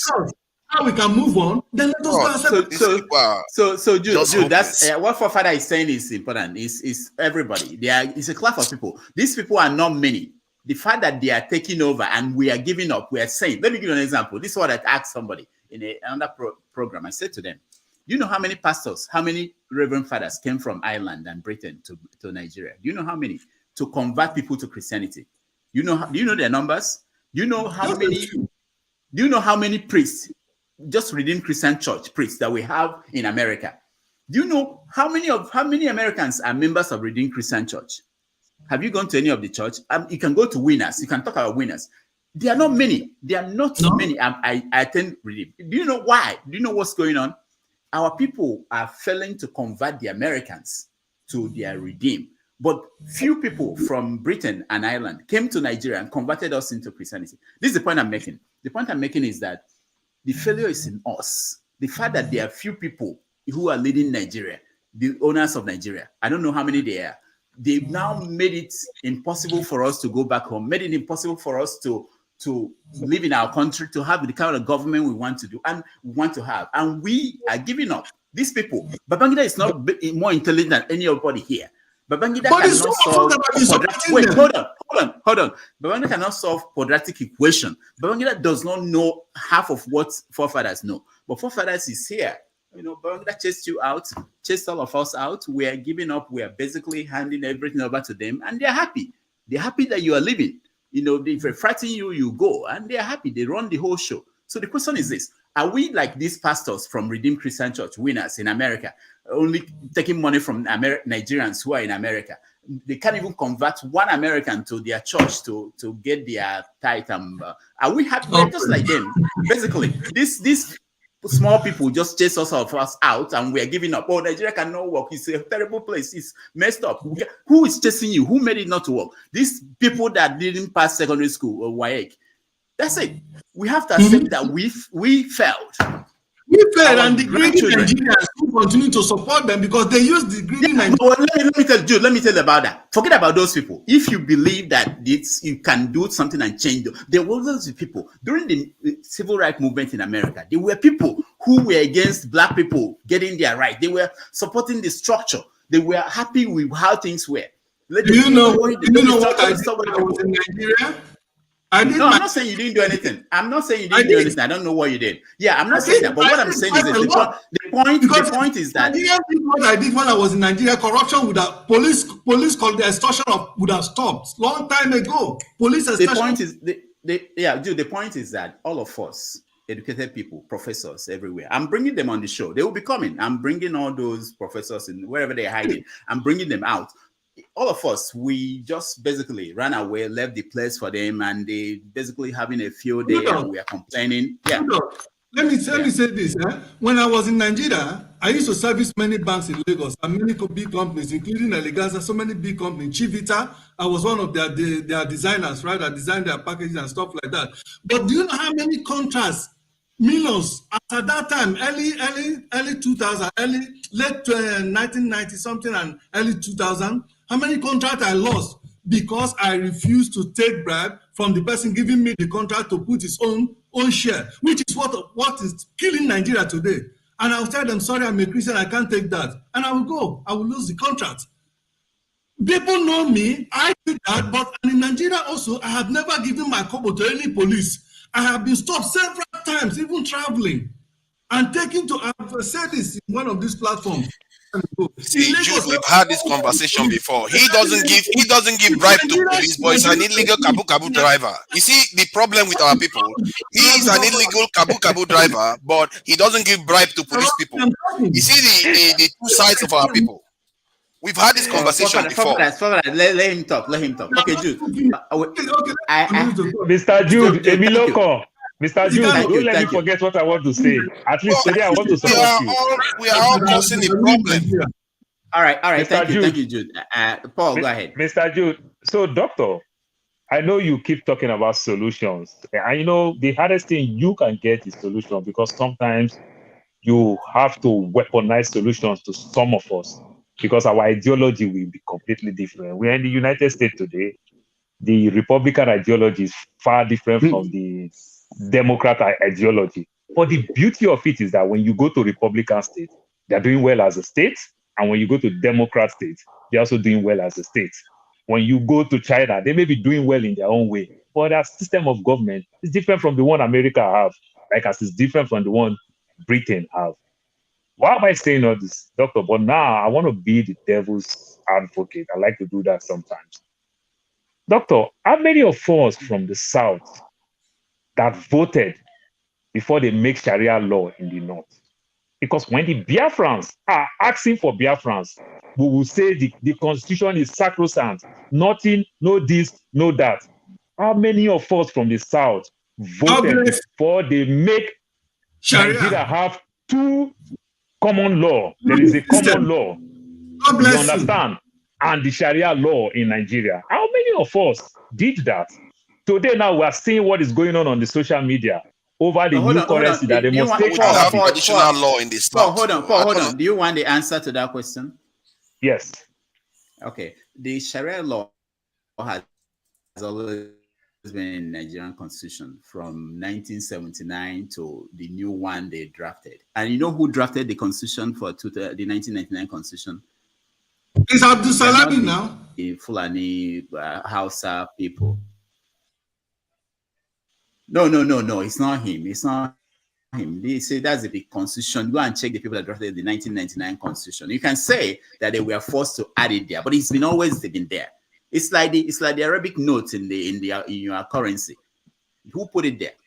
How many of you have? We also have traditional law in the South, so I don't understand what the confusion is. Not in our constitution. What is the difference? We practice the common law and Sharia law. But what Rudolph is saying did not devalue the question Paul is asking. What the answer you are giving? No, he's trying to make of course. I'm just trying to say that it's not like it happened when Obasanjo became president. No, it's always been there. And nobody has said this has had to change. We've had constitutional conferences, 79 before we got into the 79 to the 1999 constitution is an amendment constitution. You understand? Which means there's a constitution. And while they are doing the amendment, they say, don't touch that part. Don't touch that part. Paul, let me stop you. I mean, I know it's not going very well, but let me stop you. I had Senator Abaribe. I said to him, all you people from the South in the Senate, why do you allow these things to happen? Why don't you do something? Why don't all of you walk out? Because I can say there are some issues that Southerners, all the people in the South, they agreed to those issues. Let's say state police. I don't think there's any Southern state that will say we don't want state police. And I don't think there's any state in the Middle Belt that will say we don't want state police. So that's more than the whole of the rest of the country. Why don't you people say, until this is done, we are not going back to the Senate? Have they tried it? You know the answer he gave me? He said that they are divided. Yeah, Doctor. Somebody tell me the difference between Sharia law and traditional law in the South. Because I don't understand it. Okay, so if you don't understand, when you're done with this program, go do extensive research about that. You tell me, because you can't just come here and make assertions about the North. That's what I want to tell you. I just explained it to you, but you seem not to understand. You are asking me to go and check it. I just explained it to you, but you didn't understand. I said Nigerian, the constitution, the law, there is what we call common law. That is what we practice. And there is what is called Sharia law. So that's why you see Muslim people in the North, like say Sokoto, they can prosecute somebody with Sharia law. The person also have a right to say, I cease not to be a Muslim and Islam. I want to use the common law. Then they can use the common law. But which means that makes the person not you must denounce our traditional Islam. One. We have traditional court. It's not in our constitution. What is that? It's not in our constitution at all. Where did that one show up from then? Where did it show up from? It's in our constitution. Are you hearing me? It's in our constitution. It's not in our constitution. Is it in our constitution or not? It has to be in our constitution. So it's Sharia. So what is the difference? I want to know the difference between Sharia and our own traditional courts that we have in the South. Sharia law, if you steal in the North, they're going to amputate your hand. Do you want to hear? Right. You want to hear? They're going to amputate your hand. You want to cut people's hand in the South too? Go ahead. Put it in your traditional courts. So in the traditional court that you are talking about, it's not there. We have what we call customary courts, where we are talking about, like from your comments, when you are talking about our traditional and everything. These are the things that they do in the lower courts, where I can say, I didn't marry in court. I did traditional marriage. You understand? I don't need to go high court. If I want to dissolve the marriage, I don't need to go to court. You mean like Sharia law? You mean like Sharia law too? Sharia law is completely different. Sharia law, Nigeria practice two systems. I'm not hearing any difference here. You see, that's the problem with our people. I'm not hearing any difference here. It's just bias we have. Let's move I'm not on. hearing any difference It is here. not bias. I am telling you, lay down paperwork. Let's in move Nigerian on. constitution, Please, if you give me a difference, I will accept it, but I'm not seeing any difference. I've seen traditional courts engage in divorces, engage in trying people, all kinds of things in Nigeria. No. You don't go to court for divorce. You don't go to court House for divorce. disputes, all those things. Traditional courts handle them. Hold on. If you married in church or you go to court, go do registries and everything. If you want to dissolve that marriage, you go all the way to high court. If you do traditional, you can use the lower court as customary. These are the courts that treat traditional issues. That's how it You runs. just said that they have options in the north too, just like you have in the south. The north that I'm telling you is bigger than any of these things that you are talking about. It is in general, as in Nigeria, that they practice that Sharia law. Dr. So somebody can say, I am practice Islam. You know, then they'll use Islam I want law to veer to off judge you, this, their not Sharia that thing. constitutional law. That is the not my common law. problem. I don't What we where I practice come is common cut law. my hand. That's why I tell you that when you let this program, go do more research about it. It is not here you want to listen. I want so let me hear my something view. real quick. I want to say something real quick. I fear Nigerians. Dr. Rudolph just mentioned you talking to Senator Abaribe about them not having a united front. You see, when the PDP had their convention and primary and APC, I fear Nigerians, especially people from South. I wonder why they cannot speak with one voice. If they are united behind one candidate during their primary, by now the story will be different.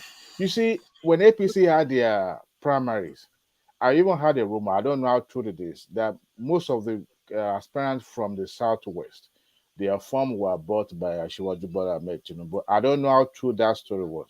But I wonder why the entire South or Southeast cannot come with one consensus candidate and put that person forward by allowing somebody from the North to hijack that primary. Because as a matter of fact, on both platforms, on both APC and PDP, they almost truncated the Bola Ahmed Tinubu and the PDP also. Now wicked is mad. So I wonder why in that region that they can't come. See, they had one meeting in Asaba. They had another one in Lagos, all the South, and yet they can't produce one candidate from that region. How come? I would say we hold these people accountable. Mr. Adewale. Paul, before you said it, we have good news. I've just been told that Nigeria's female under-17 football team, they defeated Germany. You are behind on that one, Dr. Daviji. I don't follow soccer. Jude doesn't want the award. Jude doesn't care for the award. He's we should reject it because we are not Nigerian. Mr. Adewale, when you are talking about being unite, you are in the United States of America with 50 states plus other territories and everything. States don't unite in anything. Just go and develop your place. If we borrow American Constitution, let us borrow it completely. See, the state of Texas that you live, today, they have their own energy power, completely different from the 49 states. I'm not talking about refined politics. I'm talking about more. So when you talk this unite, if you talk unite, why are you Yoruba man writing petition up and down? Which means your house too is divided for somebody to be crying out. People are bound to whine. We are just being wicked as black to ourselves. They still back. My brother, now only Evu said they're not unite. This unity that you are looking for, we can only unite when we want to steal. But when we want to share the proceeds of the proceeds that we steal, we will still fight ourselves. We cannot unite. They keep telling you unite. Unity. Tell me anywhere that they unite. Obasanjo, this is seriously a problem for us. We always back to division all the time. Everything we do, we back to division. Even if there's no real reason for it. Your example just now just clearly demonstrates our problem. You are talking about the North. This guy just gave me a post just saying that the South uses tradition while the North uses religion. Okay, you want to use religion? Use your religion. Your Christian, make a Christian law in the South if you want to do that. The things we do, we just, I don't know what is wrong with us. Something we is are wrong like with hypocrites. Why do you introduce religion? Okay, hold on, We guys. practice traditional law in the south, and they practice religious law in the north, and we pretend as if both sides don't have any equity. It's unbelievable. We don't practice traditional law in the south. We follow common law, the Nigerian law in general terms. Listen, So do they follow common law in the north? Let me put it in context. You think they will try you with Sharia law in the north? They will not try me with Sharia law in the north. This is the context. This is the context. Okay, this is the context. So that I know, Paul, you should be given time to drive home your point. But this is the context. A police officer, policeman in Nigeria, maintained by taxpayers' money, probably money from an oil-rich Niger Delta.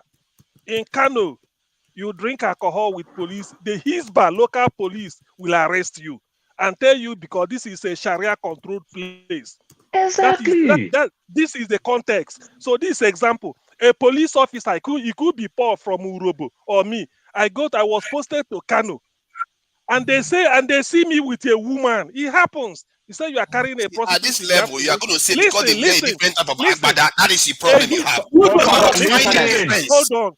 That's why I tell you, after this program, do your research. Allow me, please. That Hisba is a local formation of that area. He will now arrest a national police. Police is a federal institution. But a Hisba in Kano or Sokoto will arrest the person and then put it on trial. Haven't you heard it? That is the context Paul is trying to drive. What about businesses? Businesses they are destroying people. All the beverages, all the alcohol and the likes in North Sokoto. Are you ignorant of that? Are you ignorant of that? If you don't know, let me tell you. When I was in Sokoto, in the North. Forefather, let me tell you, when I was in Sokoto, do you know how they drink beer in the north? The Islam people, doctor, do you want me to practice it on your show? When you put in your kettle, you say you go pray when you go pray to wash up and every other thing. You put beer, you pretend like you go pray, you want to wash up, that's how you drink beer. You hide your alcohol. The so-called Northerners hide their alcohol because it's against Sharia law. That is the law they practice over there. And it's the Nigerian law. You have a right in the north. Also, you don't have a right. Can't you drink beer in the north? No, you cannot. You mean if I go to the north, I cannot drink beer? You cannot drink beer in Sokoto. Yes, I have drunk alcohol in the north. The only way you can drink beer in Sokoto, if they arrest you, you will go to court and you will declare that you are a Christian. You want common law. That is the Nigerian law. But the man who is a Muslim, if you say you are an Islam, now they will try you with Sharia law. This is the thing that I'm telling you. But why they fought for that law, the South append to it before it become law in the North. When the Biafran people now want to ask for their own Biafra now, you need referendum for the whole Nigeria to give them that one. That's why I say I want to be the devil's advocate. You get my point now. Okay. That's why I said Paul, thank you. Paul, thank you. Okay, so I just think that we look for every excuse to find differences. No, that's what we are doing. Hold on. Of course, the point is that Nigeria is not working. Okay, and the idea of what we're trying to do is where do we go from here in terms of what is the solution? What can we do? Some of these things confront our greater challenge instead of cowering and fighting ourselves. That's what we do. Instead of acting like cowards and focus on ourselves. That's what we do. It's very simple. Let's not start pretending like secondary school girls. Okay, good. It's my turn now. Can I talk? Yeah, we're coming to you. We're coming to you. Let me say this. So that's the goal is there's nobody that has all the solutions to these problems, and the point is that we have to. All that I'm trying to see if we can move a little bit, not today, but down the road towards solutions. What can we do? Like what Paul is pointing out, when they came up with Sharia, okay, this is what Obasanjo told us. Obasanjo said it will fizzle out. That's the first thing he said. He didn't fizzle out. The second thing they said was that, oh, you Christians are not going to worry about it. It won't impact you. But it still does, because now they say if you carry a truckload of beer to the north to sell in your Sabongari where you live and where it's a problem. They are pick it up and destroy it, you know. And then there's an issue of about when you sell beer in the East and VAT, they will share part of the VAT from beer in the North. So there's so many things that are not working. You know, the point is that how do we the solution? Go ahead, Adewale. I know I'm still going. I just want to speak to what you just said. You know, here in the United States, I live in Texas, right? Here in America, today is Sunday. In Texas, you can't buy beer before 12 noon. It has to be 12 for you to buy beer. As a matter of fact, there are some county, local government, that you can't even buy alcohol. They call them dry county.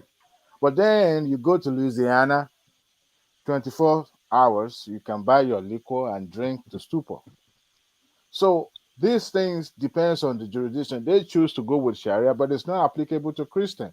You remember there was a recent case about a young man who was, I forgot what that story was all about, that he had to renounce his religion, Islamic religion, for him not to be persecuted. But yeah, then the musician. He apologized, but still not renounced, you know, his religion. The musician. I think we can balance this as long as we don't apply. Christian lives in the north too. Christian live in Sokoto. Christian live in Kaduna. Rodolph, I have a question for Mr. Adewale before you allow me to speak, please. Go ahead with your question. I'm ready for you. Go ahead, Ike. First and foremost, I like the way you sit down in that room. Your room looks bigger than mine. You know, because you know why I sit like this, Mr. Adewale? Because when everybody is talking, nobody's talking. So I decided to back off, you know, to listen. You know, the shouting and the screaming and stuff like that. Understand? I like the elders. Yeah, the question I have for you, what you said about Texas right now. Yeah. By 12 o'clock, you cannot buy alcohol, right? No, you can buy alcohol anything after 12, but you can't buy before 12. But anything after 12, you can buy a gun, right? Even before one year, you can buy it. Okay, that's my question. That's my question. All right, Spinner. They call them wide west states. They have like 250 at home. Listen, you guys say so many things. Yeah, I'm here. Can you hear me? First of all, why are you covering you? Are you with people? Why are you not? No. Don't worry. I'll let you know. I'm gonna send you an email. Okay. Yeah. Okay. Listen, okay. I listen to all of you. I can't remember. People say so many things. You said something. There must be something wrong with us when we always disagree in the South, right? Do you remember? And then also you said, why is it that when Nnamdi Kanu was ordered to be released and then they didn't release him, how come our people didn't go to the street? Do you remember what happened to the Shia? I didn't say go to the street. No, I didn't say go to the street. Okay, I mean, the reaction. There are several reactions. There are ways you can react. I didn't say go to the street. Okay. Yeah. I thought that's what you meant. Okay, let me leave that. No. Now, Dele Farotimi said that it's either PVC or gun, right? Me personally, my choice is gun. That's the only thing that will solve the problem in Nigeria. You see, all these people saying that we should stay together. Why would I want to stay together with you? If you want solution, here's what we do. Everybody, let's split. You go back to your land. You organize there, have your own military, have your own police, have everything you need to have, and then we'll do the same thing on my side. And then we'll come together, agree how to move forward. Do you understand what I'm saying? We'll then fashion a constitution that contains all different components we'll come up with. That's the only way I would agree to stay with you. Because the way Nigeria is now, it would never work. I don't care what you do. Spinner, let me ask you this. This. I'm playing the role. I'm not. This is not how you're saying. So this is a different show. Okay, so technically, there is no way to do what you just said in the Constitution. Okay, and the reason why it's not there is that Zik refused. That was what Tafawa Abubakar Ahmadu Bello wanted. That was what Awolowo wanted. But Zik refused to have that in the Constitution. That is a way out. if you don't want the union anymore, a way for you to leave. Was it's not he's there. stupid. He should. Well, he made a mistake. He made a okay. mistake. The point is Yeah. that I don't want. It doesn't matter whether the point is Yeah. that it's not there. Because it's not there, okay, like Mhm. people who say we can go peacefully, we can meet and peace all together peacefully. The point is that there are people who will die to make sure that you don't leave. So Okay, this is I'm the coming reality you are to that. facing. I'm Okay, coming so to so that. wait. So Yeah. so the I would point rather is die. I would rather die than to live with some of you. I would rather be dead. I would rather be dead than to live with some of you. I swear to God. I would rather be dead. Spinner. So don't say like people say, don't say let's go first, on our own and then come back, and because there's no way for you to go. The only way for you to go is to shoot your way to going. You know what That's I mean? what's gonna happen, my brother. Okay, now you are talking. So talk about that. First of all, before you say go, you have to shoot your way out of Nigeria. Because that's the only way. Okay, I understand. Did you hear that America removed their citizen from Nigeria? Yeah. Do you think Americans are stupid? The British, are they stupid? Something is coming to Nigeria. Something is coming. And when it comes, their head will spin. But anyway. Yeah, but that's all I have to hold on, Spinner. Let me challenge you there now. Wait. Yeah. Something. No, wait. Oh, he ran away. I wanted to tell him that Nigeria was defined, I think in the 80s, by the Economist of London as the only country in the world where the best is impossible and the worst never happens. We always think that the worst is about to happen. Ooh, it won't happen again. And the best is impossible. And we have not proved that wrong. So sometimes people might think that terrible thing is going to happen at the end because people are basically cowards in Nigeria. People don't want to challenge the system. And as long as we are running away, it's going to be the same thing. Alexi, you're next. Loretta, please, I want to ask. Okay, yeah. Okay. Listen, my battery is running. I've been patiently waiting. Almost everybody has spoken. I want to say one or two things before I leave you guys to continue, if you can allow me. Yeah, of course. If I can allow if Mr. Alexis can allow me, I take your indulgence. If you can allow me. Have your number. To say a few things. We'd like to have your number. Go ahead.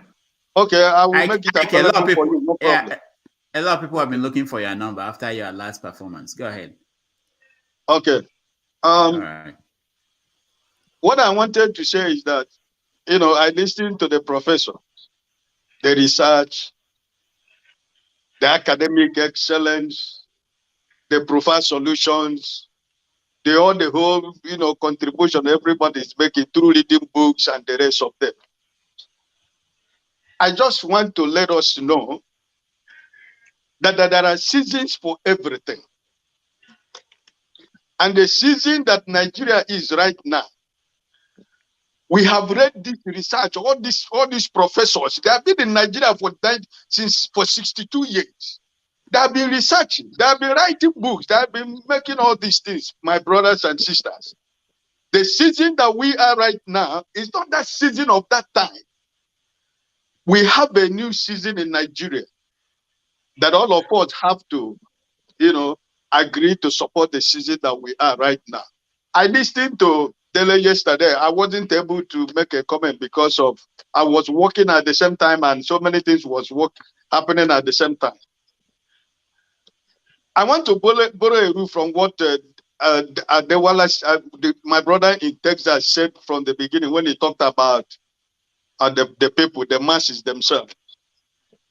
I want to tell you, if you have to be honest to yourself, I am an Igbo man. The blood of Biafra is running in my veins. But Ojukwu made me to understand that Biafra is spirit. You can kill me, but you cannot kill Biafra. All these people, I am an Igbo man. I want Igbo man. I want Biafra to go.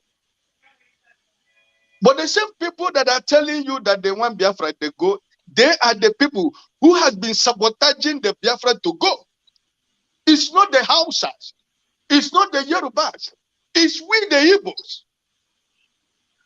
If we can tell ourselves the truth. The whole state governors you have in the eastern Nigeria do not want Nnamdi Kanu to come out. We cannot be pretending. Let's forget about all these politics. We are fetching, we are chasing shadow from where the shadow is not coming from.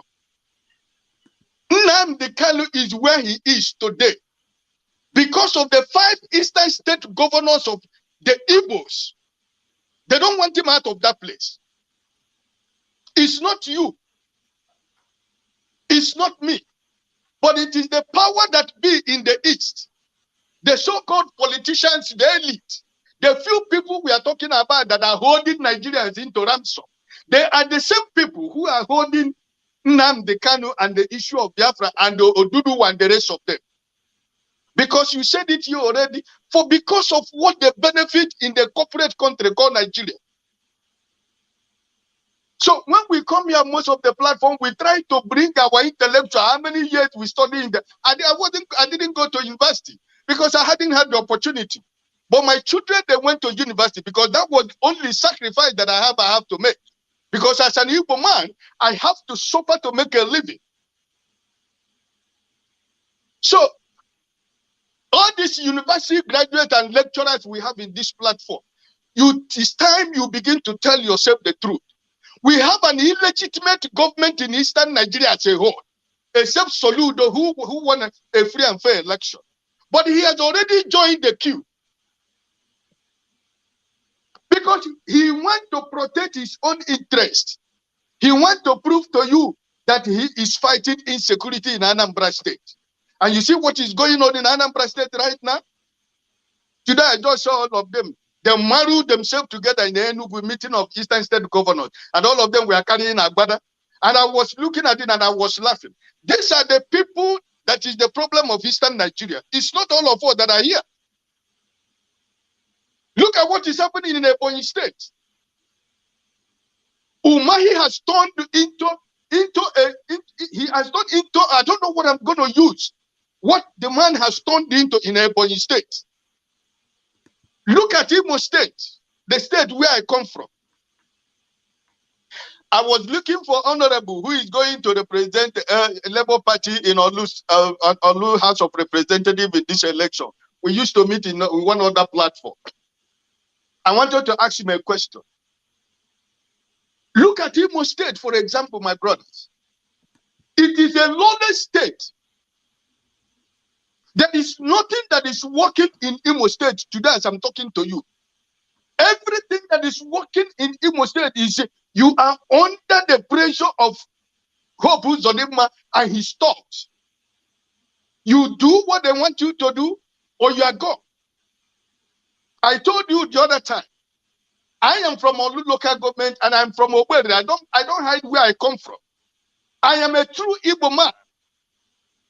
There is no more young men in Olu local government area in Imo State today. Because Hope Uzodimma have decided to murder sleep. He have decided to murder everybody. Because he wants to serve his masters. And that is the same thing Umahi is doing now in Ebonyi State. Because he has promised APC that he's going to deliver a point. And by the time P2B emerged, he have discovered that it's not going to be possible. So what he wants now is to, if he can kill everybody in Ebonyi State in order to make that to come to pass. Remember, he said he's going to welcome P2B the last time about 2-3 months ago when they interviewed him. P2B is my brother. I am going to give him a special welcome in Ebonyi State. We don't want you to welcome P2B in Ebonyi State because you are going to poison P2B. He is smarter than you. So Nigerian problem today is not me and you who are living outside.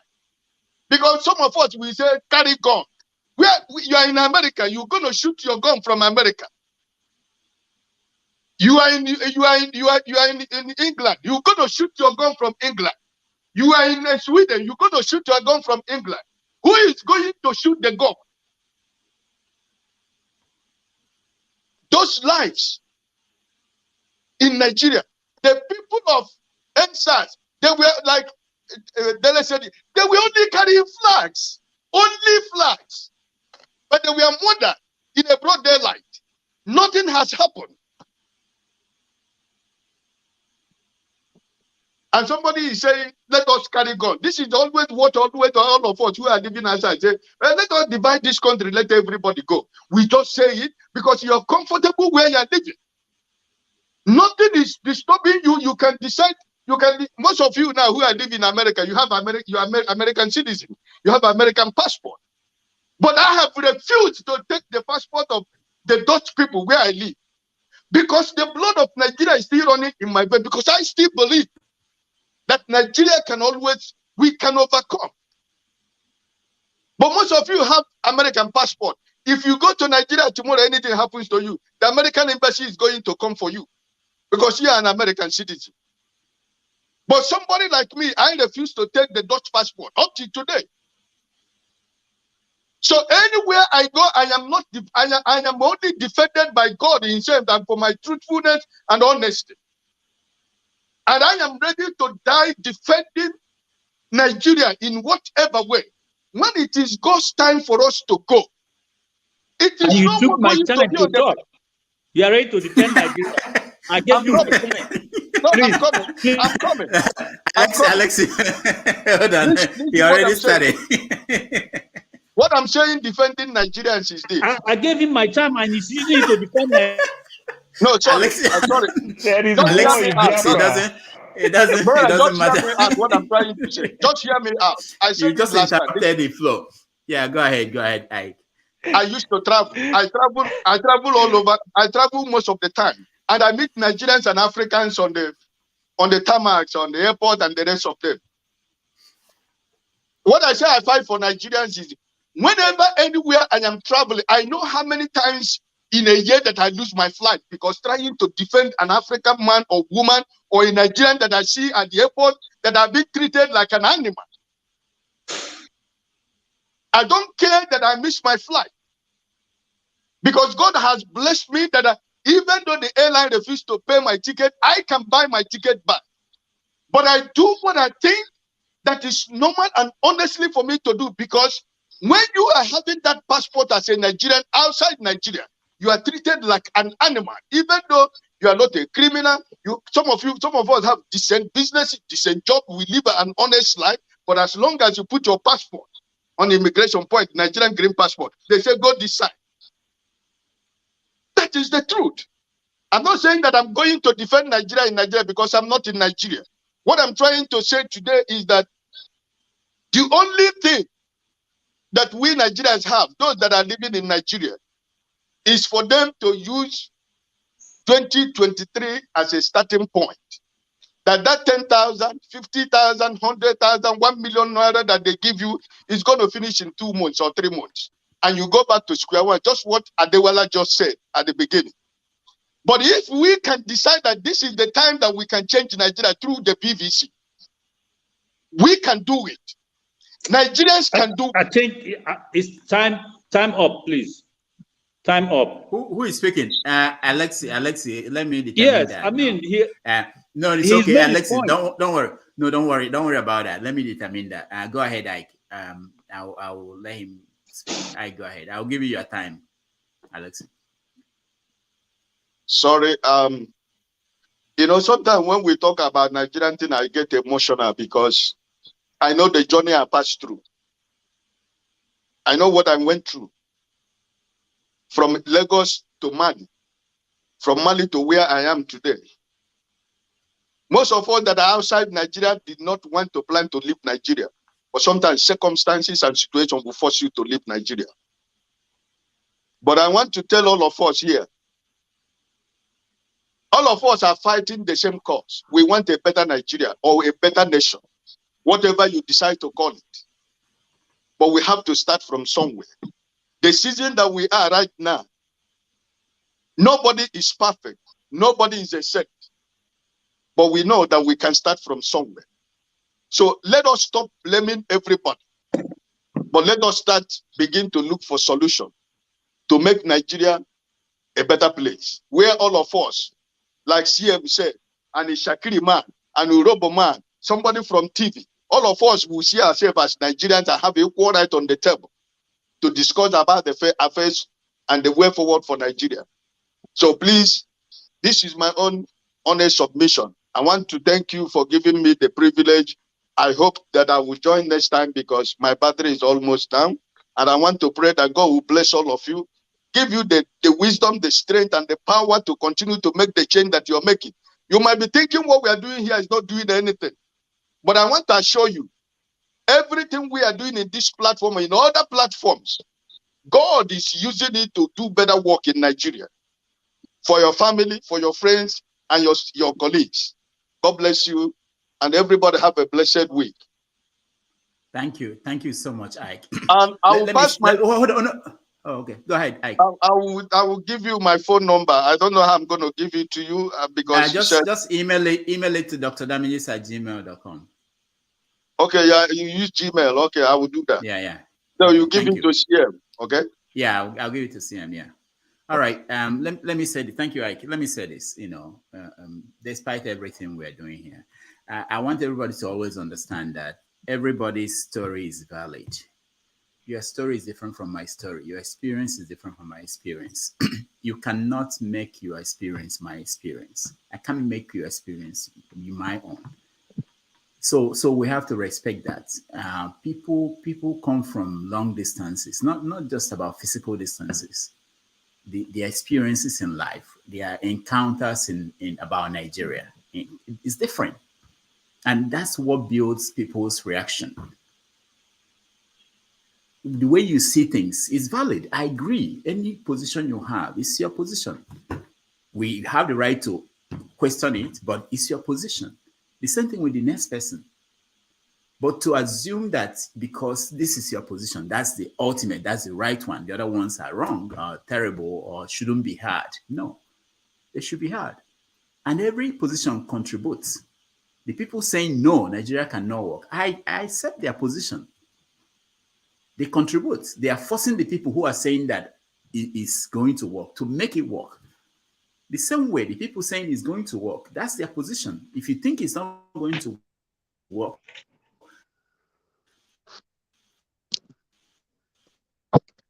you are muted. Okay.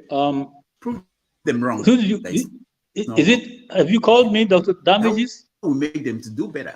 That's what I think. So, I'm muted. Is that my turn? All right. Yeah, you are better. So I think you are kind of delayed.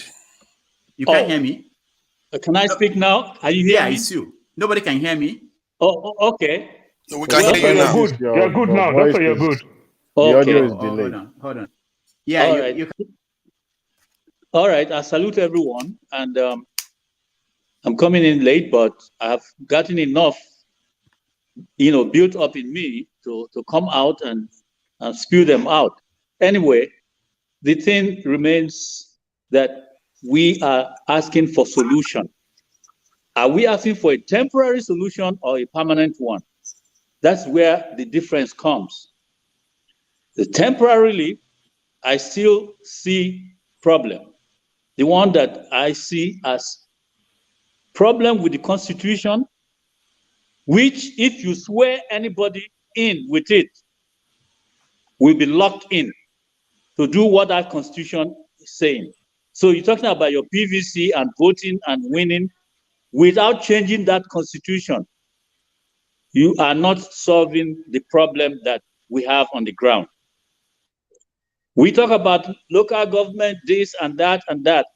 Have we stopped seeing the ugly distribution and the enumeration of local governments in the country, whereby some people are skewed to have win and take it all, and others we share the crumbs? We have that problem. We have the trap in the legislation where, because of this same local government representation and the Constitution, anything you have that of interest for you that they don't consider of interest for themselves can never sell through the House. That's why they always tell you, oh, don't make trouble, just let your representatives speak for you at the House, when they know that it will bring nothing home. We are pretending like all is smooth, that we can just go through these things and get what we want. The result of all this comes to the marginalization and the discrimination and the tribalization and the Fulanization and the Islamization and everything that separates us into pieces. And yet people talk about coming together, unite. How do you unite? In chemistry, you cannot mix oil and water. They will always separate. We are like that. We can tell by just this, our conference discussions, because we are looking at things differently from different angles. And like Dr. Damages, like you said, people have different perceptions or viewpoints about this whole thing. When you talk about, that's why I really miss Shore. Shore should really be part of the whatever thing that is going on. He doesn't have the same solution like I have. Just like Dr. Dele Faru to me yesterday. I admire that man's intelligence, analysis, and his solutions. But we don't have the same solution. I don't have the same solution with him. But those are people who speak reality. They are not trying to be politically correct, as most 99% of us in this conference try to be. We want to be politically correct. So even when you see things that is so obvious, you want to make it look like, oh no, it's not like that. Why do you see it that way? We will continue round and round this thing until we get to it. I'm sure where we have reached now, if we try to solve this problem in the wrong way, it will come back to bite us. When that time reaches, maybe we will have time on the screen to talk again. It is so obvious that we want something good, but it's going to be temporary. We are in a trap. I told you people yesterday, if you are going to APC, we have a Fulani trap there. Whether you like it or not, I will call it what it is. If you go to PDP, you have the number one man there is there for Fulani. Whether he's Fulani or Hausa or whatever, he's there for Fulani. And even the obedient group, they made sure that he is viced by a Fulani. So that trap is there. That trap is in all the government organizations and where there is importance and power to direct what goes on in the country. They are all there. Obi will come in when it happens and you think you are solving that problem. He will have to confront all these people. And then we will see how that will come up. All I'm saying, it is more than what we want to make it look like here when we talk. It's like we are making a conference. We might as well have some drinks and be laughing and talking, which is what more or less we are doing. But there is danger. America moving its own staff, telling them to leave. You think they will just do that for the sake of to threaten you or to shake you or what? Not this America that I am one part of. If we should fight today, and America wants to fight Nigeria, I will fight in the favor of Nigeria. I mean, of America. Oh yes, I have sworn to that, and I will do it. So we are deceiving ourselves. Let us solve this problem. Then why are you here? What is wrong with referendum? What is wrong with referendum to know how the people want to go? If we do it and it fails, then it won't even fail. It will just tell us the reality. Alexi. Yes, sir. Like I try to ask everybody, nobody's saying there's anything wrong with referendum. All we're saying is that it's not in the Constitution. There's no way you can force it to happen when the people who are benefiting, remember, yes, benefiting from the country, the way it's structured, do not want to lose that benefit. You can't force them to add it to a constitution that they can't even amend. You know, they've not been able to amend any single thing. Even what they agreed on, they couldn't pass it. Okay? So there is no, when people say that, I think they are just part of what we do here, exercise, mental exercise. It's not going, they're not going to do it unless something else forces them. Does the US you are willing to die for have that referendum in their constitution? What referendum? The US you are willing to die for, do they have referendum in their constitution to break the country up? Listen, this country is freer than You see any the country sickness in of the our world. people. They are free. Nobody's your oppressing representative, your senator, sorry, listen, your senators is not even talking about referendum. What about your senators talking about it? Your House of Representatives, they are not even talking about it. Those people are the choices of the oppressors. You know, then you have to remove them. You have to find way to get them out. You can record them. If you can record them, there is in constitution to record them and put who you want, who can speak for you. You see, that process is not going to happen because they got there with the help of those with whom they are meeting every day. Election is money. Okay. What are you doing for election that is coming on 2023? Now, what are you doing about it? Next year, now 2024, you still be saying the same thing. 2024, we will still be here. You will be talking referendum. It's the same thing. Okay, election is coming 2023. What are you doing? What is your plan? That's why we should not participate in that election. We should then not. Then what? Then we won't have anybody representing us anywhere. We will be okay. So let me help Charles. Alexei, we know that even if 80% of people, and it has happened in Zimbabwe, in so many countries, refuse to vote, they will still have somebody elected. Somebody will go and represent. It's normal. So I like to deal with reality. So that one cannot. There's nothing to do that you can do to stop that. Somebody will be, even if it's 3 people that voted for somebody, that person will represent the whatever state. So what's the next thing? I want practical solutions. Then there will be no room for those people. Look, you're talking about either ballot or gun. Gun is not ruled out of this whole thing. And it won't be like. Do you have gun? Do you have the gun? Do you have the guns? Nigeria now. Let's say guns in Nigeria now. Wait. Guns in Nigeria is 100. Wait now. Let's see. Wait. Hold on. 1 minute, please. If guns in Nigeria now is 100, 98 is in hands of federal government. What are you going to use to fight them? Were there not guns in Libya when people came from? Where are you going to get the gun? Who is going to give you the gun? Where are you going to get it from? Let's see what is possible. All right. I was supposed to leave at 4 p.m. I have an appointment. We cannot remain the way we are. Yeah, that's the point. Then what? Now, what's your solution? What are you going to do? It won't be like 1967.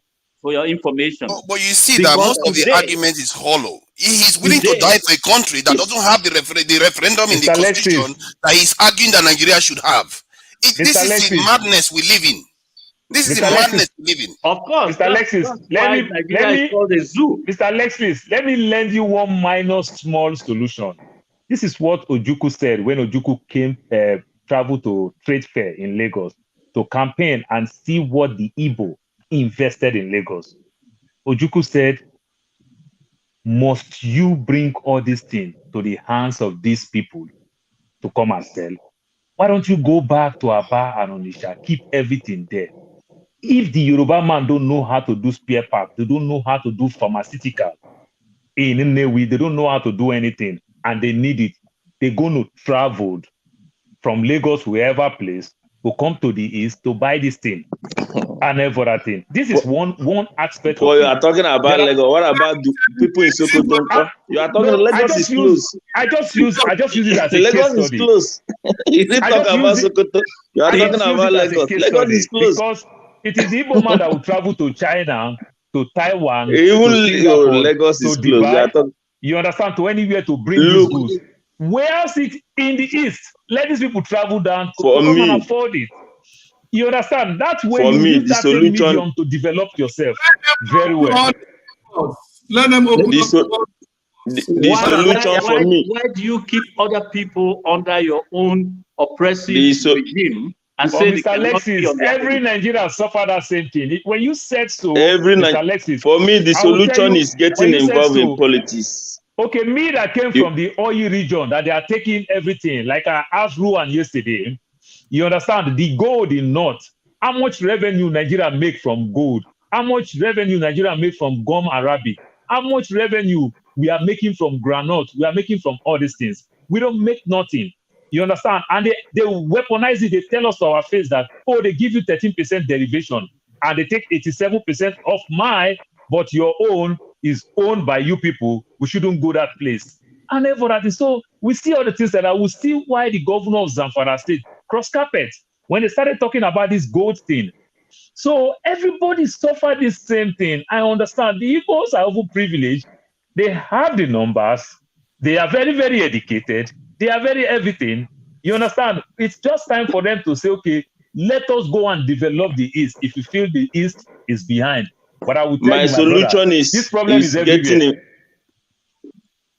Charles, and also getting involved.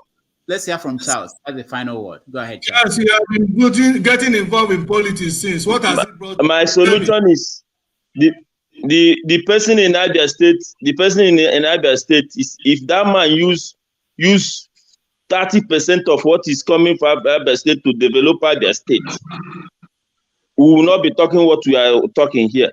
So for me, it's getting involved. Let's make sure the people we are getting that is getting into politics, let them have conscience of people, not coming here to say you want referendum. Let our 15 senators from the East go to Abuja, say we want referendum. They are part of the group. Excuse me, Charles. They are part of the group. Okorocha, listen. Okorocha. Yes, Okorocha cannot do that. Listen. Okorocha was dealing with Imo State. The whole Igbo land from Ebonyi, everybody became concerned. Even people that are not from Imo, everybody was against what Okorocha was doing. So to show Okorocha that the whole Igbos were against him, whether you are from Abia, Anambra, Enugu, or anything, because I have to tell you, they said we have to mobilize to make sure that the next governor of Imo State must be somebody. Everybody prayed for it. They brought in Emeki Ihedioha. Clean. You are getting involved in you are involved in politics for the first time. Number 4 became number 1. What did you do? Okay, Anambra is what of Anambra is what happened in Anambra? Is it not people's choice? Tell us. You pick the one you want, the one that will fit your narrative. You didn't pick other. What about Anambra? Anambra Soludo is people's choice. No rigging. You should know that. I'm from Anambra. Enugu State, Inko. What about Enugu State? Listen. Enugu State of what is the name? Buruburu is the people's choice. No rigging. I will tell you that.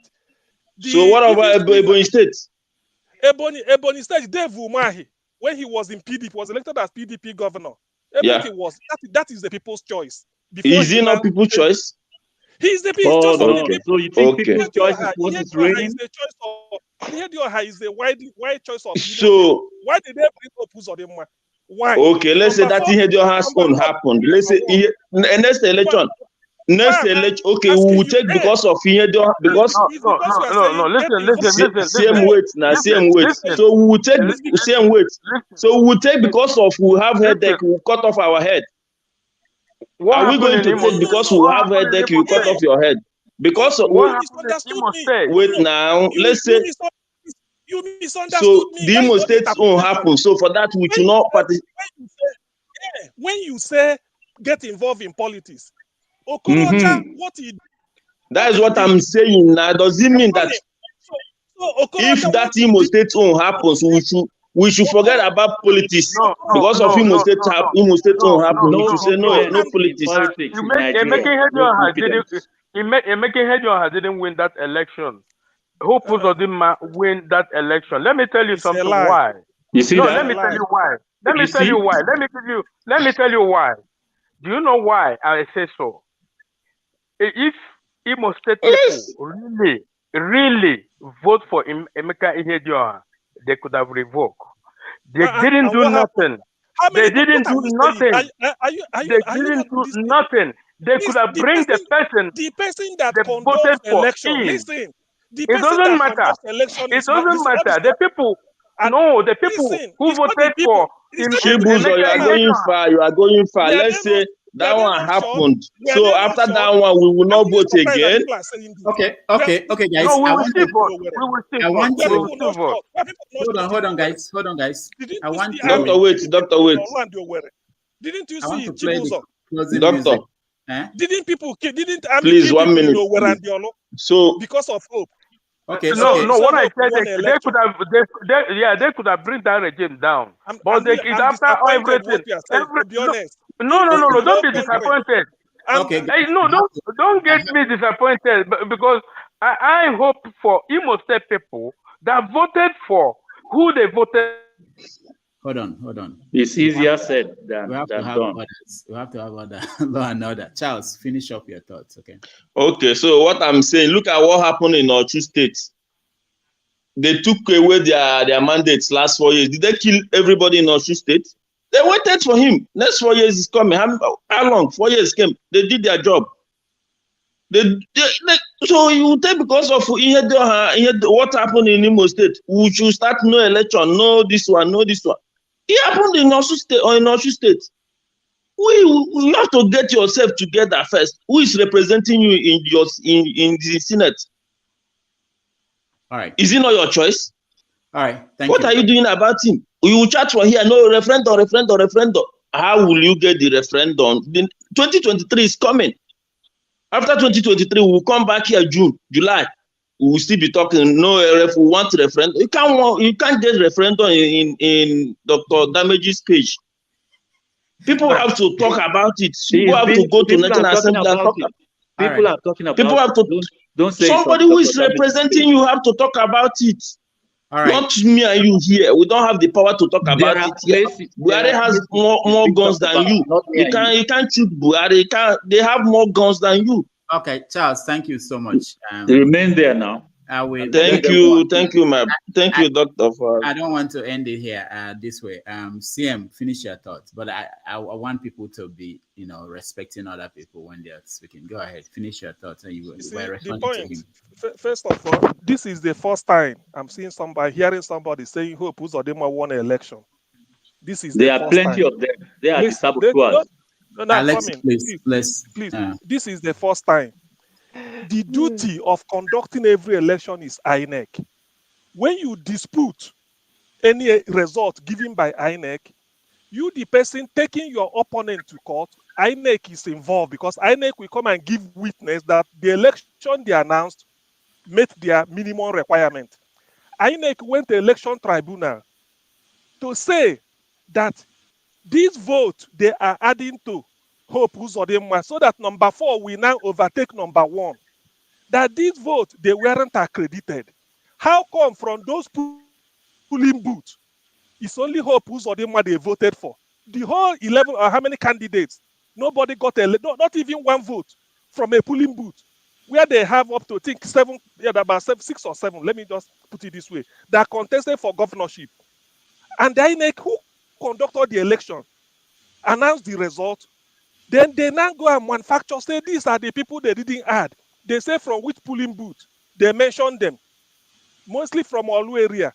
INEC now asks them, these people you are adding, what of other people? Does it mean that when you accredit 500 in a polling booth, the whole 500 will vote for Hope Uzodinma? Nobody. The Supreme Court sanctioned it because they know that they are the final court. Nobody will challenge them. Even if they say black is white and white is black, they say it has got to Supreme Court. That's why this is a shocker. Even the Yorubas, some of the analysts, they were saying it. There's never seen this type of thing. Then somebody will come and tell me that Hope Uzodinma won an election. You can never win an election based on the fact that only one in a polling booth, only Hope Uzodinma was voted for. To be able to topple number 4, topple number 3, topple number 3, 4, and then number 1, and became number 1. Later, you come and tell me he won an election. So why I'm saying this is this. When you say take part in the election, now they cannot ask this. Said, if we want to take part in this election, why can't we do open ballot system? Who is the person that will announce the result? Who is the person that will announce the result? Are you telling me that if it is possible to take Hope Uzodinma's a petition to West Africa or to World Court, he is prepared, but they say this is Nigeria. Supreme Court says that is the final. This is the first time ever number 4 became number 1. Not that when they were adding those votes, they said, okay, out of 500, Hope scored 490. The rest 10, they shared it among CM. I wanted you to talk because I don't think there is any doubt that Uzodinma did not win the election. I don't think there is. But somebody said it here. But the point.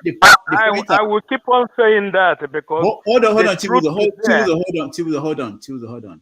So, but CM, let me ask you. Okay. So after that Supreme Court judgment, what happened? How many people at the National Assembly are today in what party? How is the structure now? What is going on? I don't really know. Don't think I'm asking you because I know the answer, but I just wanted to get to something. Okay. What happened at the State Assembly in Imo State? Anybody knows?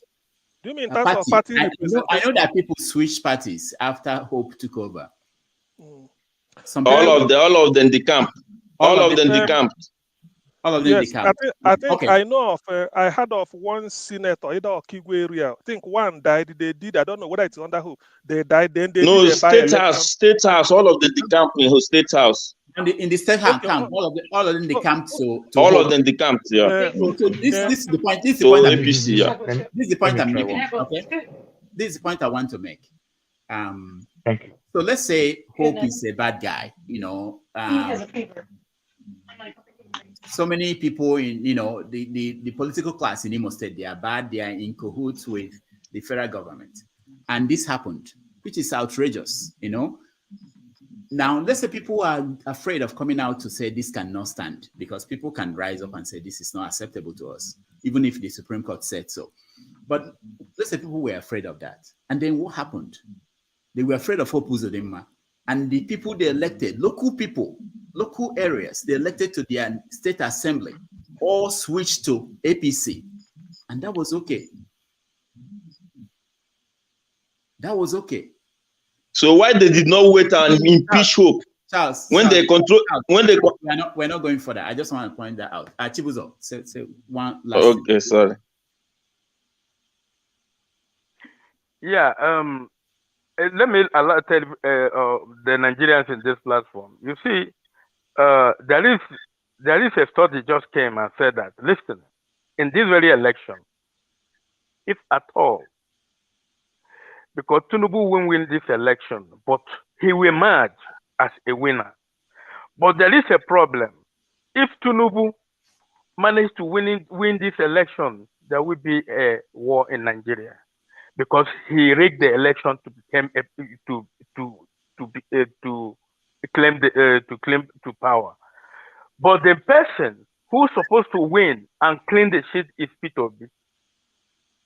So Nigeria have to be very careful and know the type of people they are going to vote in. If they don't vote the P2B, there will be a problem in Nigeria. All right. So let's leave it at this, and then we will see you guys on Saturday. Forefathers, thank you so much for joining us. CM, thank you so much. Chibuzo, thank you so much for joining us. Adewale, thank you so much. Your comment section is on fire. I know. A lot of extreme views on that. People are angry. Alexi, thank you so much for joining us. Paul, thank you for joining us. The temperature's 100. Thank you, Doctor. Yeah, Jude, thank you so much. Please, if you are watching, can you like the video so that they will show it to more people? And we'll see you again next week. On Sunday, we have, like I said... Doctor, please, what keeps me up at night? Why is it that some of us that is here don't want to like this video? Why? I don't know. Why? I don't know. That is what keeps me up at night. Why? And the reason why we say that is just so that more people, YouTube will show that to more people. That's all. It doesn't mean that anything else. One more people to see this. You guys spend hours talking on this show, and your views are all important. We want to make sure that other people will get a chance to see it. We want to thank those who watched at home. We appreciate all of you. See you next Sunday with Mustafa. Get ready.